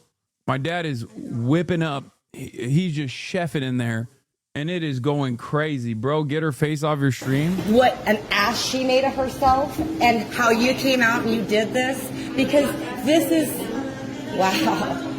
I didn't talk to her. I'm actually talking to you. It's called freedom of speech. This is what Charlie. It's called freedom of speech. It means I can be a fucking nuisance. I can be a public nuisance. I can be just as annoying as I want to be. That's right. And you have to sit there and you have to gaze at me and you have to listen to what I have to say. It's like, no, man, no, that's not how this works. Kirk died for. I am a paying customer, and I have not done anything. I am just sitting here. You're going to ask me to leave because you're going to call the authorities? Are you serious? Oh, wow. Hell yeah. You're going to call the authorities because Bro, I'm telling you, man, I'm just like, just imagine for a brief moment, she has the power to just click a button and she has to be deported out of the Starbucks. Okay? Think about how swell things could be. Just banned, eject, banished into the fucking shadow realm. Oh my Lord. These people are braver than the fucking Marine Corps, okay? Straight up. These people that have to put up with these fucking hogs and hogalinas are doing something that is infinitely more difficult, 1,000,000 times more difficult than the entirety of the fucking Marine Corps, okay? Jesus Christ. And you just sit there and fucking eat it too. Holy somebody moly. to say a name. I'm disturbing what? I'm disturbing who? This is the person who made the scene. Okay, I'll go ahead and leave the video too. I didn't make a scene. I asked somebody to say a name. That's not making a scene. To an extent of when Felix said everyone just wants to sell t-shirts now, Amerifast want to be the main character at all times. It's the worst shit ever. Suburb whites especially have zero actual adversity and love to lean into this made up bullshit. This is why they get scared of witches and demons too. Burger brain is so terrible they could never feel shame. The other side of the story is also a lack of labor laws here. Because like Americans, when they travel to like France or something, are shocked. They leave in utter horror when they go to the average restaurant and the waiter is basically spitting on them, right? For not immediately being an obedient little dog, because that's what they're used to. They're like, why aren't you servile to me, slave? Right? And the waiter maybe shows up, maybe doesn't show up, because they have more fucking labor power, because their life is not dependent on the tips that they're going to get. Their wages are not dependent on their performance. That's what we need in this fucking country. I don't give a shit. I don't give a shit if it makes the service substandard, okay? I don't care. I don't want people to be put in this fucking position. It's disgusting. The only people that actually work a working class job, that are class traders, of course, that should be able to demonstrate this level of restraint are cops, okay? You should be able to operate like this around a cop, and a cop should have to take it, because the amount of power that they have at their disposal and the lack of accountability is so severe that they have to get this level of treatment and also behave in this exact same way, because they're fucking public servants, okay? Not only are they public servants, but they're also public servants that have the power to literally take away your freedom. And they do not treat that with the same level of responsibility that the job requires. Service sector employees, on the other hand, should have the same freedoms that cops do. Okay? I think it's all distorted. It's the complete opposite. Service sector employees should be able to behave like cops to people that operate like this. Strike the fucking fear of God into these dipshits. I'm still not making a scene. That's my advocacy. Arm the servers, disarm the police. Exactly what Charlie Kirk died for. This is what you all need to understand. It is called freedom of speech. I can't, dude, listen. I did not know at first that she was going to have this piercing, but like this is now the modern conservative, okay? Yes, the face reveal is so fantastic. Look at that hair. Oh my Lord. Just so fucking annoying. So goddamn annoying. Unfucking bearable. It is getting shut down in America, and this young lady over here. Oh, and she's got the fucking dreads in the back. White lady with the dreads, of course. Of course she got the fucking dreads in the back. Oh my Lord, holy fucking moly. Here wanted to point out that freedom of speech is what is getting shut down. She is saying she's pre-recording like it's a big thing. This is a public space, and we are not allowed to publicly record in a public space. People are allowed to. When the fuck did they appropriate the liberal drip? Liberalism is monoculture. This is why. I mean, she's behaving like a liberal here as well. Remember, it's her own personal freedoms. She's talking about her own personal freedom to be a fucking asshole. Okay? That's what this is all about. Wow, this is my freedom of speech is being taken away. It's like, dude, oh my God, you are such a little fucking tyrant, a petty tyrant. Do their work. They are allowed to have their workspaces. They're allowed to have their laptops open, and they're allowed to publicly broadcast, and they're allowed to do all these kinds of things. Here in Starbucks is a public place, but they are not. Yeah, again, they think this is the town square because, once again, no third spaces, no sense of community, and obviously the only place you can go to that resembles what you would consider a town square in the like a communal area is a fucking Starbucks. I don't care that it's not like it's a private business or whatever. I'm just trying to explain to you why she thinks that, okay? She thinks this is the fucking public square. And for the record, if this was the public square, they'd be pelting her, okay, with tomatoes and rotten fruit and vegetables in the medieval times. If she behaved like this, that's what the other people would be doing. They'd be flogging her, okay? Ugh. Allowed to ask for their name. This is not, dude. Out. I'm telling you, if a fucking liberal behaved this way, like if a liberal was doing the same shit, I'd be grossed out just the same. This is just like, this is beyond politics. Okay, This is beyond politics. This is just like a repulsive individual. Now, of course, many of them happen to be conservative because like there's no real adversity going on there. They run everything, they own everything, they dominate everything, but they still have to have like some sense of grievance that needs to be addressed at any given moment. But god damn, dude, it is so fucking petty. So now at this point, imagine living your life like this, man. That is nuts. the juncture, What the fuck is on her neck? I think it's one of those like holistic medicine ass shits that what's his face was selling, the NBA player from the Celtics. It's either like a neck fan. Someone said it's premenopausal neck fan. Could be. I thought it was like their headphones. Wait, are they? They could be headphones. I have to stop the video and I'm going to have to go on live. So we're going to go ahead and do that now. So we're going to go on live. So stay tuned. Oh, she's so excited. She's like, we're going live. Well, let's bring this to Facebook's attention because I just made a post. It was that good post I just made about... Bro, Eddington was a documentary, man. Eddington was a fucking documentary. Hold on, I gotta piss. like K-Falls being a good thing and everything. As you can see, I'm not making a scene. Didn't make a scene. Haven't made a scene. This lovely lady over here is in a public space. She's the one who made the scene. I'll post the video in a little bit so y'all can get caught up to speed. I haven't even gotten a chance to drink my drink yet or put my straw in my drink because I have not even been here that long. To catch y'all up to speed, it's the whole Charlie Kirk thing, go order your Mint Majesty thing, and I thought, really genuinely thought, that, you know, I was going to get my drink sent out and it was going to be a Charlie, not a Charlie Kirk thing, and, you know, we're all allowed to sit here and do our work, and as long as we're not bothering anybody, we're allowed to be at the tables, and I wasn't bothering anybody. I asked them to just say the name. And so, you know, they're getting all political and this and that, and I'm not bothering anybody. I'm literally at my own table. I'm speaking quietly, as you can all hear. I'm just staying to myself. And this person decides to interject herself into the conversation that I'm having with the employee. And so because she interjects herself, and she's going to quietly leave now because, you know, she doesn't want to be a part of the problem, even though she already interjected herself and made herself a part of the problem. She's going to go ahead and leave now. So she's not here when the cops are here, because she doesn't want to be a part of the problem, because she's going to be asked to leave also. That's what's going to happen, just so you're all aware of what happens when the cops arrive. Because now the manager has called the police, and I'm supposedly making the scene, even though I didn't make the scene. I'm just sitting here and I'm doing my thing.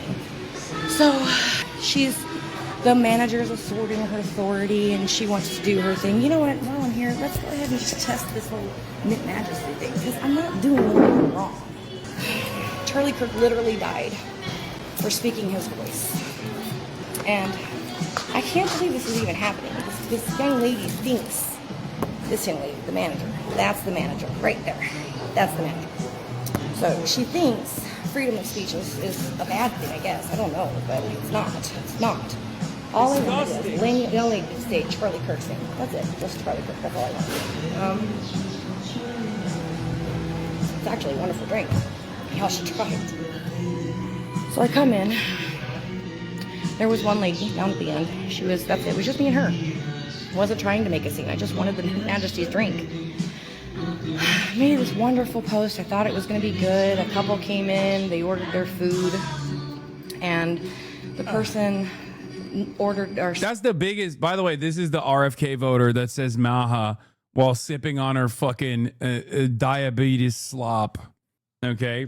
She went from freedom fighter to victim in the turn of a coat.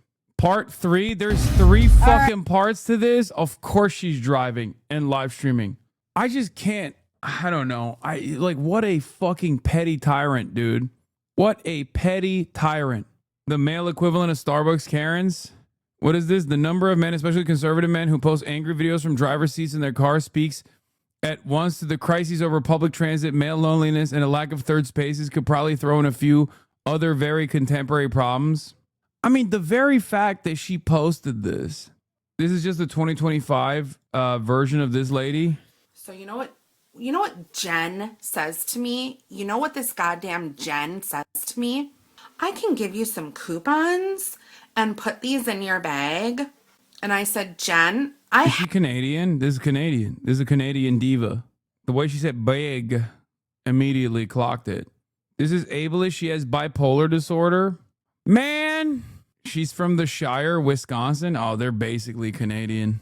Part 4? Are you fucking kidding me? There's 4 different parts? Wait, why is she crying? Okay, I'm jumping. I don't want to hear her complain more. Why is she crying now?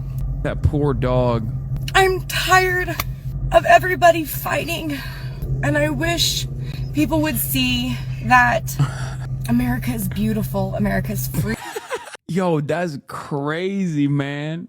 That's crazy. Wait, why does she fucking start crying? Wait, I want to know where she starts crying. Of just wanting to support someone. I don't make money off of that. Starbucks makes money off of that.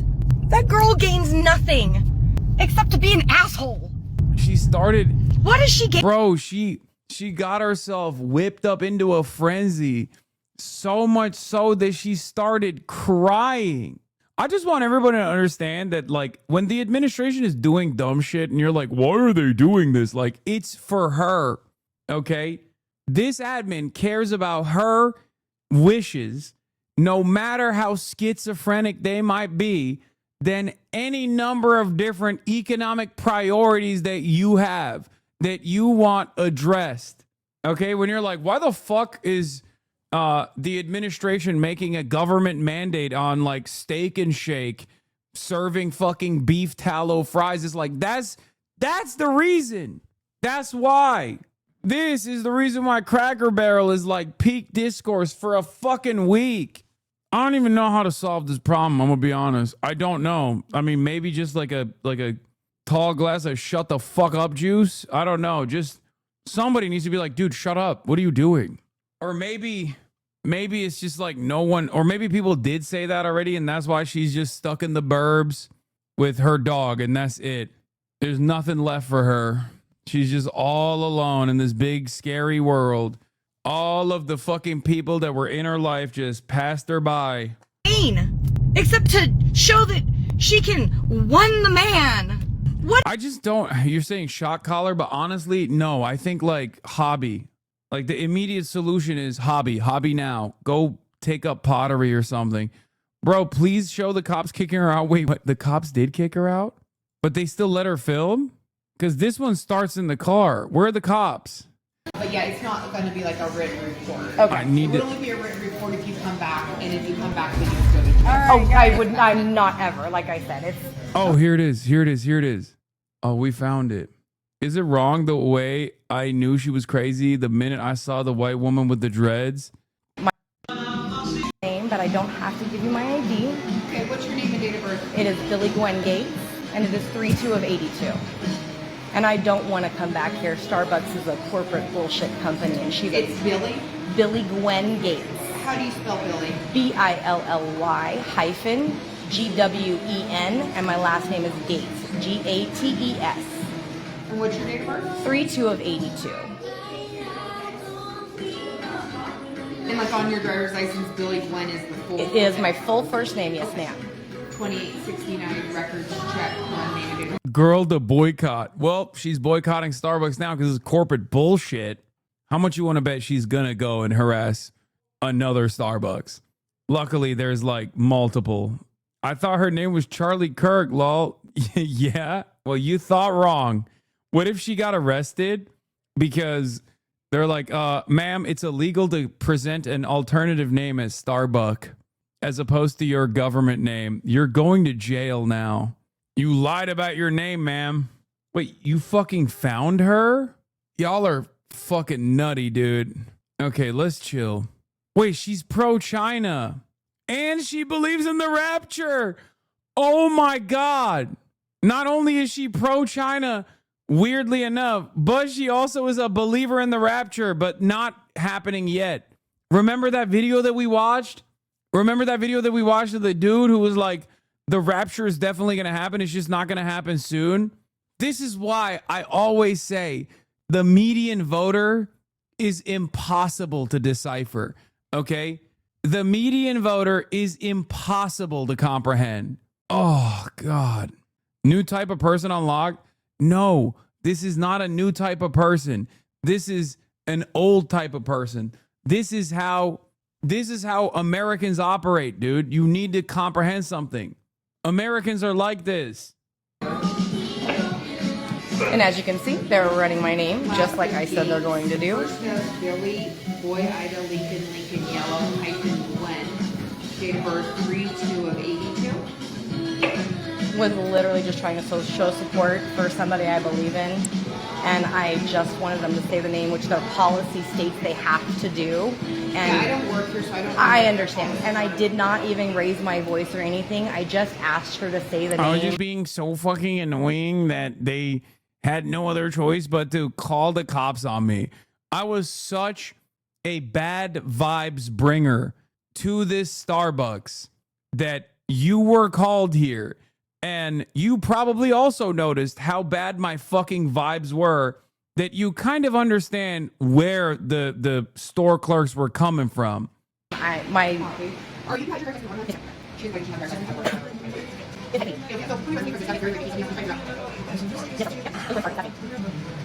Like, this is not politics, man. This is just being annoying. And it sucks that this is modern conservatism. Modern conservatism is just this, okay? Being fucking annoying. Being a bad person. Being fucking annoying. That is what modern conservatism has been reduced to. In the absence of any sort of like discernible policy goals that you might have, you win everything and you're still aggrieved. You still have grievances that must be addressed. This is the good post, by the way.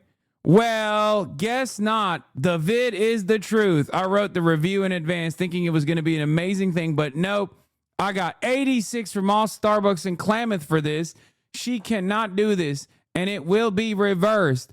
This is what I wrote thinking the vid was going to be a nice video of her saying Charlie's name, but nope. Way to go, Klamath Falls Starbucks by Walmart. I ordered my Mint Majesty with 2 honeys for Charlie Kirk today with 0 pushback. Way to go. I must say, I was nervous, but I really wanted to try the drink, and I really wanted to do it for Charlie. So thank you for not making it weird or harder than it needed to be. I appreciate you guys so much for being professional and just letting me try his drink in honor of him. This really meant a lot to me, and you guys made it possible for me. Thank you. Way to go. Getting 86 from Chuck E. Cheese because the animatronics did not salute Charlie Kirk. Hoggo. Klamath County has fallen to the woke mind virus. Oh, hell yeah. Fucking hell yeah. Dude, you really, man, life is so tough for you. Everyone's out to get you. Even the cop. I bet that cop was woke, you know? She's here to protect and serve, and yet at this very moment, she was not serving nor protecting me. It's Klamath for where I'm from. How do you fix the whiteness? Bro, this is just mental illness. This is a weaponization of mental illness, okay, which is at the heart of every American, okay? The level of self-entitlement, the level of self-aggrandizing, just the notion that like all of your immediate needs must be met by the servile service sector. Like, it's just weakness in display. Weakness being presented as a fucking strength. Main character syndrome. No, it's Clamabama. I was born in Klamath Falls. It's a shithole, Lamau. Conservative in a blue state theory holds up again.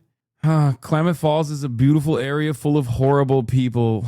I just don't get it, man. I don't understand. Like, how do you behave like this? It doesn't make any sense. Stop making it an individual issue. Make it clear that it's hegemonic. Stop upholding this hegemony. It's systemic. You say it's individual, it's hegemonic. No, I didn't say it's up to the individual. I said it is a byproduct of individualism, dummy. Okay? This is the problem with hyper individualism baked in the fucking minds of every goddamn American who's like, me. That's it. Oh, God. Say it. Hegemony. Oh, I can't. I don't want to watch this anymore. What is this?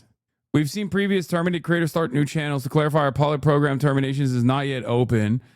Our community guidelines for previously terminated users to use, possess, or create other channels will terminate new channels from previously terminated users in accordance with those guidelines. You're liars. Why'd you ban Alex Jones and Nick Fuentes? I don't watch neither of them, but I would sure as hell like to be able to if they say something that might interest me, or I simply want to learn what their bases are thinking. They banned them because band evasion has been against the rules since 2009. Unlike Keemstar and other locales, people actually remember their original bands. Oh, spare me. In a world where Hasan and Destiny tell their viewers the nastiest calls to violence justified by the worst misinformation and lies on the planet, Alex Jones and Nick Fuentes are angels compared to those two, and certainly don't deserve any bans. Techie, Dad of 3, Model Y perf owner, pro-human environmentalist. There are a lot of vigils on this trip, but it's maybe in the smaller scale that you get a better sense of how Kirk's activism penetrated quite so far and what effect it might continue to have. Charlie Kirk has become really a martyr, not just for Americans, but I think that for these nationalist movements across the world. I speak to some people and they'll say Charlie Kirk, was hateful, and what he said made people feel uncomfortable and scared, especially when it comes to specific issues like gay marriage or Islam, things like that.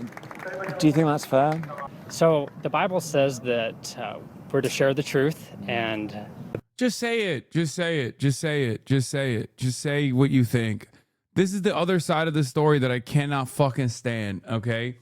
Oh, well, the Bible told me that I have to be this way. Just fucking be like, no, I'm a hateful person, okay? I don't fuck with trans people. Just be honest. I hate this, like, Bible thumping bullshit, too. It's like, oh, it's just like, I wouldn't be that way, but it's just the Bible taught me to be that way. It's like, dude, don't fucking do that. There are plenty of people who love the Bible and are Christian and don't have this opinion, okay? You have this opinion because it's your opinion. God, it's like they think it's a cheat code. Like everyone around them are going to be like, oh my God, the Bible said so. Well, I guess it's all right then. Oh, the Bible told you can fucking harass Starbucks baristas? Well, I guess I can't do nothing about it then. My bad. Fuck. Like, who is this for? Especially in 2025, like this is not, I'm sure even in the fucking medieval ages, people are like, is that what the Bible told you? I don't think so. And that's not what I got when the priest was reading it to us. Cause we can't read it ourselves, obviously, but I didn't get that message from the priest. What are you talking about? What the fuck, dude? Oh, the Bible told me. Bible told me to hate thy neighbor. Bible also says that do not be surprised when the world hates you. When you do take a Christian foundation of Western civilization and that's shipped around the world, and Islam, which is basically antithetical to that in numerous ways, and then also besides Islam, the gay marriage aspect of it, we believe that according to Christian values, that marriage is between one man, one woman, and that's natural and right and given to us by God. One of the quotes that's come up around... Yeah, the Bible told me to be Islamophobic. You see, that's not... That by the way, is a admission, okay? The omission is an admission. An admission that, like, you kind of recognize that those positions are unsustainable in general society in 2025. So you just have to kind of like masquerade it as like something that the fucking holy book taught you. Because like if you thought that this was the popular opinion, you would just say it. You'd be like, what do you mean? Of course I hate trans people. Everybody hates fucking trans people. They should all go to jail. Like what? That's what you would say. But even they recognize that like it's kind of fucked up. They secretly are like, maybe it's not the best idea, but I think if I just say the correct words, the Bible taught me, then I can dupe some other fuckers from, yelling at me over it. Charlie Kirk is when he said, Biden should be tried and or executed. And he's saying that in a judicial setting. You notice how none of this is politics, by the way? I just want to keep repeating this over and over again. It's just basic empathy. And it feels like Republicans have decided that basic empathy is a political proposition. And if you demonstrate basic empathy and you don't immediately assume that like something you don't personally understand, just a way of life or a different religious book that someone abides by is automatically scary and needs to be purged, needs to be destroyed, needs to be excised. Like that's just being a normal good person, right? That's being a normal good person.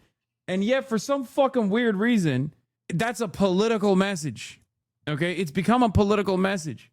I don't think this was what liberalism was about or this was what Democrats believed initially, but it's become that now because one side is just constantly demonstrating how big of a piece of shit they are and then masquerading it as a political position. Also, my guest is here. But He's not a million miles away from that, calling for the potential execution of a president. I'm sure he would defend that as free speech.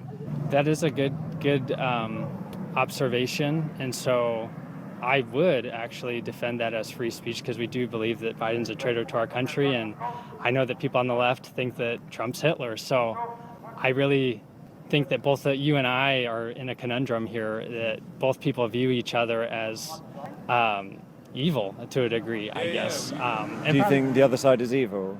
I think that when we're saying the other side, I think that the left embraces ideology that's antithetical to morality. I think that the left embraces evil. I would agree if someone wanted to say that this is going to be amplified because Charlie Kirk was best friends. It's going great. Make sure you don't show your two. Oh, yeah. Okay. All right, ladies and gentlemen, we have a very special guest in the building. Whoops. Everyone's favorite, the one half of the I've Had It ladies from the I've Had It podcast. Jennifer Wells in the building. We're having her on as a very special guest for the Fear Am podcast today. And I told her that it would be nice if she came earlier so we can have her on the stream. We're currently watching a Charlie Kirk and the Surge in Christian Nationalism. It's one of my favorite things is to watch like British people basically treat Americans like animals in the Serengeti. Yeah. Like they're doing like an anthropological study on how fucked up America is in general from afar. Yeah. And yeah, this guy's just going around the country talking to people. And this person that has a Jesus is King t-shirt was just talking about how, the Bible taught him to hate Islam and gay people. And I was talking about how annoyed I am that people just like can't openly admit their hateful opinions, and they have to like masquerade it. They have to hide it under like what the Bible taught. You just say it with your chest, Well, I live around these people. Yeah, oh yeah, and I know. So, I was raised by atheists in Oklahoma City. And so my whole entire childhood is fighting with these people. And these people tell me I'm going to hell, that my parents are going to hell. But it's fascinating when you have a European viewpoint on Bible Belt politics because it's crazy and it's Iron Age and it's regressive. And what's so terrifying for me, Hasan, is what I lived around. The federal government, I thought, would always kind of protect. And now it's mainstream. I love her. I think her collar's too tight. Well, it's here we can. It's you have to be able to get 2 fingers, and I couldn't even get one. I think you're choking her. She's like, it's she has a lot of neck meat. That's what it is. She loves me, but no, I let's watch him. The other thing that I wanted to say, and you're absolutely correct, is that like empathy, like basic empathy, and not just like automatically demonstrating cruelty to like something that you don't understand. I feel like that was not a political concept. But now, because that's become like the guiding principle of republicanism in modern day, that it's almost made it into a version of like what people ascribe to like liberal values and liberal politics. Well, yeah, now the right is making a concerted effort to brand empathy as a toxic trait. Yeah. Because they have Charlie Kirk did it too. Yeah, they have a big problem because we just had on the podcast, it'll come out next week, John Fugelsang. Do you know him? Mm-hmm. He's like a comedian, and he wrote a book called Separation of Church and Hate. And he's religious, I'm not, but he talks about how Jesus, the central character of the Bible, was just this radical empath, to every extent. And the people that I live around that are evangelicals in Oklahoma City, they do not have empathy, only until it affects them personally. They're completely void of empathy. Which and that's not even, I guess that's not even empathy in that situation, right? It's just like self-preservation. The only thing that they care about is like, they're just selfish. It's a very selfish way to operate. She's going to try and get on your lap, even though she's a monster. So she's a good girl. You're going to get hair all over your jacket. That's all right. Is ideology that's antithetical to morality. I think that the left embraces evil. I would agree if someone wanted to say that this is going to be amplified because Charlie Kirk was best friends with Donald Trump. I do think that there's going to be extra fuel, so to speak, because it's so close to home, to them acting out these views of not unifying because they think we're past that point. So how does that play out long term if there is no unity and you don't want to call for unity? You keep fighting the fight Pause it until real quick. one. These people are primed to fight spiritual warfare from a very young age. Like they're primed and they think, I remember when I was in junior high school, these girls that I was on a cheerleading squad with literally thought that there were demons in the room with them and angels in the room with them, and they believed it. They were terrified all the time. So when you get to this and you've been primed to believe in this spiritual warfare, and then you get to this, they're so primed to think left versus right, a very black and white worldview. Did you watch Left Behind? The Yes. Kirk Cameron movie? Yes. We watched it. It's awesome. I love that. I learned so much about like American conservatism from just that work alone that I never could have fully comprehended. I only dove into that because of all the rapture stuff, like on Rapture Talk, the people thinking that like they're gonna get raptured and become clothes. But the thing that I wanted to present to you is the maximalist position on that. Megyn Kelly doing an entire 7-minute sequence on witches. Have you seen this? It's so good. It's like first of all, there's so many different things that I want to say about that. Like, but it is shocking to me that someone would like sincerely be like, they hexed Charlie Kirk, like saying that that's real. That's like witches are real, hexes are real, and the curse actually worked. But the part that I thought was really interesting was like she was basically admitting that like the power of Christian prayer failed. That like witches won. But that's what it is. Right. She's like, well, they tried. They brought in a Catholic priest, which I thought was interesting because Charlie Kirk is evangelical Protestant. But have you seen the rumors? I've been spending some time on watching right-wing commentators melt down over the Charlie Kirk murder. And you have some of them that think it's Israel. You have some of them think that Erica Kirk is involved in it and it was CPAC. Yeah. There's all of this fracturing that goes on in it. But yeah, I'm taking a let him fight position on it. Totally. It's awesome. Totally. No, the thing about like Megyn Kelly and then what's her name? Candace Owens, you'll listen to them for about 45 seconds. And then I was listening to Candace Owens try to make this case. I was like, okay. And then all of a sudden she links in Bridget McCrone out of nowhere. I mean, out of nowhere, she's all of a sudden talking about Bridget McCrone. And then if you look at the comments, I think that what the country's having a hard time reconciling is this world, like streaming. Like I had to call my son after it happened. And I'm like, what is a groiper? What is a cat boy? He had to explain all of it to me. All of those things. Right. Because that's kind of the rabbit hole that I went down with it. Yeah. That this guy's MAGA, steeped in gun culture. And then the fact that if he had a trans boyfriend, to me, that makes it, or girlfriend, that makes it even more that he's MAGA. Like he had this secret Groypers life. do have like that dual life, I guess. But I don't even think that there was enough evidence that he was a groyper. But what I do know is that clearly up until this moment, there's not enough evidence to pin him back to the radical left, because I feel like they would have been parading that around 100%. By now.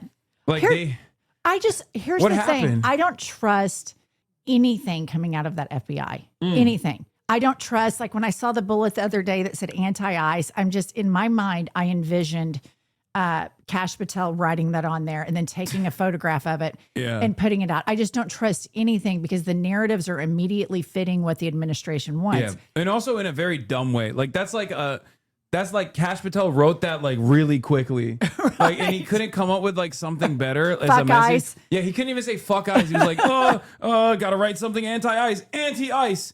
Oh, okay, we got it. I nailed it. I don't think it's hyperbolic to think that we can't trust the information coming out of this administration. I can't trust anything Kash Patel says. No. Kash Patel could be telling me something that I want to hear, and I still will be like, I don't know if I agree with that. It's like Israel and Kash Patel have no credibility in my eyes. I agree. They just, if I hear even something I want to hear from either of these parties, I'd be like, I don't know if maybe I should reconsider.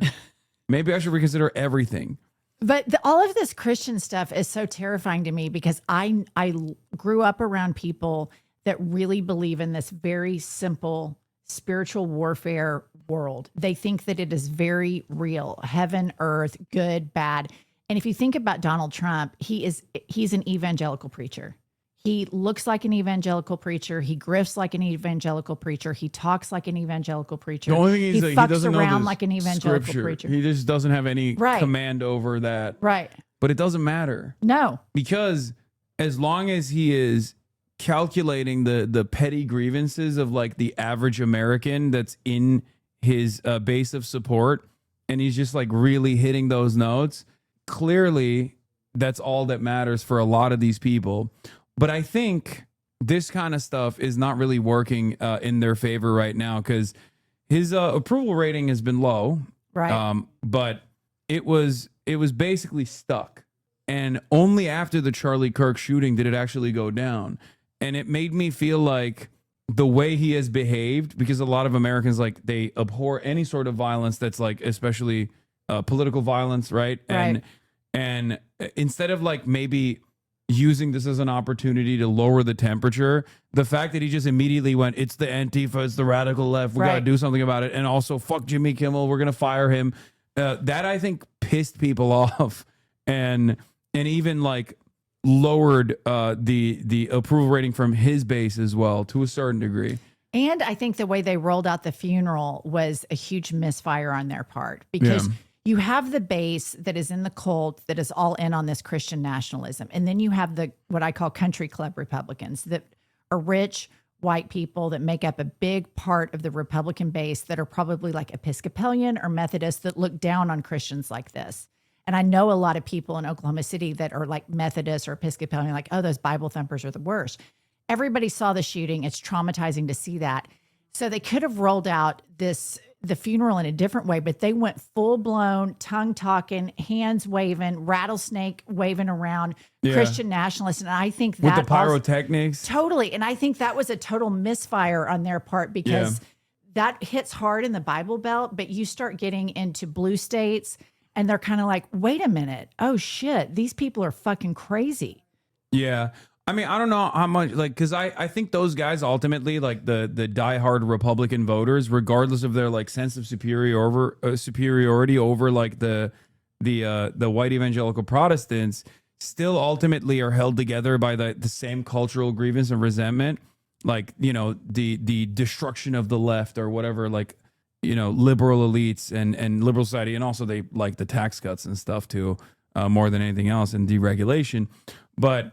I think like the reality of the matter is Charlie Kirk didn't have the motion that these guys presented him as having. And the more they just like badger you in the head with this, because it's very clear, like it wasn't like a period of mourning. Because what did they do? The first thing they did, we just watched a lady in Oregon go to a Starbucks and have like a panic attack meltdown because they gave her the Charlie Kirk drink and it said Charlie Kirk on it. And they actually even said Charlie Kirk, like when they were announcing it, but it wasn't sufficient for her. So she like lost her mind. She was like, why wouldn't you say this? Free speech is dying. Like you're doing it.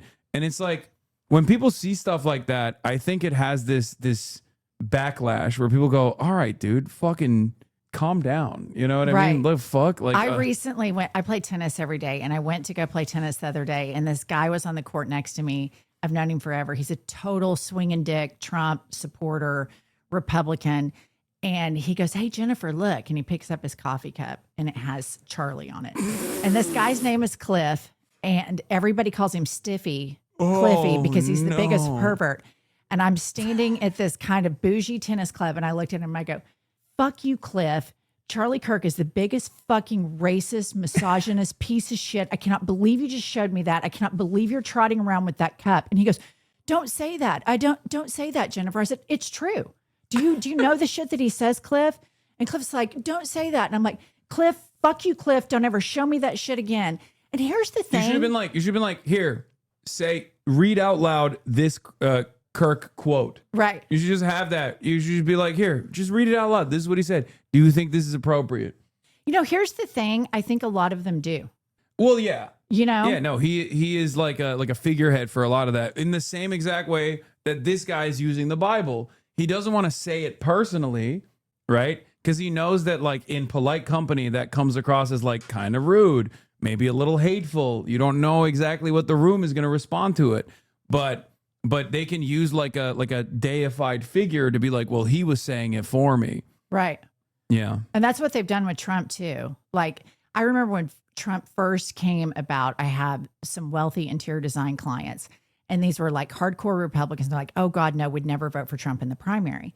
And then they would say after a couple glasses of wine, but he sure does say what everybody else is thinking. Yeah. And I remember when I heard them say that, I thought, oh, he's giving everybody permission to be upset about Obama, which brings me back to Megyn Kelly, where she just openly admitted that Obama broke them. Did you see that tweet where she...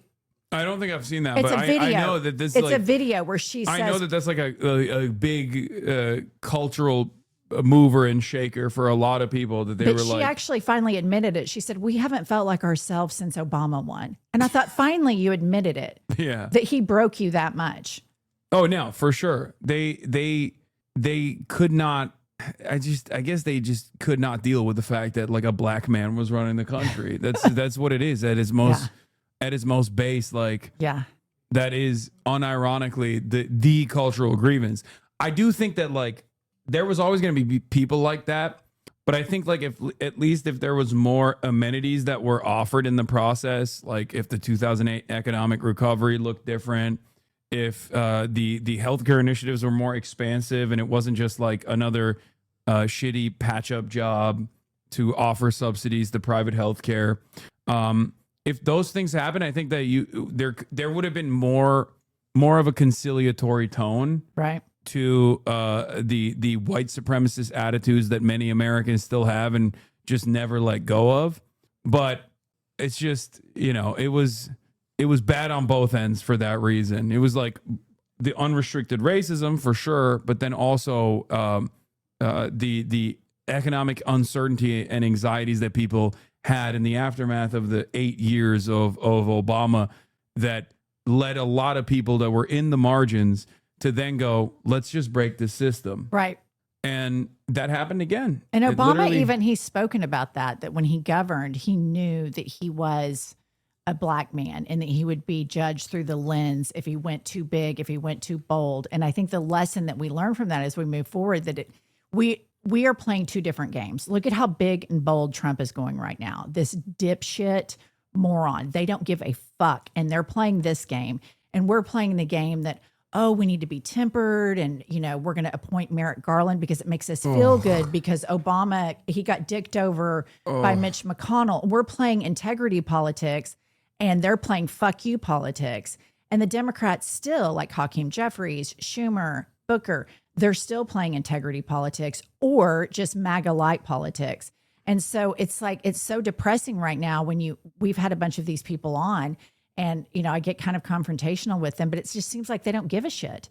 Like they're still going to play this centrist thing and they just are so divorced from where the base is. And I'll tell you, the base is moving further to the left because I have a bunch of friends in Oklahoma that were always apolitical because it was too much to talk about. Now they're forced to talk about it because if their daughters get raped, there's a total abortion ban in Oklahoma. Yeah. And so, I went after him. So now they're talking about politics a lot more, and they've gotten super progressive, really progressive. Yeah. And it does, I think, like force people to open their eyes to the reality because like when there are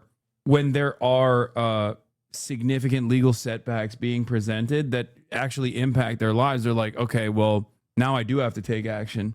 Because otherwise they're just like so busy with their day-to-day existence, trying to make ends meet, trying to make sure that their children have a better future, whatever, right?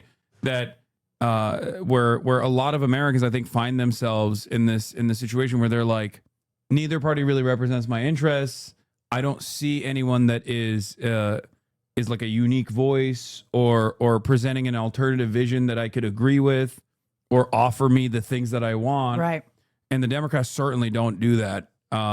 So they just go, why do I care? You know, I'm in Oklahoma. It's going to go right wing anyway. Yeah. Might as well not fucking vote at all. Yeah. And that's what the big issue is. And that's what I was trying to tell every Democrat over and over again. You saw me at the DNC. I did. Anyone I could speak to, I was like, you guys are not seeing what these fucking dudes are doing. They keep talking about migrants as like rapists, drug dealer, criminals. They keep talking about doing mass deportations. Please address how violent that is going to look like. People will inevitably get mad at that if that happens in their neighborhoods. Right. Because there's no stability when you got masked, armed agents of the state coming out of unmarked vans and like kidnapping the dude that is the grocery store clerk. Yeah. That act doesn't make America more safe. That act doesn't make Americans feel more safe. As a matter of fact, it makes Americans feel less safe. And then for the heartless Americans that, like the country club Republicans that I'm talking about, when it's their housekeeper or somebody that works for them, then all of a sudden they give a shit because they are using that type of labor to exploit. Yeah. And it's consistent, good labor that they're like, oh, well, I can have these people do it for a lot less. And so I know this woman who I thought was for sure Republican. I know she was. And her housekeeper and the housekeeper's son got deported. And I've never really hung out with this woman much. Our kids went to school together. And I got a text from her 2 weeks ago that said, I started listening to your podcast. Some people I love were deported. Thank you for fighting for these people. So there's a change that's happening even in deep red states. And what pisses me off is these fucking Democrats are not messaging that. They're not capitalizing on that. They're nowhere to be found. It's milquetoast, limp dick politics. It drives me crazy. They all listen to fucking James Carville, who went on television a couple months ago and said, we're just not going to do anything. Everyone's going to get mad at the Republicans. And then, of course, we're the only other alternative, so they're going to vote for us.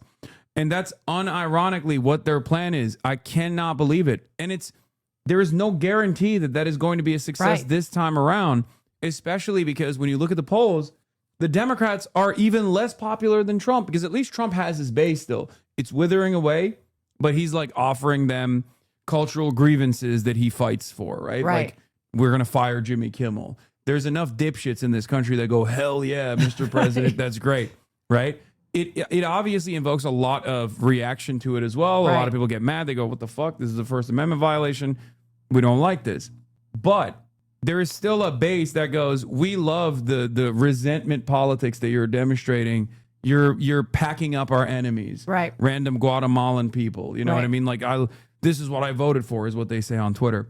Democrats don't have any base, and it's the exact same problem that caused them to lose the election in the first place, because they just push away their base of support, and they think that like people will just operate off of harm reduction politics. Mm-hmm. They'll just go, well, obviously Democrats are marginally better than the Republicans, might as well vote for them over the other guy. But that clearly doesn't get asses off seats to go out and vote, especially when voting already has pre-existing hurdles. It's you vote during a work day. You know what I mean? It's not compulsory. So it's just not happening. No, I agree. And I think that what's happening is you have people like, I'm so mad at the Democratic Party right now, particularly Jeffries, Schumer, and Booker. I mean, others, but those three really get me the most. And then when Hakeem voted to honor Charlie Kirk, I just can't for the life of me understand how a black man honors a racist. I don't understand that. Furthermore, again, Hasan, we're playing two different games here. They would have never fucking voted for it ever if the roles were reversed. Oh yeah. And an influencer like it you, was. if an influencer like you, if God forbid something happened, and the Democrats, they would say, fuck no, we're not doing it. And the majority leader and the minority leader, whichever it was, would whip that party into shape, and it just wouldn't happen. Yeah. And you have these people like this guy here, they cannot commit to anything. Jeff Duncan, I had him on, and they can't commit to anything. And I think that it leaves a vacuum where a uninformed voter, a low information voter, thinks when they hear Trump or they hear Ted Cruz or any of these other fucking horrible dipshits, they think that they have passion and they're authentic about something, and they see politicians like this is like, why can't you commit to something? Like at this stage in fascism, at this stage in America, why can't we commit to anything in an interview? It's just, I'm telling you, I think it's because they're, I always go back and forth on this. I think like, is it sinister? Where they think as long as I can like keep my position, my role, it's fine if America turns fascist, because like, you know, I'll still make sure that my children get to go to the best schools. Right. And then they'll go and work for a corporation that's like lobbying me, right? Or is it actually stupid? Is it cynical or is it stupid? And the stupid part is like they genuinely think that this is good politics. I They're think just, like, it's the keeping latter. quiet. I do think, when I talk to politicians, I realize, oh no, it's actually stupid too. It's not just like, there are definitely a lot of cynical people who are doing this because they don't give a shit. Like Richie Torres. Richie Torres does not give a fuck about Israel or anti-Semitism. Okay? He does not give a shit about anti-Semitism. He just is an attack dog for AIPAC because AIPAC fucking gave him money and he grew up broke and he thought, oh, I'm betting on the wrong horse. This is going to be my cash cow. That's it. Is that simple. He is a cynical charlatan, right? But then there's like the stupids who do actually think that there is they do get manipulated by like the lobbyists and the people that have access to these congresspersons, and they're so inaccessible to the regular public that they do unironically think like, no, everybody loves Israel. What the fuck are you guys talking about? This doesn't make any sense. And they're shocked. They're shocked when they actually go and do a town hall and like all of these 75-year-olds are like, why the hell are you giving so much money to Israel? Fuck you. And that's like a wake-up call for all of them. At least like that's what Rashida Tlaib basically told me. And I mean, she knows these people, right? Like she knows how like echo chambered they are and how sheltered they are from like the average person's opinion, that they do legitimately get duped and they do actually think that this is somehow good politics. So there is that, the beltway brain damage, basically. So it's a bit of both, but I think when they're stupid, you can at least like convince them. If they're cynical, you can't really do anything about it. I also think there's this, as we've dove more and more into politics on the pod, I think that there is this consulting class in the Democratic Party, and they're so far out of America in the beltway, and they are going after the elusive average American. And they've been so divorced from that idea for so long. And I remember when we had Rahm Emanuel on, and I kind of got in a fight with him. Yeah. Because he said, we need to quit talking about the bathroom and start talking about the kitchen table. And I was just like, fuck you, that you're throwing trans people under the bus. Also, who's even, like, the bathroom was a victory for the wokes. Donald Trump, after the bathroom bill was presented, I think in North Carolina, there was so much backlash that Republicans had to be like, oh, fuck, we can't do this because this is cruelty for the sake of cruelty. America's a lot more woke than we thought it was, even on the trans issue. So they had to go back to the drawing board to figure out a different way to attack trans people. Well, and the Democrats don't Trump message was pro-trans it properly. in 2016. Well, he's best friends with Caitlyn Jenner. I mean, she's trotting around Caitlyn Jenner's also Mar-a-Lago all the time. But the trans issue, if they would just be better about saying, why do you care who goes where in the restroom? Why is everybody in MAGA constantly talking about trans people, gay people? Yeah. Why are y'all constantly talking about that? And they never flip it back. Democrats absorb the attack and then they play defense the whole time instead of punching back and saying, why is Grindr having outages after Charlie Kirk's funeral? Why is Grindr having outages after the RNC? Why is Benny Johnson getting fed gay cruise places? And here's the deal. We want Benny to go on that gay cruise. We want that to happen for him. Well, his wife doesn't. His wife, I know for a fact his wife does not allow Benny to go on work trips by himself any longer. I mean, here's the thing. He was hanging out with other men too much, it seems. Yeah. I think I have a whole hypothesis that MAGA has a DL demon queen problem. And they think, okay, if we can make the country Christian nationalist, if we can put prayer in schools, if we can do all of these things, then maybe I won't want to go eat ass. And then it's never going to fix it because they have so much shame and they live in such Puritan culture that they are trying to legislate and be the moral police out of their own sexual problems. Yeah. Oh, here, speaking of Benny Johnson, here it is. An ex-coworker of Benny Johnson revealed that he had gay hookups with him. He also has searched gay cruises so much that it appeared on his Google ads. He's a closet homosexual or bisexual / pansexual who pushes a far-right agenda that targets the rights of LGBTQ people. Here's Saeed Jones says, I made out with Benny Johnson in an empty dressing room at BuzzFeed holiday party in 2013. It haunts me to this day. Anyway, it's funny he's done literally everything but come out of the closet. Men will literally become traitors of the country rather than go to therapy. Betty, who performed at the holiday party BuzzFeed hosted at Webster Hall in 2013. Betty, who performed at the holiday party. Everyone got sloshed because of the open bar. Benny and I went into the dressing room and started kissing. Would have gone further, but he said something cringe enough to snap me back to my senses. I rolled my eyes and left. Anyway, I'm definitely not the only guy Benny Johnson has made out with. I've heard him and his wife are swingers. She's pregnant with her fourth child now, which, LOL. Anyway, when I warn y'all about sleeper agents, I'm speaking from experience. Demons walk among us. I'm not naming names, but I was just informed I wasn't even the only guy Benny made out with that night. Exactly. We have a DL Demon Queen group of men that are so emotionally stunted and broken. And that person says it right. They won't go to therapy. And we're all getting abused and traumatized by this complete psychosis. And I think that here's the deal. You were on our podcast and we talked about it. You think JD Vance is gay for pay.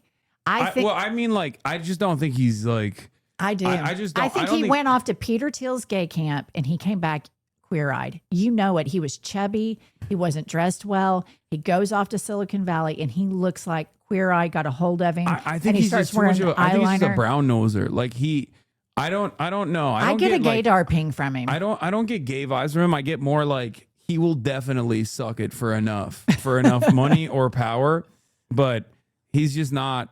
Like everything about him Mike Johnson, is so fake. I think for sure is gay. We all know Lindsey Graham's gay. Yeah, obviously. Lindsey Graham's definitely gay. Yeah. Rick Perry, also another closeted there's rumors homosexual too man. about Marco Rubio. Oh, I've seen that. Which makes he was at a foam party. Yes. Marco Rubio. Pull up Marco Rubio foam party. Gay stuff. He was at a foam party in Florida. I saw a video the other day. If you want to know how much these motherfuckers are demons, 10 years ago on the dot, the Pope came, the woke Pope, Pope Francis, came and delivered a speech in front of Congress. And he talked about the importance of treating immigrants with dignity. Okay? Marco Rubio was in attendance. The camera panned to him. He was crying. He had tears in his fucking eyes. Now he's the Secretary of State. He leads the State Department and he is...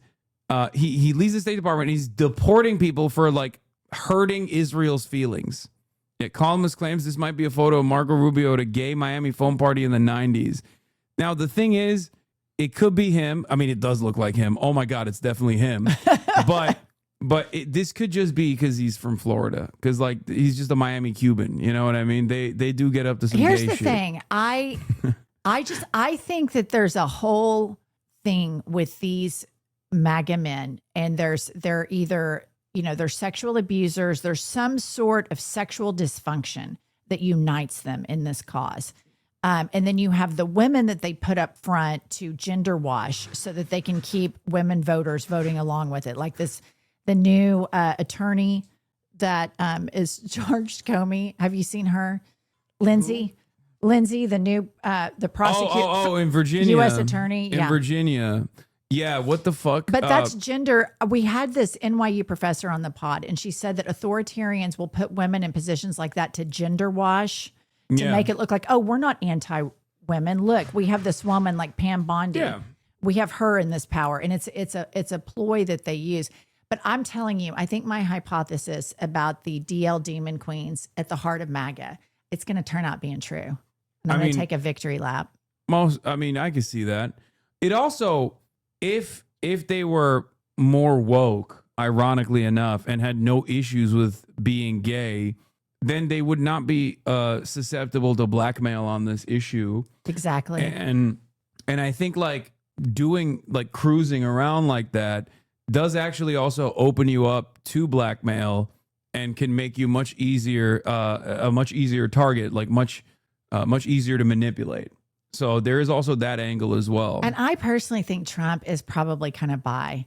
I say that. I say Trump is asexual, but biromantic. Like I agree. He's very attracted to men. He always talks about how handsome men are. He's so zesty. It's like his only redeemable quality. But I don't think he has sex for like sexual gratification. I think he has sex for like in the same way that like a rapist does. Well, which he has done. I do too. Where he's doing it for power. Right. And for him, like, it's very obvious that like the women that he is had sex with are also like a way to show other people like I've conquered this thing. Yeah. Like it's not about a real desire to be with another human being, but instead more so just like a way to show other people like your status, like a watch, like look at my watch, look at my expensive watch that I have. Yeah. Kind of like that. Well, and I think, didn't his first wife accused him of rape? Yeah. And then Stormy Daniels, she said, look, it was completely consensual, but like she went to the restroom and she came out and he just pretty much attacked her. And she said, look, I was in there to, hook up with him. Yeah. Right. But yeah, I think that all of these men refuse to go to therapy. Marco Rubio, to me, this makes perfect sense because I couldn't understand. Of course, Marco Rubio was a war hawk. Of course, he was a right winger. Yeah. But he was hardcore about national security. He was hardcore about Russia. And then we all saw like the soul drain from his face. And I just have this idea. This is what goes on in my head, that together they can all be like Trump personifies like, you can be in power and you can be a hypocrite. It's okay. Look at all the power and look at all the praise. There's a freedom. There's a freedom that comes along with that. And they identify with that. Like in the case, like I always envision JD Vance, like coming home and like really putting a smoky eye on and lipstick on and having like, do you remember the Silence of the Lambs where the guy remember when he like sucks, when he tucks his penis? Yeah. I forget, Buffalo Bill. I picture JD Vance. I call him Lil Smokey, short for Smokey Eye Sociopath. I just picture these guys being so fucked up behind closed doors. I just don't think that he's, I don't know. I don't think he's like, he doesn't, I don't read it as that. I just think he's like a sociopath. Gay in his own book. I think he's just a sociopath. Like he could is be. a sociopath. I mean, he was woke. He was woke. He could have experimented for sure. But I do think he's more like, he's just like an amoral vessel that will suit whatever purpose he has calculated will gain him favors and will allow him to claw power. What do you think about somebody like Marco Rubio, like the total moral collapse, the total capitulation to Trump? I think at its root, it's about a journey to get as much power as possible. Like he wanted to be in that position no matter what it took, and he realizes that it's not the best circumstances for him. Like, I'm sure he would have loved being George W. Bush's, Secretary of State. War on Terror. There's at least like even though obviously George W. Bush was also a monster, but at least they were following the process. Right. It had like the appearance of decorum. Yeah. You could be in polite company and be like, this is George W. Bush's Secretary of State. And like liberals wouldn't look at you that way. But now everything is just like slowly but surely falling apart. But in the same way that Donald Trump and all of his cronies are like picking apart the scraps of American empire right now for whatever remains to make a tidy little profit on the side, Marco Rubio's ambitions for power, he realizes would only happen in this standard, in this way, where no one really will take him seriously. Steve Witkoff has more motion in terms of like negotiations than he does, and only because he's a golf buddy of Donald Trump. Right. And so he's just this guy. What about Stephen Miller? I think he's running the whole show. Psycho. I think so too. He is the deep, dark mind behind a lot of the white nativist sentiment. He was in 2016 as well. And he's an agent of Satan. Like, he is literally Satan incarnate. He openly talked about like he's Jewish.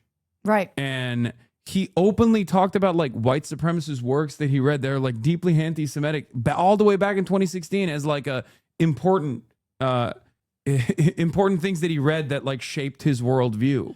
It's so psychotic. His wife said he's a matador. His wife thinks Elon is a matador. She said on Jesse Waters that her husband was a sexual matador. Yeah, he's Ugh. No, I read a whole article about him that came out recently, and I think that my opinion is that, like, look at the stuff that Trump's interested in. Like, he's redecorating, he's got the ballroom. Yeah. He has these vanity projects that he's engaged in. He doesn't give a fuck about policy. He's a famous non-reader. The only book that we've ever known or that's ever been reported that he's read is Mein Kampf, that his wife said, his first wife said, that was on his nightstand. That's the only book I've ever heard of the man reading. And I think that he has all these vanity projects. Meanwhile, Stephen Miller drums up all these executive orders. I think he is running the DOJ. I think he's the one that's telling Kash Patel, make it fit this narrative. Make the evidence fit this narrative. I think it's all Stephen Miller because Trump's too lazy. Yeah, I for sure. He's lazy. The only thing he cares about is being loved. And I think that this time around, his close associates from the last administration have realized that they can like kind of isolate him and manipulate him in that way by just only showing him like positivity. Right. And I think he's like somewhat oblivious because he does obviously watch television on his own. He's not as tuned into Twitter as he used to be. So I think like there's more of an opportunity. He's almost become like Brandon in some ways, like Biden 2.0, basically, like older, lost the step. The only thing he cares about is like people saying they love him. And that's the only thing he responds to. When he sometimes gets a boss call from like sector leaders, like industry leaders, he will try and pull back. Right. Like when he said that, you know, ICE is no longer going to go to like the hospitality industry. And then Stephen Miller was like, no, we're still going to go after the hospitality industry. And they're doing it. Yeah. So obviously, like, I think he's fucking oblivious to the half the shit that's going on. This is not to absolve him of any of the sin, of course. He's a monster. But I do really think that they're just like feeding him whatever information that shuts him up. And yes, you're right. Stephen Miller absolutely is running the show. And then sometimes Laura Loomer. Did you see? She wanted me deported. Oh my God, I saw that. Somebody sent that to me. Yeah, she Did she respond to you when you said you were born in New Jersey? She did. It was the What'd she weakest. say? It was the weakest response of all time. Where is it? Hold on. It was. There's still people. Look, the first thing that came up. We're still insane cope. We're still deporting him back to Turkey, which is so funny because that is insane cope. But as a right-wing account, that's like, nope, we're going to do it. We're going to deport you back to Turkey. Okay, good luck, guys. Where is it? She basically said, you don't act like it. That's all she said. Diabolical ratio, by the way. She came in hot. Hopefully today, President Trump can negotiate the permanent deportation of Hassan Piker back to Turkey. It's time for him to go home. What got you on her radar? Oh, she's been following me for years. Okay. And I think she likes me a little too much. That's what I suspect. I have noticed this in like a lot of prominent conservative women that will like openly say it too sometimes. Like Brett Cooper, Fem Shapiro, the girl that looks like Ben Shapiro. Oh, yeah. Oh, I saw this. Is this a real tweet? I saved it on my Instagram that Ben Shapiro has deleted it since then, but he never deletes tweets, so Okay. it might not be.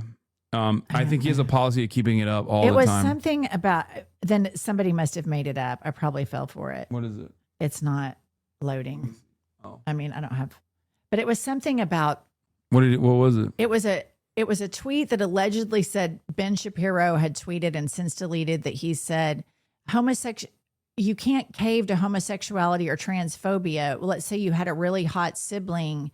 It was something about like you have to resist those urges or something. It was insane. I saw it and then somebody had put it on Instagram and said It could be fake, Okay. but what you're actually saying is unironically what Rick Perry said. That's why I say he's in the closet, because Rick Perry said it's like alcoholism. You know, you just have to avoid it.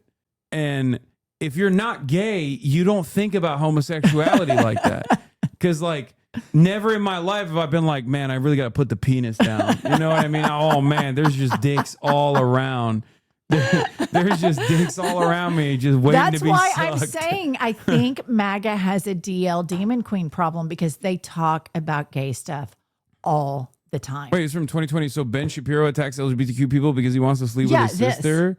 Okay, read No, that. but this is from Queerty, so it's probably not real. But the thing with homosexuality and transgenderism is it simply boils down to exerting control over your impulses. Like, say you have a hot sister. Yeah, oh no, this is fake.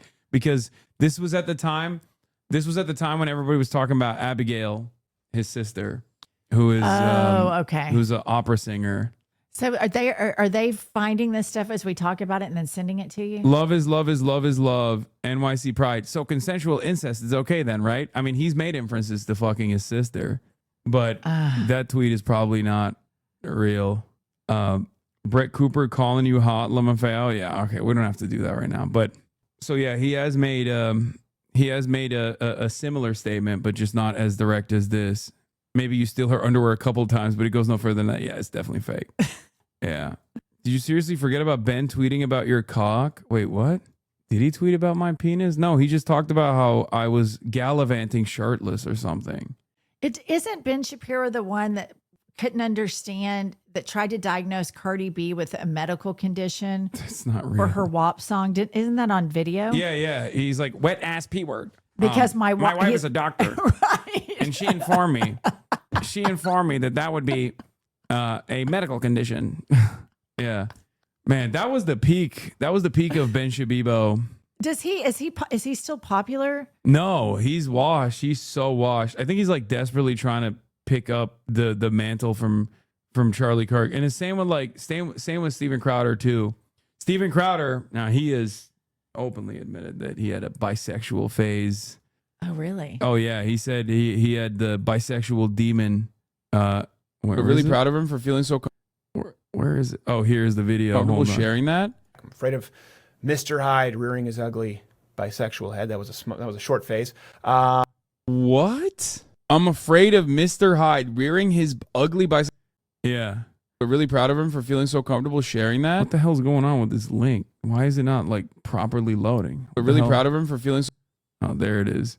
So comfortable sharing that. I'm afraid of Mr. Hyde rearing his ugly bisexual head. That was a short phase. What? I'm afraid of Mr. Hyde rearing his ugly bisexual head. That was a short phase. Could you please elaborate for new fans among us? Some of us may be going through our own short phase and would be interested to know how you eventually won the battle and found a good woman to please. Oh my God, there's like dudes in the chat being like, they're gay and they're scared of being gay. Son to H3H2 correspondent HasanAbi shocked by Steven Crowder's bisexual thirsting. These are from a year ago, chat. This is a video from 4 years ago, and these are comments from a year ago. No, I'm afraid of getting angry, afraid of being too emotional, afraid of being obsessive. Because that I'm afraid of alienating friends, family, people who I care about most. Something I think about a lot. It's so funny that his like fall from grace came because he got a $50 million contract from the Daily Wire, to which he responded with, "This is a slave contract." And then everyone was like, "Dog, that's $50 million. The fuck are you talking about?" And then it came out that he was in the midst of like this really shitty divorce, and the wife basically leaked like Ring camera footage of him like abusing her, pretty much. Oh, yes, I think I saw that. The famous, "It doesn't work for me either." That's what he said to his wife, because he was like, his wife was like, "I'm pregnant with your child. I can't handle the dog medicine." And he was mad. This reminds me back to Megyn Kelly. So I'm friends with Don Lemon and his husband, Tim. And Don Lemon has said this on his Instagram. But Megyn Kelly, whenever they've been out, and it's Don and his husband, Tim, Megyn Kelly's husband is always staring, and gay men kind of know, like, you know, you would if you're checking out a chick and y'all keep making eye contact back and forth. Megyn Kelly's husband is always staring at Tim, the husband of Don Lemon. Don straight up called, because she got in a fight with Don on the internet, and Don straight up called out Megyn Kelly's husband. I'm telling you, I think the core of a lot of this shit that we're all suffering right now is a lot of unresolved closeted issues. I mean, certainly that plays a role in it for sure.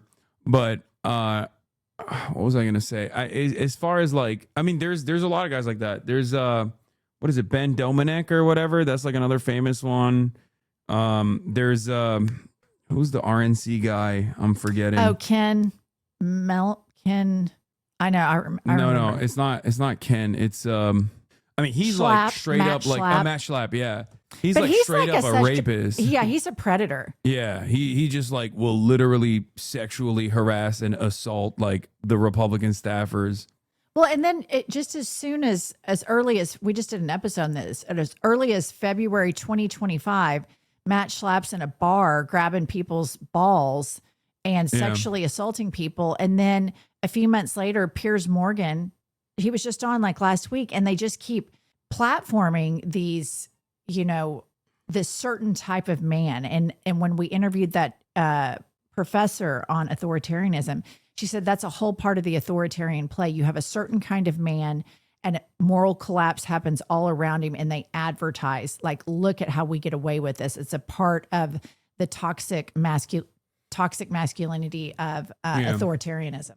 But there's also, like, you were talking about the freedom element, but like I think there's a lot of just bad guys who feel a sense of comfort and a sense of loyalty that comes from this administration when they have guys like Pete Hegseth in prominent positions of power, in spite of all of the obvious like setbacks. And I'm not even talking about like his incompetence. I'm talking simply about like his rape charge. You know what I mean? He's like a drunk, abusive, rapist asshole. And I think other people that have done things like that look at that and go, oh, I feel protected with this. Like, right. It's like, this is an administration that will have my back if I defend it. That's what I think is going on here too. And I think it alleviates some of their own feelings of shame or disappointment that they had. It gives them a permission structure to let it go. Yeah. And then more moral collapse falls with that. Yeah. I mean, yeah, look at Russell Brand. Like, it's also very easy to just pull that pivot. Like, as soon as you're outed for doing something horrible, instead of recognizing that you wronged people and maybe even like trying to create an environment of accountability, you just double down and you pivot right. You suddenly become a right winger almost overnight. Russell Brand did that as well. And that's it. And the right is so welcoming. Oh, totally. The right is like, oh, thank God. They are. Welcome. Did you see this where I interviewed Jeff Duncan? Yeah, I want to see this. This has been going viral on Twitter. AIPAC money, or have you taken AIPAC money? I'm not certain if I've taken it or not. I've been in office 10 years. It doesn't jump out at me as I'm taking it. But I think the most important part is... But will you for this race? I have no idea. I haven't even thought about it. Okay, come on, Jeff. This is like, there's a genocide. There's no shot he hasn't thought about it. That's what I thought. So I kept on him. Shot. I wouldn't let it go. So I just stayed after him. What do you mean you have no idea? And it's not even just AIPAC. There's so many other like umbrella organizations. Like, are you going to get money from any Israel advocacy group? Like, AIPAC is a good catch-all term, is a good umbrella term for it. And if he can't even fucking say no to AIPAC, then goddamn. Going on right now. And even human rights, Israeli human rights groups see this, that the United States of America is funding. To see these kids starving. And to not know if you're going to be beholden to the Israeli lobby is to me is not something that should take time to think about, because you started off this interview with us talking about your faith. It is. Will you take AIPAC money in this race? I have no idea. I haven't even thought about it. Wow. Okay, I want to take that moral clarity that you have right there and then ask you again, are you going to take money from AIPAC? Because just there, you talked about, and AIPAC is what helped. They gave Trump over, I think, $200-300 million. Are you going to take money from a group that lobbies to deny that that's happening to those children? I'm not going to give you the shallow answer of saying yes or no, because if you can have moral clarity to talk about. What do you mean? I wouldn't let him off the hook. That's not even a shallow answer. No, it's the least shallow answer.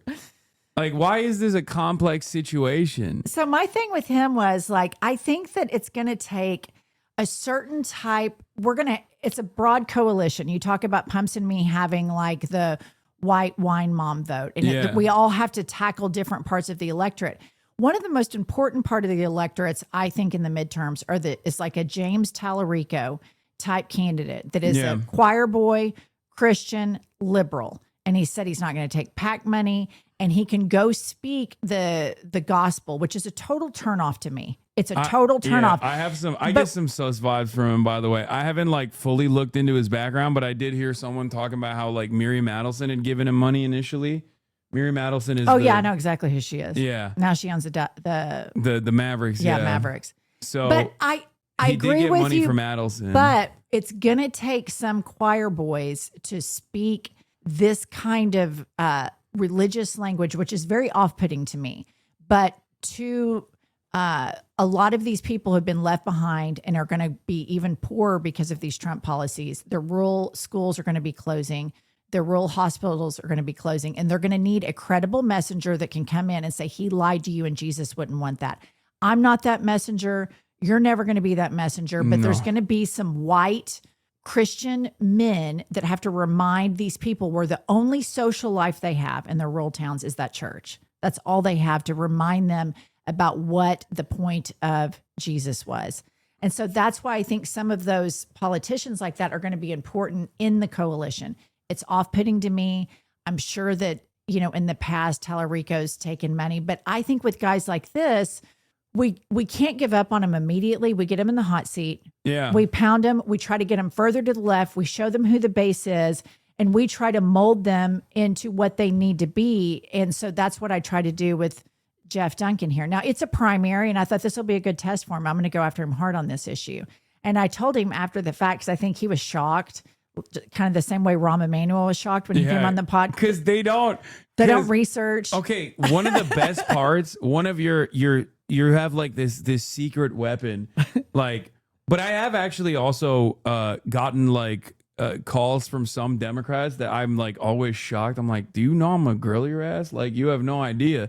But then they do pull out eventually because there's at least one young staffer, I think, that goes, no, don't do that. But they come to you and they're like, oh yeah, this is like a Democrat Party ordained outlet, and they're so not used to just like any pushback whatsoever that they look like a deer in the headlights. They look like Ted Cruz on Tucker Carlson, where they're like, what? You're not supposed to be asking me these questions. So good. You're not supposed to be asking me this at all. What the hell's going on? Yeah, or Richie Torres with Adam. Oh my God. Something we haven't talked about, that I haven't talked about with Pumps on my podcast, that I want to talk about with you, because this happened and then the Charlie Kirk murder happened, and I haven't had time to circle back. When Tucker Carlson had on Sam Altman and accused him of murder. Oh, I saw that. Did you see that? Have you guys seen that? I don't know how he gets those looks. I don't understand that. Like, why? What kind of power does this man have? Like, I don't believe in witchcraft, but I genuinely don't understand why so many people just will go up and talk to Tucker Carlson. Like, they just, maybe it's because like he was like a party man for so long that they just assume that he's gonna play ball, play nice. But he has so many moments like that where he'll just straight up be like, so did you kill this person? Like, Sam's like, oh, he's my friend. He was my friend. I would never kill him. Why are you saying that? Like, it's crazy. So Look, right here. You had complaints from one programmer who said you guys are basically stealing people's stuff and not paying them, and then he wound up murdered. What was that? Also a great tragedy. He committed suicide. Do you think he committed suicide? I really do. Have you looked? This was like a friend of mine. This is like a guy that, and not a close friend, but this is someone that worked at OpenAI for a very long time. I was really shaken by this tragedy. I spent a lot of time. These guys can't look human to save their life, by the way. Why are these gay men? Why is he, and why is Tim Cook and Evil Peter Thiel? Why are they going for refuge in this party? Because at some point the knives will be. They don't care about anything else. But look at what happened in Putin's authoritarian regime. The oligarchs immediately go and suck up, and now they all start falling out of windows. You know, they'll off the gay ones first if we get that far advanced in this authoritarianism. I think they just don't. They think. I think in their minds the calculation is these guys are stupid, right? They're stupid and they're malleable and they can be manipulated. And it doesn't take much to be more, it doesn't take much to be smarter than Donald Trump. Right. So I think like they don't, and they're white and they're rich. So like they're not impacted on that front too. Like white, rich, gay men are the last to go on there. They're going to go, but Right. they're like the last on that ladder.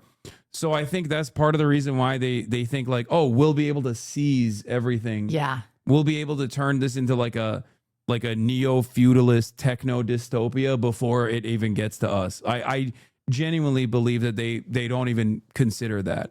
Like they don't care about trans people and stuff. Like they don't give a shit. Like Mark Zuckerberg, like he was Mr. Woke, right? He was Mr. Woke when like you know, for a very long time. That's why he was like public enemy number one.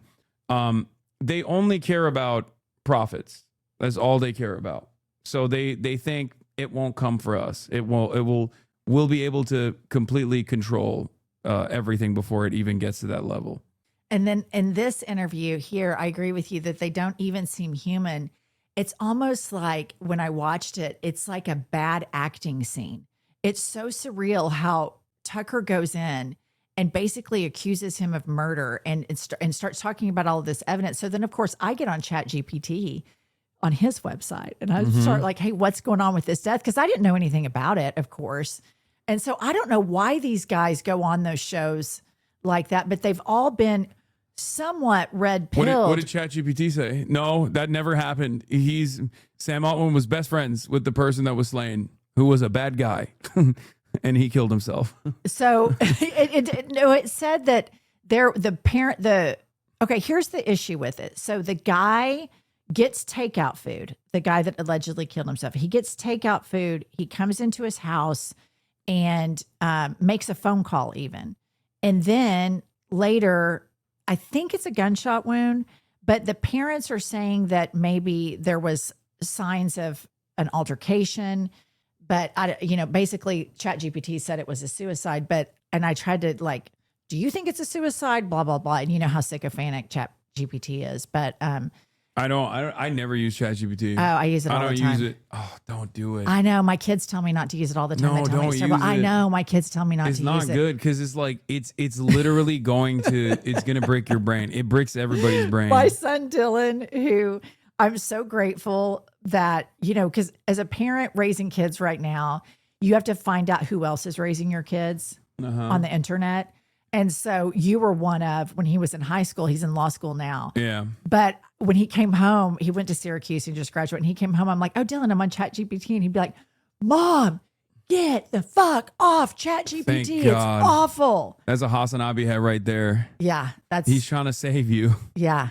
Totally. Yeah. I think like there's a lot of, it's not even like the AI psychosis and stuff that I'm worried about. I think it's like more so cognitive offloading that I'm very worried about, especially for a younger generation where people delegate a responsibility that the brain normally needs would to do. Yeah. Yeah. And if you don't use it, you do lose it. And I feel like Americans broadly don't have a whole lot of brain to lose to begin with. I agree. So I'm so fucking worried about that. I don't know. I mean, it's just. Well, here's the thing too. It gets so much stuff wrong. I don't use it as much as I used to, because at first it was kind of like a fun new app to play with on the phone, but it gets a lot of its information from Reddit threads. Oh yeah. It's like super Reddit minded. Yeah. And so I would get information and I would know it was false information. And then I've kind of fallen off from it. But no, this shit right here is on this interview. It was wild. And it happened. And then the Kirk murder happened. And I was never able to circle back. But I think it would have been a much bigger story that this guy, he's a big, always at the White House, at the circle jerk dinners that Trump has, where they have to go around telling him how great he is. And he's sitting down with Tucker. And it's amazing because I think that a lot of these guys don't realize how conspiracy oriented the right is. Oh, yeah. And they think, oh, it's Tucker Carlson. Like you said, he was on Fox and he's a right wing commentator. Yeah. But they don't have any idea how demented and twisted, like Megyn Kelly thinking spells are real. Yeah. Candace Owens thinking Bridget Macron is, a man, and all of these things. And he probably doesn't realize that Tucker's paid by Putin and all sorts of. Didn't Tucker say he was attacked by a demon in his sleep? Yeah, Tucker Carlson also did unironically say he he woke up with like bruises on himself and he was like attacked by a demon. Yeah. Like he just straight up said that. Which again, with Tucker Carlson, I think he is a much more cunning actor than a lot of these other guys are. So I can never tell if he's like being sincere or if he feels like this is the role he must present at this particular moment.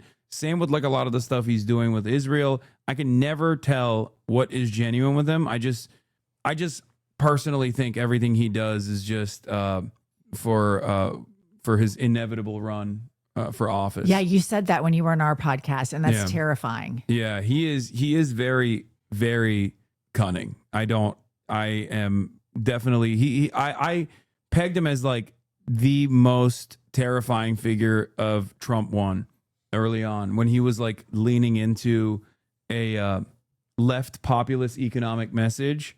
And if you notice, like, he doesn't talk about that quite a bit any longer. But back then, he kept constantly hammering on and on, like, workers' rights and all this stuff. And he was doing like almost like a Mussolini or a Hitler, like early Hitler, where he was saying, like, we need to preserve the white working class. Like, we need to make sure that we defend the white working class. So it's not a sincerely held position of his, of course, but clearly it was so impactful that there were people even that still are in Congress that try to abide by that message to a certain degree, like Josh Hawley, another gay man. 100% he's gay. Yeah. You guys find his engagement photos with the when he's kicker. kissing his wife like a K-drama. Harrison Butker. It looks like a coming out engagement photo. Do you want something? Yes, please. I have Come here. Come here. Blackberry, Diet Dr. Pepper, strawberries and cream, Diet Dr. Pepper, regular Dr. Pepper. Do you have just regular Dr. Pepper? No, Diet Ginger. Do you have like a normal non-diet drink? No. What the fuck? All right, just bring me something. You can pick. Look at how much she loves. Okay. Let's see if you like this. I don't have any I don't have any like regular full strength sodas. Is it good? Yeah, it's not bad. Do you That's still chew the gum? That's the Oklahoma in you. No, I Dr. do Pepper, Zins. yeah. I do Zins. Dylan, my son that you helped raise, he loves Dr. Pepper. Oh, I'm sorry about that. That might be my fault a little bit, but I don't know. The famous Josh and wife kissing pic. Yeah, I love this photo. It lives in my mind. Josh Hawley kisses his wife like his parents are making him eat broccoli for the first time. Like I said he kisses his wife like a K-drama. Like this is. You guys find the one where he does the couple's photo shoot with Harrison Butker, the kicker that said that women need to drop out of college and stay at home. Yeah, that one. The I way can't he's believe looking, they put that out. It's like the biggest. It's like a gay an engagement photo. There's also another one where he's like picking up wine in the middle of the day from Whole Foods. It's like, wait, what is this? Green Black got mad at Zoran because Zoran said ADL doesn't represent all Jews. I'm absolutely blown away by the sheer brazen audacity of Zoran Mamdani telling all of us in the Jewish community who does and doesn't represent. Dude, so much of the smoke that pro-Israel people have revolve around how fucking Islamophobic they are.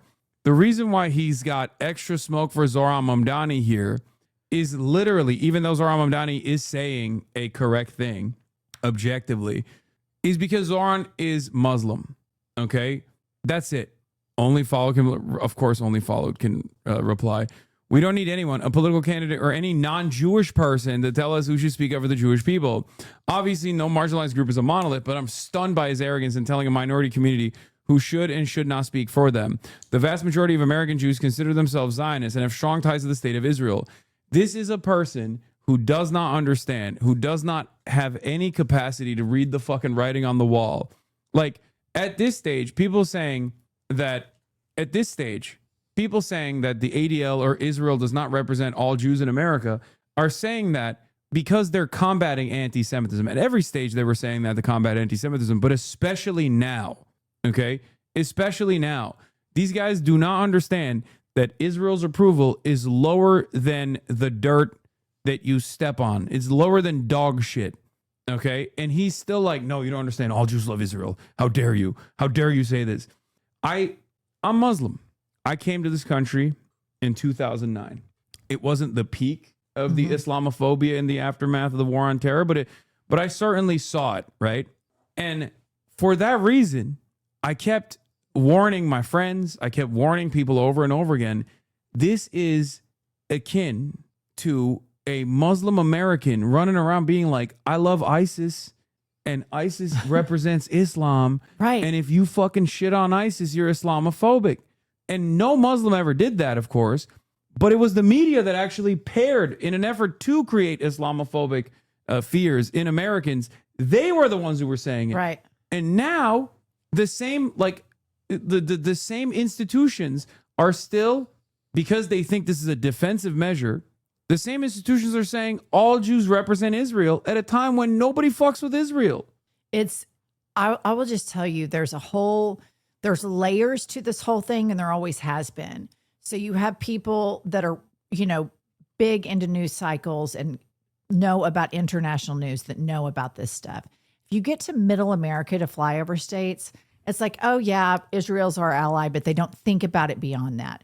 Because of how bad of a terrorist Benjamin Netanyahu has been, now the low information voters know about it. Yeah. And now they care about it. So it has been not only a genocide, but it's also done more damage to Jewish people and any potential Jewish state or the country of Israel, where I have people that have never, ever been in politics, sure as fuck didn't care about, international politics because they're ethnocentric Americans. They're like, what the fuck's up with that guy? Why are we funding all of this? And it's the biggest backfire. And that's what brings me back to Hakeem, Schumer, and Booker, because they're so beholden. And it's such a vacuum that can be filled that the Democratic Party is not filling. And I'll tell you who's talking about this shit right now is Marjorie fucking Taylor Greene. Yeah, they're just basically... She is going in, and that shit will hit hard with low information voters. Yeah. And she is an anti-Semite. She is a real Jew hater. And she's going to go fill that void in rural places at the advice of Steve Bannon. And they're taking that economic populist message surrounding that issue. And then if you were to tap on Argentina to that right now, the Democrats would have the biggest argument of all time to get crossovers, to bring moderates back, to energize the base. But they won't do it. They don't address it. It's maddening. I think it's the easiest way to communicate earnesty. Like, it's a layup, like you said. It's the easiest way to be like, this is a real one. Right. Like, you don't know anything about a person, but they come out and they're like, you recognize what's going on. I recognize what's going on. Immediately, people are going to pay attention to you. Immediately, people are going to be like, okay, all right, this is a different kind of politician, is what people think. And it's so crazy that there are still people who are just like refusing to reckon with that in the Democratic Party.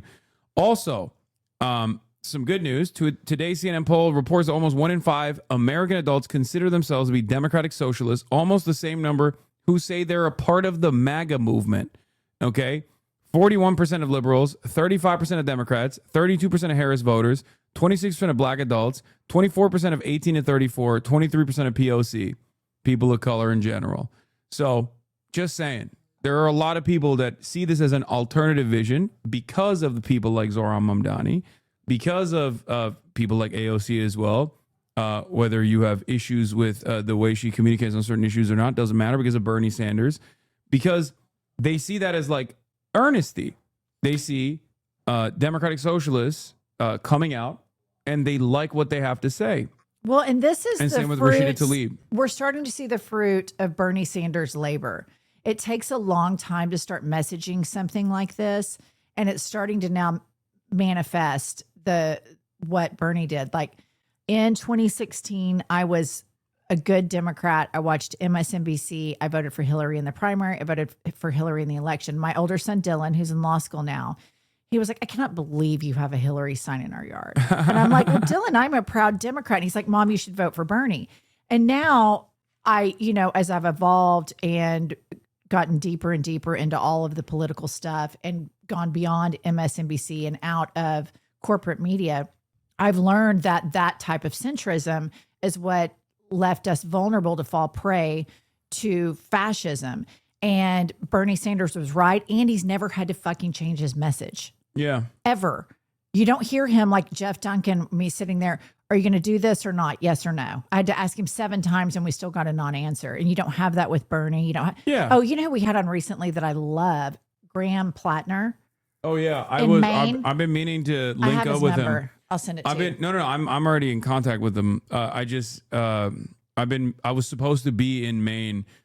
Yesterday I was supposed to debate Charlie Kirk in Dartmouth, and then I was supposed to literally go to Maine right after to link up with Graham Plattner, but then all of the stuff that happened has kind of made me sour away from doing public appearances, at least for a little bit. Yeah. But I'm still gonna most likely do something with him, but we'll see. So yeah, no, he's another one of those guys who just came out of the gate swinging. He's like, nope, Israel's doing a genocide. Fuck that. And he's been gaining a lot of momentum. He's been gaining a lot of attention, a lot of positive attention. And I think he will be, I think he's going to be another proof for whether or not this works, like left populist messaging works, especially in a place like Maine, especially in a seat that was previously filled by a Republican. Yeah, who like has been an awful, like he said, she masquerades as a centrist to the Maine voters, but every time she goes to vote, she votes hard right. And that's exactly what she's done. And he's messaging that very clearly, and I love it. 1,400 people came out tonight in pouring rain in Portland to see Graham Plattner. If Chuck Schumer and DC at least think they can handpick the next senator from Maine, then they have another thing coming. Is there someone in his primary that Schumer picked? Yeah, they had a person. Got to be. They had a who was it? I think it was the governor, I think. So they have they have their pick, Janet Mills. Okay. Or yeah, and then someone saying Jordan Woods. I've been paying too close attention to the primary at all. But Ezra Klein has had a significant fall from grace in my book, at least. Like I've always said, he's like a well-intentioned liberal guy. And I don't really mind him as much. I know a lot of people have a lot of smoke for abundance and the abundists. I don't necessarily care that much. I think it's just another rehashed, like repackaged third way neoliberal attitude, the public-private partnership, all this stuff. But recently, especially post Charlie Kirk, he's just been so annoying to me. I completely agree with you. I always liked him, but I wasn't an avid follower. But the abundant stuff, I think it has a tinge of arrogant messaging to it. There's just the way it's branded and the way he presents it. I don't know that it's very good messaging for where we are right now. And maybe some of the principles in it are okay. But the Charlie Kirk thing is just the biggest capitulation. He's doing politics the right way. I couldn't believe it. It was just such a face plant. On the New York Times, you're like the most prominent liberal author in the country right now. Like he is the champion of liberals. And he goes on the Gray Lady, the paper of record, and writes about Charlie Kirk in that way. I could not believe it. It was revisionist history. It was such a face plant.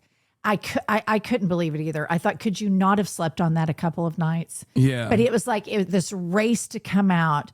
And I think, I think a lot of the way they've handled the Charlie Kirk memorializing him is going to have a lot of backlash. This Christian nationalism, even within the Republican Party, I live in a super, super, super Jesus-y state. And they're like the ruling class of the people that have like the money in Oklahoma, the oil and gas guys. They're Christians, but there's a whole thing where people within the Christian movement look down on Bible thumpers.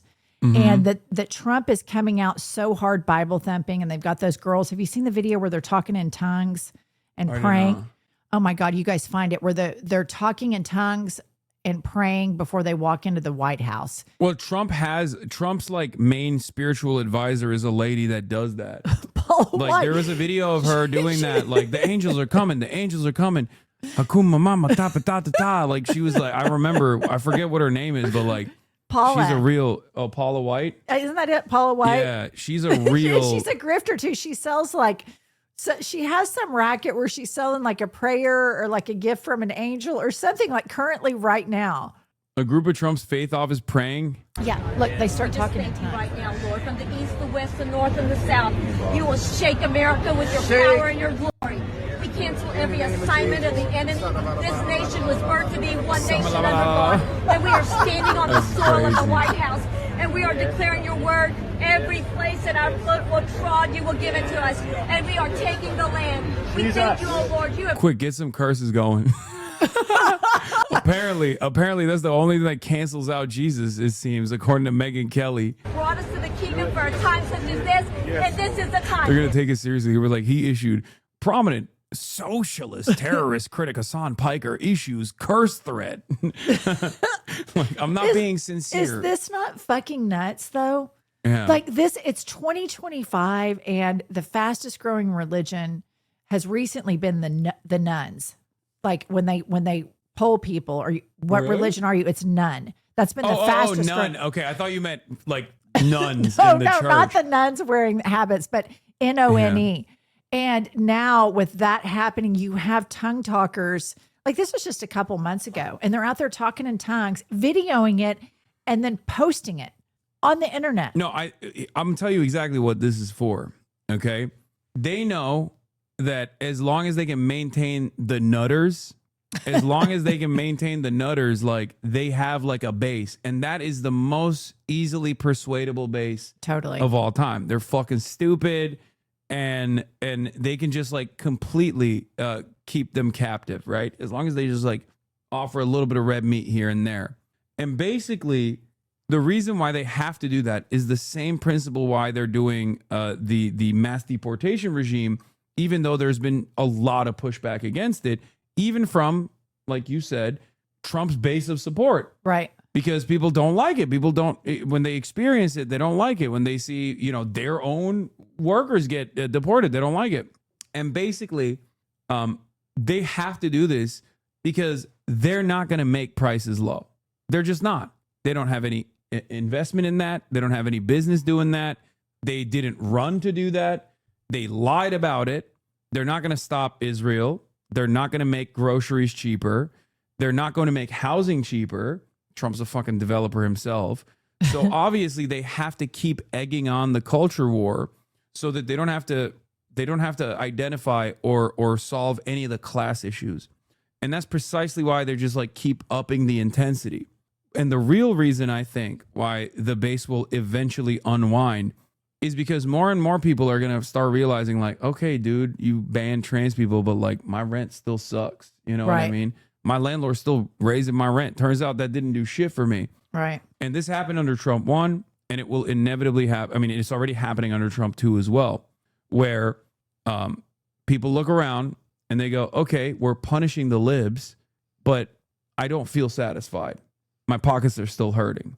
And as long as they don't fix the economy, and as long as there is no as long as they can't even create an environment of hope and change for their base, slowly but surely, these people are either going to go back to not voting and just seep in their resentment, or they're going to get grossed out and maybe even vote for the opposition, as long as the opposition can say, he's not doing it for you, I will. Right. Problem is Democrats are not doing that. So they're basically relying on liberals being incompetent and inept and scared to maintain their grip of power. I worry that with this base, if they can tune them up and gear them up, if they can galvanize them enough, I fear that they're just going to not have elections at all. Well, you have on the other screen right there that Supreme Court ruling, and this is where it gets really foreboding to me. Yeah. Because why are these people not checking him? Yeah. Why are they abdicating their power to him? And I have this really horrible feeling. A lot of those 6, they're all hardcore religious nuts. And they've all been groomed by people that want a Christian nationalist nation. And they've been crazy ambitious about this long before Trump ever the entered. Federalist Society. Yeah, and all of those judges are groomed for this, and they don't give a fuck that the messenger is a a complete dementia-ridden twat. They have him and this shadow docket, and I think they've given him 20 wins and only 2 losses on the shadow docket. And this just came out. Yeah, the Supreme Court ruled 6-3 to allow Trump's pocket recession of $4 billion in foreign aid funding, ruling that it's unlikely the group suing have standing to pursue the claim and that Trump's foreign policy power outweighs their purported harms. That's what I'm really fearful of. I'm worried that they're just gonna move. Like, first they started with immigrants on the freedom of speech side. Like, in order to tackle it, they masked it under combating anti-Semitism. And there's a lot of liberal advocacy groups that are deeply embedded in the Democratic Party that present themselves as Jewish advocacy groups, but are actually Israel advocacy groups. And therefore, there's not a lot of pushback from the Dems on this, like, anti-Semitism combating initiative. And they're doing it through immigration enforcement, which is unilateral power in the hands of the executive on that front. And that's why they went after, like, Mahmoud Khalil, Mohsen Mahdawi, and numerous other people. And slowly but surely, that's going to creep into American citizens as well. And I worry that it's going to be a Supreme Court case that basically erodes, like, shreds the First Amendment, first for non-citizens, and then inevitably for American citizens as well. Yeah. And then it's over. I mean, after that, it's done. And I think that, when you look at authoritarian regimes, they look quickly to consolidate power so they never have to give it up. Yeah. And I don't know if you've looked into, like, okay, so let's say that the court collapses and lets him consolidate power. Then there's this whole theory that I've read about lightly online. I haven't dug deep into, and it's called a soft secession. Have you heard of this? What, like other states So pulling it's out? like there would be a balkanization. There of the already states. is a pact between Washington, Oregon, and California. The vaccine pact, the Right. Pacific Northwest, and then the Northeast. That kind of sets the groundwork that they would be a part of the union, but they wouldn't cooperate with federal law and would withhold federal taxpayer money. And the same with, like, an East. And then all of these flyover states would be this Christian nationalist type thing. And again, it's not that hyperbolic to start looking ahead of that, because the shadow docket was rarely ever used, ever. And just in 8 months, they've given Trump 20 big victories, really, really big victories. They have signaled that, like, we're going to do this. And when you look at the groups, the billionaires, Christian nationalist billionaires that have groomed and picked these people long when Trump was just, on a reality TV star, they were waiting for this moment to do this. And that's where you just get he has overwhelmed. the charisma. He is the singular force. Because if Trump goes away, I don't think JD Vance is capable of, like, he's much more competent than Donald Trump is, but he's not capable of holding the base together. Especially if Trump dies or has a stroke. Yeah. While he's in power, That's the cannibalizing that would happen with the right, they're already doing it with the Charlie Kirk thing. The whole thing would fall apart. The entire MAGA movement would fall apart. I'm more worried about that happening, and then JD Vance automatically becomes president, because I don't think JD Vance actually wins the presidency, but I do think that if he actually were to go through the normal succession of power, then we're in deep trouble, because then it's like the Peter Thiel guys, because Palantir's tentacles are all over the federal government apparatus. Like, they already got ICE contracts. They already have all of the information of every single American. They already have, like, AI scouring the internet. And then, we're under the rulership of Peter Thiel and the Silicon Valley tech CEOs. That's when, like, the Sam Altmans of the world don't have to worry about, like, gay people at all, because they've completely, they've done, like, a soft coup almost. But this guy, Dimi Ryder, he is the founder of 972 magazine, and he's Israeli, so he knows the American future better than many others, says, ICE will keep pushing the envelope right up until Stephen Miller concocts something like political migration, arguing, I don't know, that cultural Marxism is so alien to the United States that propagating it amounts to invasion, so ICE can start abducting third-generation Americans too. I totally trust him when he says this. 972 magazine is really good. They're an Israeli investigative magazine that actually got Microsoft to no longer allow Israel to use the Azure cloud software because of their collaborative investigation with DropSite. And he knows growing fascism perhaps better than many Americans do because he's living through it in Israel. So I can totally see him. I can totally see this administration trying to move in that direction. Did I say Azure wrong? Isn't it Azure? Is it Azure? It's Azure, right? Anyway, whatever. It doesn't matter. But it is a terrifying future awaits for sure, no matter what we do. In any case, we are going to end it here. Thank you so much for coming on. Gosh, thank we you. Still have a wonderful Fear Amp podcast that we are going to be filming right now. Okay. And I'm going to go do that. And I'll be live tomorrow as always. And yeah, that's it. What do you want to promote before we let you go? Oh, just I've Had It podcast. You can YouTube or wherever you get your podcasts. And then we have all the social media stuff too. Hell yeah. All right. Thank you so much. Thanks for having me. Of course. Bye, everyone. Hey, I'm just doing this to sound like Bo Burnham in the beginning, but I'm chillaxing the chat, so hi. All right. Bye, everybody. Bye-bye. Stunning lo-fi introduction, starting off the day. All the chatter's trickling in, hostile people hate. Sunny Los Angeles, California, says Hasan. The stun lock to the stun lock to the topic that's just begun. There he is again, Hasan is streaming. Hasan is streaming.